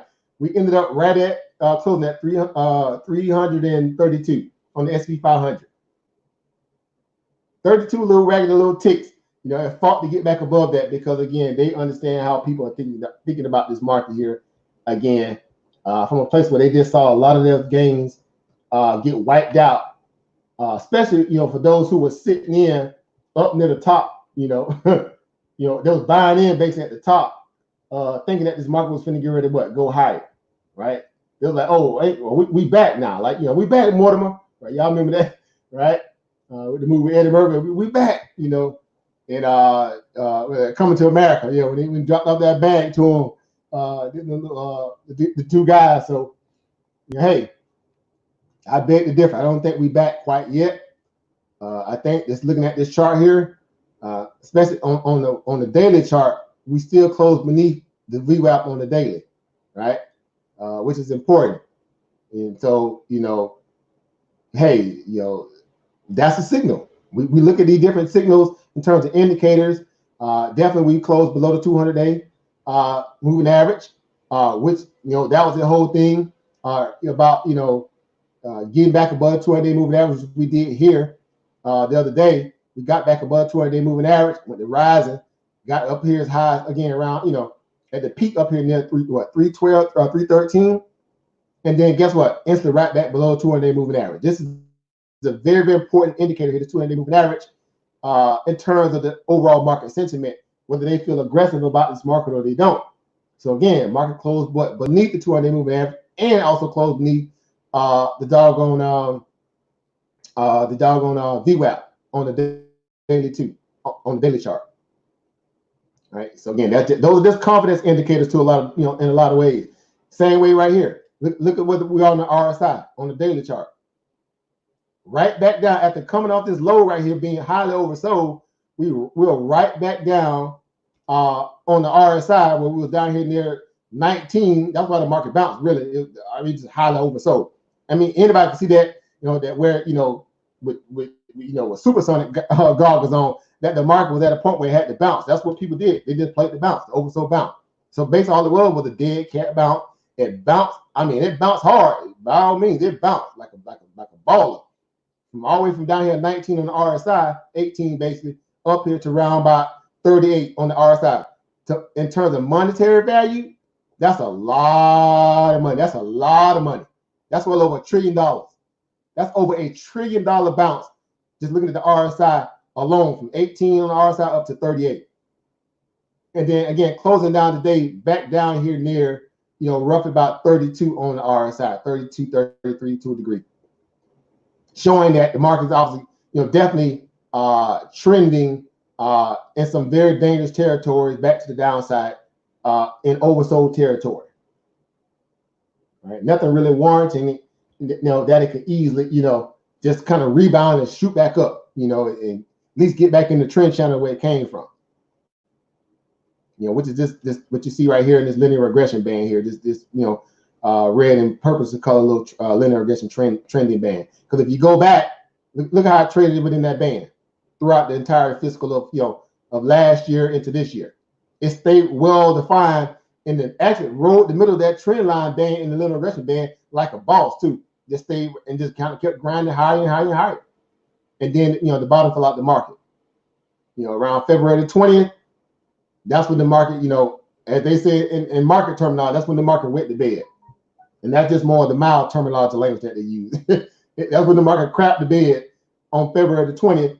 And, ever since then, lost the trend, lost this trend band. And now it's in what they call, uncharted water, so to speak. This is no man's land. Right? No man's land, so to speak. All right. And so the market's definitely in trouble, hanging out down here and not inside this big band right here. Right? This steady uptrend. All right. So again, but that's just it. Some of you guys again very familiar with this stuff. Again, it's not nothing new that you guys haven't seen or heard before to a lot of ways. And it's important because we realize these are the things that we have to be understanding of. Whether you long the market, whether you temporarily trade different aspects of the market, peak to trough, this, that, and the third, where you have to realize what you're dealing with. You're not coming into this thing blind, right? And that's again like some of these workers on these jobs where their boss can easily come in tomorrow like, hey man, due to all this kind of coronavirus stuff, man, you can be shut down for a few weeks or a month, and hey, I can only float you maybe about 1 or 2 weeks, and pay, and guess what? But that's just gonna be, you have to pay that money back. It's not like they're just gonna give you free money, right? They're gonna come and stipulate you have to pay some of that back, but I'm gonna go and pay you in advance. But you have to make sure you show up at work, whatever, this, that, and third, And so again, you gotta have other ways. You have to have other ways to protect yourself. I'm just saying if it ever gets to that level, not kind of cause panic, but if it ever gets to that level, make sure that you have other means to protect yourself, right? So that's basically it, guys. Again, I don't want to keep you guys longer than what I already have. We got through the end of the market here. We've seen, how the market kind of end up, killing back over. At the end of the day, you got Tesla closed down, roughly around about 744, had a low around about 727, somewhere around 715, somewhere around there.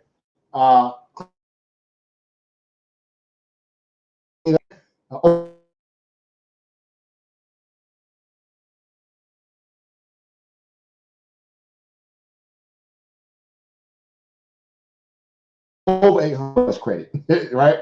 Don't trust it that much, and you shouldn't, right? Because your money involved, right? You should make sure that these companies are, earn your investment. They have to earn your dollars. It's not the other way around.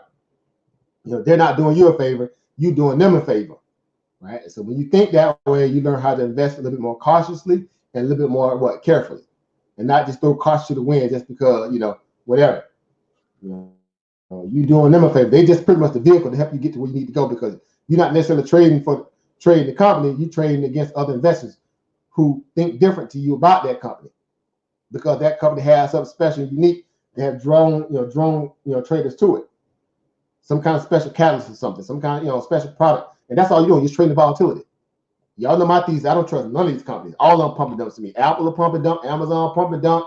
Your favorite company that you love and cry about, it's a pump and dump. No disrespect to you, but they all pump and dumps to me. All of them. And I'm long-term holders in some of these companies in long-term portfolio. But I understand. All it is just a long extended lease. For me, it's a long extended rent. I'm not in love with these companies like that. Not happening. Not happening. You know what I'm saying? Not on my watch. And because again, I understand the complexities of how these these parasitic companies really are. You know what I'm saying? I know how to get down. They man, look, watch yourself. Protect yourself at all times, like a boxer, right?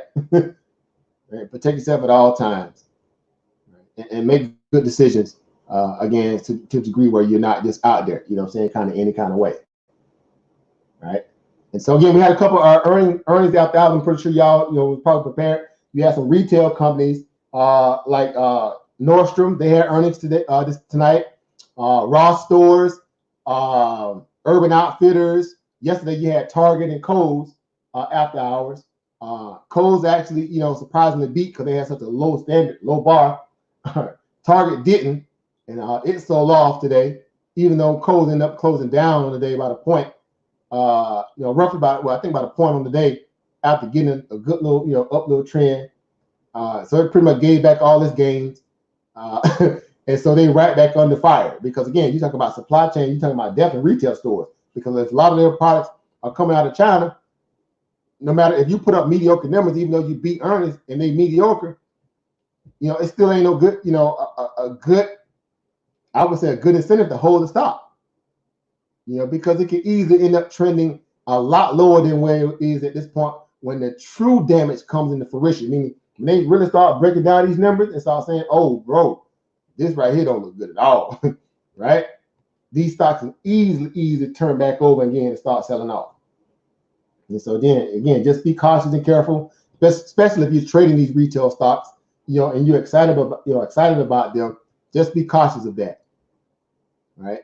You don't want to get too ahead of yourself, because you might hear Wall Street saying one thing though. Oh no, we're good to go. We back and we this and we that. Nah, be like, nah, bro, nah. Right? Give me some time to think about this. Right? Let me kind of sift through this a little bit here, because at this point, I'm just still not comfortable in the aspect of what this is all about at this point.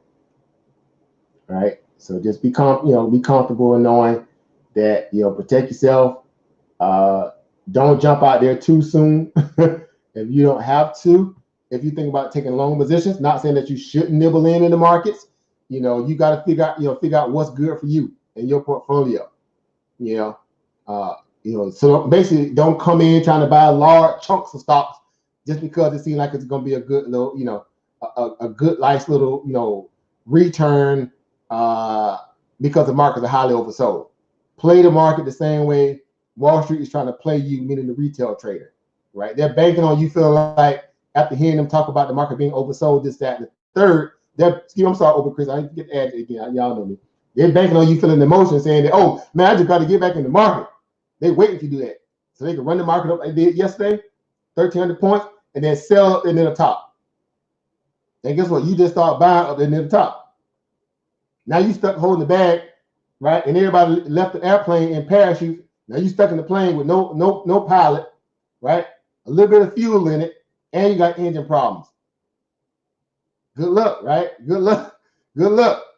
That's basically how this market is, man. And in so many ways, and me paraphrasing, but That's how Wall Street does people every day. Right? They pump you up to get y'all excited. Oh man, we finna go back to the top. You hear analysts on CNBC all day. Yeah, man, we good now. Now it's time to start buying back in. Now don't listen to the contrarians and tell you not to get in. Now everything's good to go. Trump just told you the market's gonna be fine. We good to go. You say, oh man, I trust him. I couldn't wait to get in the market. I mean, I'm finna come in right now. I'm buying in right now at 309, 310. We finna go higher. News coming out. Oh, we got rate cut. Oh, we really good now. I'm gonna add my position here at 311. Literally a couple of minutes later, the bottom falls out the market. You sitting there saying, oh, I think we're gonna be fine, we're gonna bounce. It goes down another 3 points. Oh, I think this just, traders just getting, stop losses getting triggered. Man, we're gonna be good. It goes down, now it's down 8 points. Oh, well, man, this is crazy, man. What they doing, man? Trump, man, better call somebody, man. He better tweet something. Now you down, it goes down 10 points. Man, I can't stand the market, man. I can't stand these people, man. That's just crazy. Your voice didn't change everything. You're nervous, right? You're drinking coffee. I ain't making fun of stuff, but I see this stuff in real time, see how this stuff reacts, man. This is how they get you every single time. And before you know it, now the market's down like 13 points. At the very low. It bounced since then. Again, we've seen it happen, but this is how they do you. Right? There's a such thing called too soon. Too soon, too soon, too soon. It was just too soon. In my opinion. Again, my opinion. Everything I'm providing right now is in my opinion. Look down my description box. I do have my disclaimer down there for a reason. These are just my opinions. Right? But again, I'm like anybody else. I watch the market carefully enough to make the best decision I possibly can, because it's not necessarily the fact that I'm watching y'all money. I'm watching my money too. I'm watching my opportunities too. And that's why it's important in terms of what we do. It's not every man for himself. This is a collective environment, because I want to know what Oprah Brandon is looking at. I want to know what Eva Monica is looking at. I want to know what Sid is looking at, and overseas, and everybody that's watching, Brother Eddie, and everybody, Robert, all you guys I want to know what you guys are thinking and watching too, because it takes all eyes and ears on deck to make sure we have the best opportunity to trade these markets in real time. To not be kind of caught out there like a deer in the headlight trying to figure out, man, what's our next move, right? You may have some data that I missed. You may have some information that I didn't catch. I want to know about it, and I want to know about it right away, because y'all know seconds matter in this market. Right? This is a game of inches like the NFL, right? Because seconds matter in this business. 1 second, we just sat there and saw it. We saw Tesla go up again over 20-something points and then 30 points in a matter of like about 20-something minutes. Then we saw it drop 10 points in a matter of 3 minutes. 3 minutes, that stock dropped $10 into, again, $1 million account. That somebody that bought 10,000 shares, somewhere around there, of Tesla, or big money account that bought 10,000 shares at the top, picked up 80,000 in 3 minutes, and then turned around, bought the bottom again, back up for another 13 points, and made another killing, and then sold off again. I mean, these people do this stuff all day long again. Nothing new that y'all don't know. All right. So yeah, but that's just it, guys. So again, I just want to kind of come on, speak about the market. I do, appreciate you guys coming on, hanging out with your brother today, discussing this stuff. Having some, a moment of clarity, understanding this, that, and the third about, what we value and view in this market, what's relevant, what's not, whatever the case. It's a point where we can come together and discuss some ideas, to find a way to, to protect ourselves, and also see if we can make some money in the process. So I hope it was helpful to you guys, and I hope you got something out of it. How you gonna, manage your portfolios, or your stocks, your trades, or whatever the case. Just make sure that you're on top of everything, right? Make sure that you're constantly thinking this thing all the way through, and leaving no stones unturned, right? Performing your PMCS check, right? Y'all remember I said that earlier, right? That's the hashtag of the moment, right? We'll post that in the back chat, matter of fact, right? We need to be making sure that we're performing PMCS checks every single day, right? So that way, you know, we don't be out there kind of just, you know, throwing caution to the wind and thinking everything just, you know, hunky-dory when it may not be. Right? So some of you guys may not understand or know what that means. I'm gonna post in the back chat. Basically, preventive maintenance checks and services. Do your check down, right? Everything. That's right. That's it. Over. That's it. You know what I'm saying? So in closing, guys, let you guys have you know, closing remarks, man. Thank you guys, you know, coming on the panel to participating. Again, I implore all you guys in the back chat to always kind of, you know, feel free to jump on, man, and discuss. Again, it's a family environment. We don't claim to know it all. We just like everybody else. We just try to, you know, make sense of this overall market, this economy, this, you know, this world, and you know, provide some kind of viewpoints to help others as well. So feel free to jump on my live stream anytime y'all see me go live. I'm always gonna post a link. Jump on. I love to hear from you guys. You know what you see in the market, your opinions, you know, all of that. To me, it matters, and I welcome it. So you guys got the floor. Y'all close out, Brother Marquise, and also, you know, Brother Chris. You guys, anything y'all want to discuss what y'all, you know, got from the market today, and anything we might need look forward to going forward.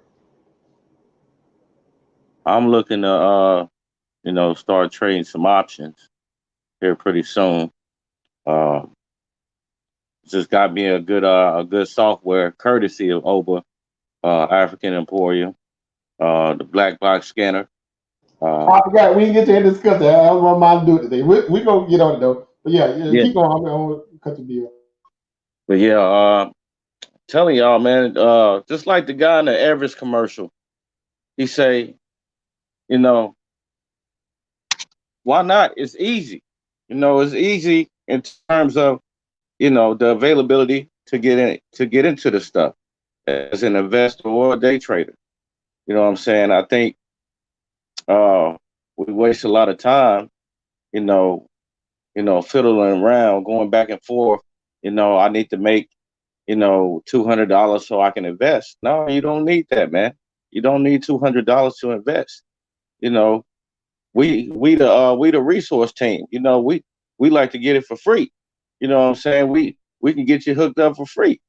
I mean, there's many of apps. You know, we got reading material. I mean, videos, anything you need to know to learn to get yourself in the game. We have that available for you guys.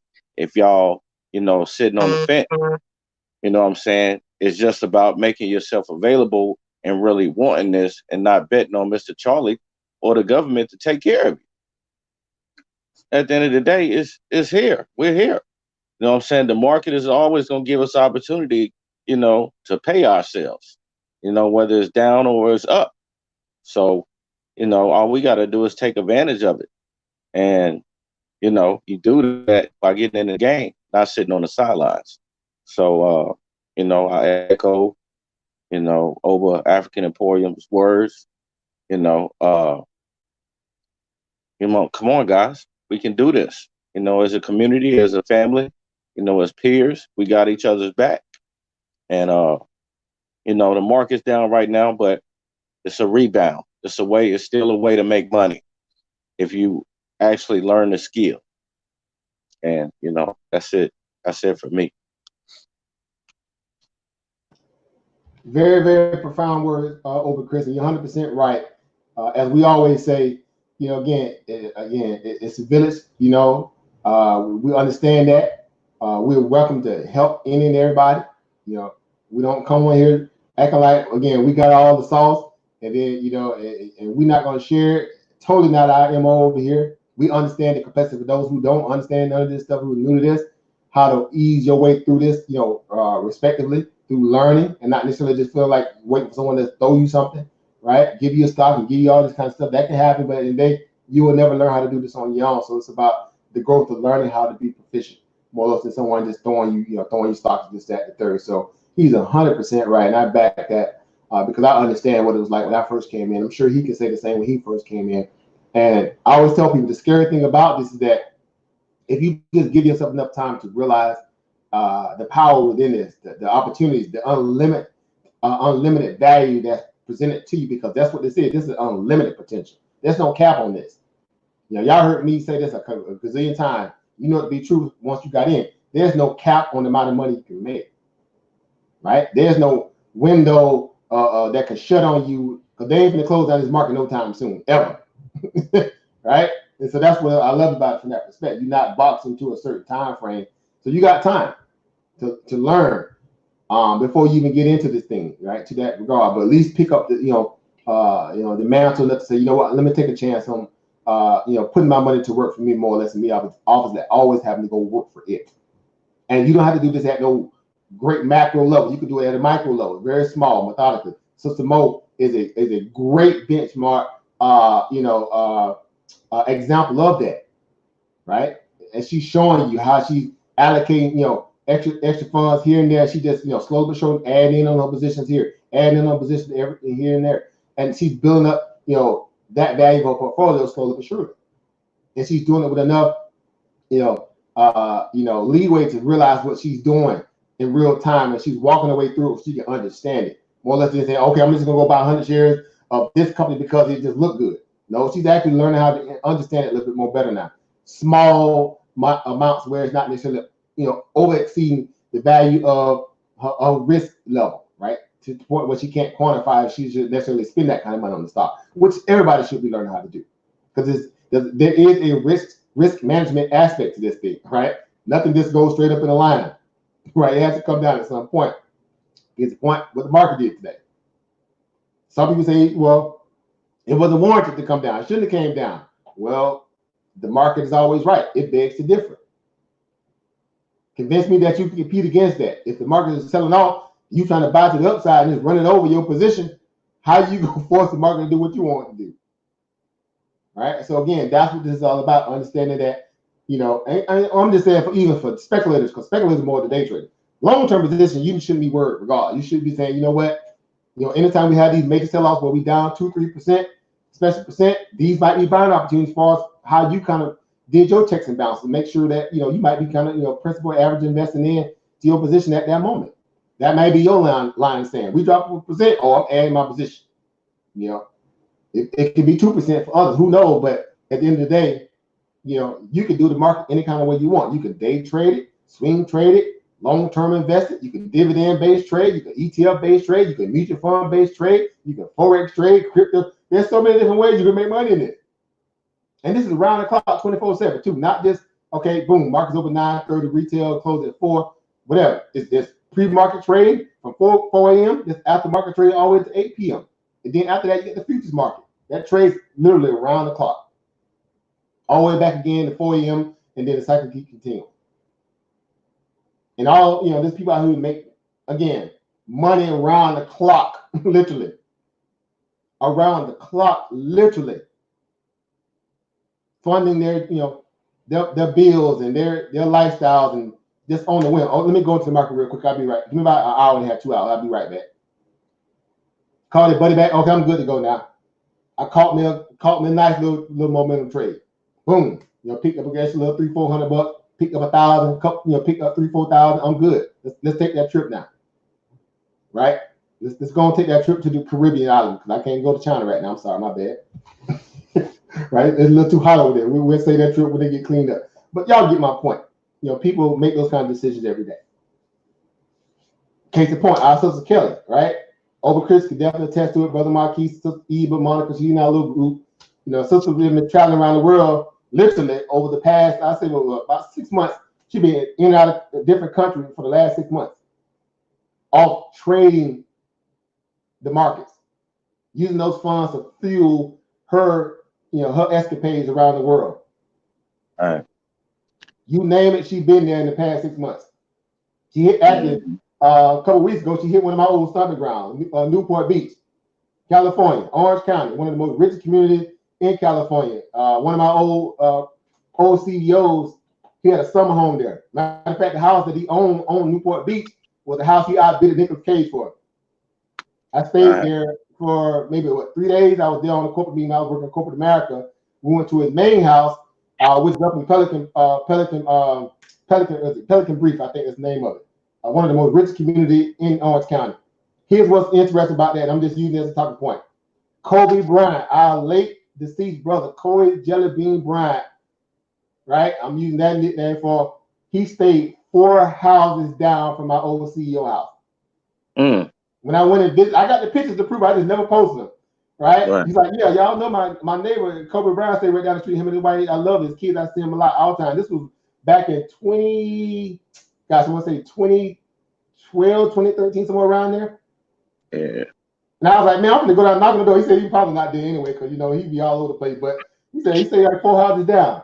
And I remember how I was at that point. I was just so fascinated by it. Turned out, I think a year or two later, I heard that LeBron James bought a house out there in that same area. So for whatever, small world, y'all know how this stuff goes. Small world. But it was just fascinating to me now that our brother's gone. Man, I was like 4 houses down from it. But keep in mind, I'm a big Laker fan. I don't watch sports like that anymore. Back then, now I was a diehard Laker fan. I got the receipts to prove. I can show y'all some of my old stuff. Right? I even had the old Kobe Bryant number 8 jersey. Way back when I was in college at Georgia Southern, I had that Kobe Bryant jersey. Way back. So again, it's just small world. But either way, this is, she just hanging out there on the beach, picked up, went from there. She was, next thing you know, she hanging out, where she just left over Korea. She down in the Caribbean somewhere. She was in Cancun. Yeah, Cancun. Then she was over there in Chichen Itza, hanging out in Chichen Itza, down at the ruins. And I think just the other day she hit like a $38,000, trade off. Again, these are our circles. Y'all got other people like that too in y'all circles too. I mean, it ain't nothing that, we know this stuff. It ain't like we be high side talking. Y'all know our community, that's how we talk, because it's stuff we see, these people around us. Right? We see this kind of money on a daily basis. Again, I ain't nothing new, but I'm just saying that's that financial freedom that we all aspire to be able to walk into. And ain't nothing really separating us from Sister Kelly, myself, others, who've been able to kind of seen those kind of things come to fruition through our trading skill value, being able to show that we can produce it. Then ain't that separating us from you than us, then just what? The time and the labor of learning this stuff. We don't have those special education that have guided us here. Natural due diligence experience in life and understanding consumers and what? Those who are producers and who are sellers. That's what this market is, just one big global market of commerce. Supply and demand. And then we just figure out the intricate ways how to utilize that supply and demand from a trader perspective. That's all this stuff really is. I'm honest when I say that. Ain't no secret sauce, ain't no secret indicator, ain't no secret pattern, ain't no secret strategy. It works for you, but it don't work 100% all the time, because if that's the case, you'll be a what? Billionaire. If your strategy works 100% of the time, you'll be a billionaire. So again, we understand the market fluctuates for a reason. There's no way to be 100% certain in the market. The same way people who are, quantum physics, the people who are, very esteemed when it comes to mathematical computation. That's why they suck at the stock market, right? Because they deal with absolute, and the market is not what? It's not an exact science, right? The market will hand you your behind, to you on the platter if you trade it wrong. And you might have studied all night, understanding that, I got the right information, I've done all my due diligence, and you wake up like often to go get it. And the market say, no. And if you can't audible on a dime and change up your strategy, your position, and you try to, force the market to do what you want to do, you're going to get your behind handed to you. So that's why we always advocate, again, the trend is your friend. Trade respected to what the market is giving you. Don't try to revenge trade and force it to do what you want to do, because you're going to lose, right? And do what you can do to make sure you get your bag. And because as you just saw, a lot of money was just made off the market pulling back. A lot of money. And turn around and made money on the quick little retrace back up about 3-4 points or 20-30 points in Tesla, and 3-4 points in the S&P 500 and other stocks. So there's always money being made. Always money being made. Just make sure you're on the right side of that trade. And you'll be just like everybody that's successful. Whether it be $100, $200, $50, $20, $1,000, $3,000 or $4,000, 10 grand. You get to decide how much you want to make. That's what's exciting about this. You get to decide it, not some boss, not some government, not some old, roadblock person who's firewalling you, not some gatekeeper. They can't stop you. If your boss giving you a hard time on the job and you got to hear all this, man, I ain't got time for it today. Send me home for the day. I'll come back tomorrow with a better attitude. That was just your excuse to get home to trade. I'm good now. I'm straight. Thank you. You can't wait to pull up out that driveway to get home and get in front of your computer. I'm going to get some of this market. Make more money in the market than you could ever make sitting there watching the paint dry on your job. So again, I'm just saying, utilize your opportunity, guys. Don't squander it. Not that you are, but don't squander it. Use it to your benefit. Trade it methodically. Trade it with some concern and care. Utilize it to fund and fuel your endeavors in life. That's why we're here, I would think. Financial literacy, growth, expansion, right? To have a little extra. And our little extra to us can be, hundreds of thousands of dollars to every person. They're like, man, dude, you made all that kind of money doing this? Like, yeah, you can too. And so that's what we're advocating.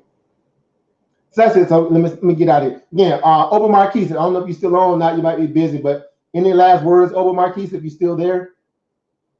If not, we'll go ahead and close out and get up out of here. Again, I do appreciate you guys, and we'll go from there. Oba Marquise, you got it. Floor is yours, family. Yeah, I was gonna say, man, just make sure y'all not getting caught up in the hype. Not getting caught up in the FOMO and jumping in moves you haven't prepared and trained for. You got all the time in the world, like Oba said. This market ain't going nowhere. It's gonna be making money today. It's gonna be making money tomorrow.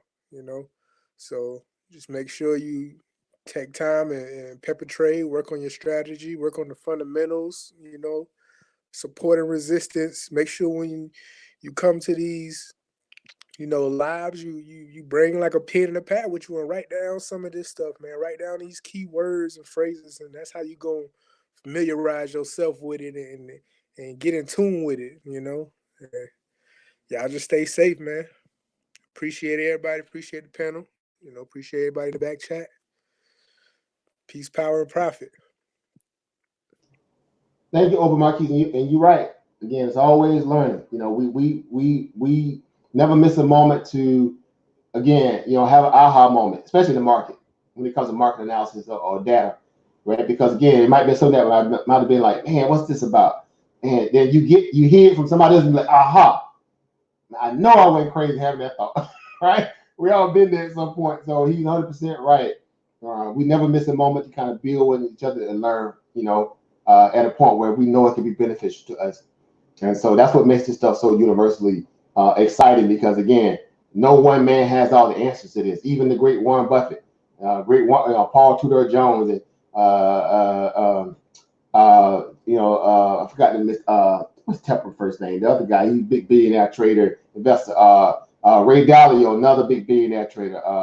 Lee Cooperman, another billionaire, made his money, trading stocks, that came from dirt poor environment, upbringing. Some of these people are like dirt poor, like dirt poor. And them just caught a bid. That's all you do is catch a bid. Doesn't matter. That should be on the t-shirt. I keep calling the t-shirt moment, man. That's a t-shirt there, bro. All I want to do is catch a bid. That person might not even understand what that means. You walk around with a t-shirt saying, all I want to do is catch a bid. They think you talking about what? Go to jail stuff, right? Because you don't want the hood and you get a bid. That means you want to go to jail. They don't understand exactly what you're talking about. For those who are financial literate, they're like, aha, clever, very clever. You're right. Because you can catch the right bid and it change your entire life overnight. I've seen it happen. Average traders came in less time than I've been trading. Just following everybody lead, listening, being disciplined, they catch a trade. They got the capital, they ready to go, boom, they get in, take it to the next level. Catch a trade, they, again, they up 30, 40, 60,000, $70,000 in one trade. $100,000 in one trade. They freak out, lose their mind. They're scared, they're nervous, they look checking the windows, think somebody will come knock on the door. They don't know what just happened. All they know is that they just seen their account explode just from following directions and being a student of the game, and they never thought they could have ever been in a position to make that kind of money. No cap. Again, I'm gonna repeat that. No cap on that money you can make, on the potentiality in that. And so that's why we go hard. That's why we learn it. That's why we understand that for every loss you got, don't count it as a loss. Count it as education. I know it seems weird to think that way, but count it as paying tuition. You're paying your yourself to learn how to do this. So if you having abnormal losses, then you need to cut back on your position size, right? If you continue to keep losing, then you need to maybe work on your strategy. If you continue to lose, that means you need to make sure that you're not just out here trying to revenge trade the market because you feel like the market needs to be doing what you feel like it should do. You need to switch it up. That's what I love about this. There's no, again, one set blueprint to trade this market.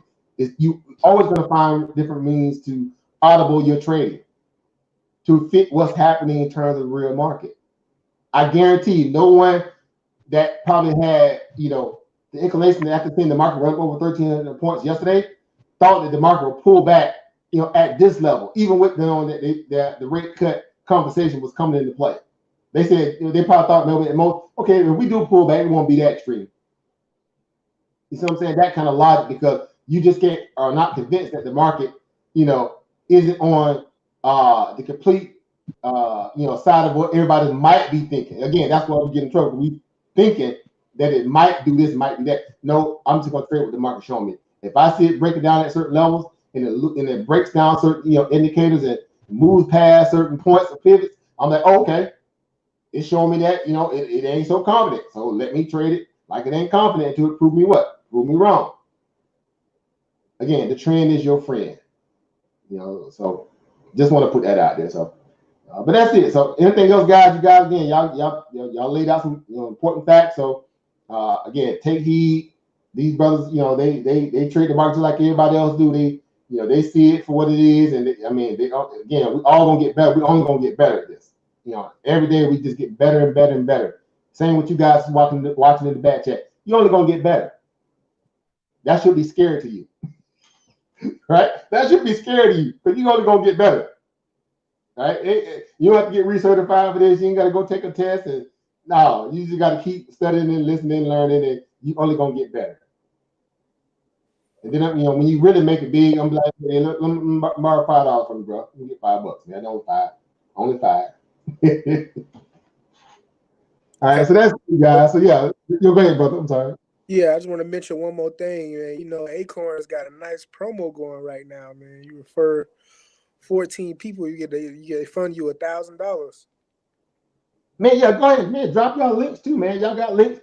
Drop them for some of the people, because some people may not have those accounts. They may not have Webull. Again, we didn't get a chance to even talk about Robinhood. I want to go in on that little mess. Oh man, I want to go in on Robinhood. After that mess they pulled yesterday, man, I want to go in on Robinhood. But I'll save it for tomorrow. I hope I get a chance to go live tomorrow. We'll talk about how Robinhood supposedly automatically crashed yesterday of all days. When the market rallied over 1,300 points, Robinhood traders were shut out. Who's some of the biggest traders on Robinhood? Young adults, teenagers, college students, right? Because again, commission is very easy to use on, and then it was down the entire day, not basically nothing where you consider to be the entire day. And those traders missed out on all that rally. And some of them had open positions that they couldn't close out in profit or also at a loss. Now, I'm pretty sure I hope Robinhood gonna compensate them for it. I think they put out like a shabby little press release saying that they're gonna do what they can to fix that. But that's all they said. They ain't say, okay, we're gonna compensate trade. I'm pretty sure there's more language out there today. I know y'all been blowing them up when you got that trade Robinhood. I know y'all been blowing up their customer service. Like who wouldn't? I'm talking about with some colorful language too. Right? Because you don't get to play. I know things happen, we get it, but not like that all day. Bruh, y'all need to run that check. Y'all need to run my position back or something. Because that's just unheard of. That's crazy. So again, drop y'all links in the back chat, guys. Y'all got Stash, Acorn, Webull. I'm not going to advocate you drop a Robinhood link right now. I'm just so disgusted. And I got Robinhood account. I don't trade it like I used to. I didn't trade on it the other day, but I'm just like think about all turns I know that do trade on it. And they just, man, that's just crazy. That is just crazy. But you're right, Uncle Marquise. That's a good promo that they have right now on Acorn. And also Stash, and then Webull too. Yep. Yeah, Webull come through. Yeah, everybody know 14 people, man. I'm telling you, somebody that knows somebody that knows somebody who needs this Acorn account. I'll tell you this up front. Somebody that needs to learn how to invest, how to start realizing how to use these platforms to grow their wealth. to grow they understanding of how financial literacy really works. It don't cost you nothing. That's what they see. You gotta break it down to them in a way where you know it appeals to their attention. Right? That's how you get people involved. Because number one, you don't own the stock market, so you can't sell them nothing. Number one, right? So they can't say you're selling them nothing. That's what I love about it. I don't own the stock market, right? But what I can tell you is that you've actually contributed to it by being a employee of your company. Because if they publicly traded and they offer you stock options, then how else can you even trade, or get benefit the same way those who are on the board of directors or people who are high up are benefiting from stock options, right? Well, I just trade the stock myself then. But if you don't know how to do that and don't know the intricacies of learning how to utilize that ability, then you're missing out on all this, potential capital that you could be making. Because all you know is that, man, we're doing good. We're hitting our production target. We must be doing really good. I can only imagine what the stock is doing. You see what I'm saying? Like, man, I should have been trading this old raggedy company. You know what I'm saying? Even though they're doing good, you still call it raggedy. Y'all know how we do this stuff. But that's just it. So again, we're not saying anything that you don't already, have probably thought about or fathom to a degree. We're just saying get invested. Because you stand to lose more money not being invested, even with a good job, than if it was the other way around. Because again, once you do get invested, that changes your whole trajectory in terms of how your life really can explode financially. Because again, it's easy to hit, especially if you trade options, where you can trade, a stock and it runs, up 7-8 points on the earnings beat, or 10, 20, 30 points on the earnings beat. You got in on a dollar contract, and this thing you look up and that position is up 1,500%, 2,000+% off a dollar, which is like $100, and then it went up over 2,000%. You do the math on that. What's 2,000% of $100? You see what I'm saying? That's $2,000. You see what I'm saying? It's unheard of, the kind of money you can make. You see what I'm saying? So it's endless, basically what I'm saying. So look at it, get involved, find other people who are doing it. Speak to your family members if you're already doing it. Your friends, understand that it's just another way. It may not be for everybody, that's fine, but utilize the opportunity. All right, utilize the opportunity. All right. So with that, again, I'm gonna get ready to close out, guys. Get ready to do some little back end, research myself. We made it through the entire day. I was monitoring my position in between. I'm sure your guys was as well. All right, but we use this as an opportunity again to share some information, build with the family, help those who might have tried to make or who's trying to make sense of this coronavirus. But we're not experts. I don't consider myself one. I just play one on TV. Right. But again, no, we're just trying to make sense of it like everybody else. And maybe we can share some information between each other to help us think this thing through. Because again, you definitely can't depend on one source and one source only. A lot of media, right, or the government. I consider them one because they work in tandem. So they, hey, you need other opposing views or different ways to think about this. And I think this is important for us to, to make sure that we're, again, that we're competent of that, right? So that's it. So guys, I'm gonna get out of here. Again, I look forward to possibly going live tomorrow. Hopefully, I have the ability to do so. We'll see what the market's going to do. Again, as of now, it's it's in the closet. It actually broke below 300 after hours. Tesla's also downtrending after hours. It's back down to 737. Again, it's doing like I thought it would do. Like I said, once the trend is in, the trend is in. It can easily reverse. But going to the after hours, the trend was already leading to the downside. Right now, the S&P is down to 299, 54. Tesla's down to 737, and it was up in there 750, somewhere around there 740 on the close. So it's pulling back after hours. Comes like Apple back down to 289 after putting up about 27 points the other day. Yesterday, it's back down to 289. Dropped 9 points today. And it's still down to the after hours. Again, Kohl's down $1.49 after beating earnings up like 42. Target same way down 4 points. man, a lot of Tesla, not Tesla, excuse me, Roku down 6 points on the day. I mean, y'all can go through the market on your own time, see this stuff, but it just shows you how sensitive this market really is, and not so much stable as they would like you to believe it is, which will also draw you into it and get you caught up if you're not comfortable knowing that, you know, don't be caught, like the brother said, don't get caught out there chasing this market if you can't quantify it. Right? If you can't quantify it, don't, man, look, I don't care how good it look, don't touch it. Don't touch it. That's facts. That market right now, man, that's a heavyweight. You don't want to be going up against no heavyweight without no strategy. That's right. You going in there bantamweight and flyweight, you're going up against doggone heavyweight, nigga, you finna, I'm clipping in the ankle, man. Look at him. Your little ankle chopped with the feet probably won't bring that joker down. You might be out your class. Out your weight class. Don't even go do it. Boy.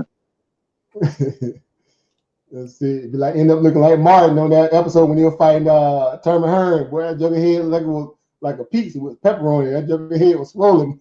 Don't do it. Don't do it. All right, guys. Look, I'm gonna close out, guys. I appreciate you guys. I appreciate you over, Chris. Appreciate you over, Marquise, man. Also, Eva, Monica, brother Theo. You know, I know he jumped on. I appreciate you guys jumping on, being a part of the panel today.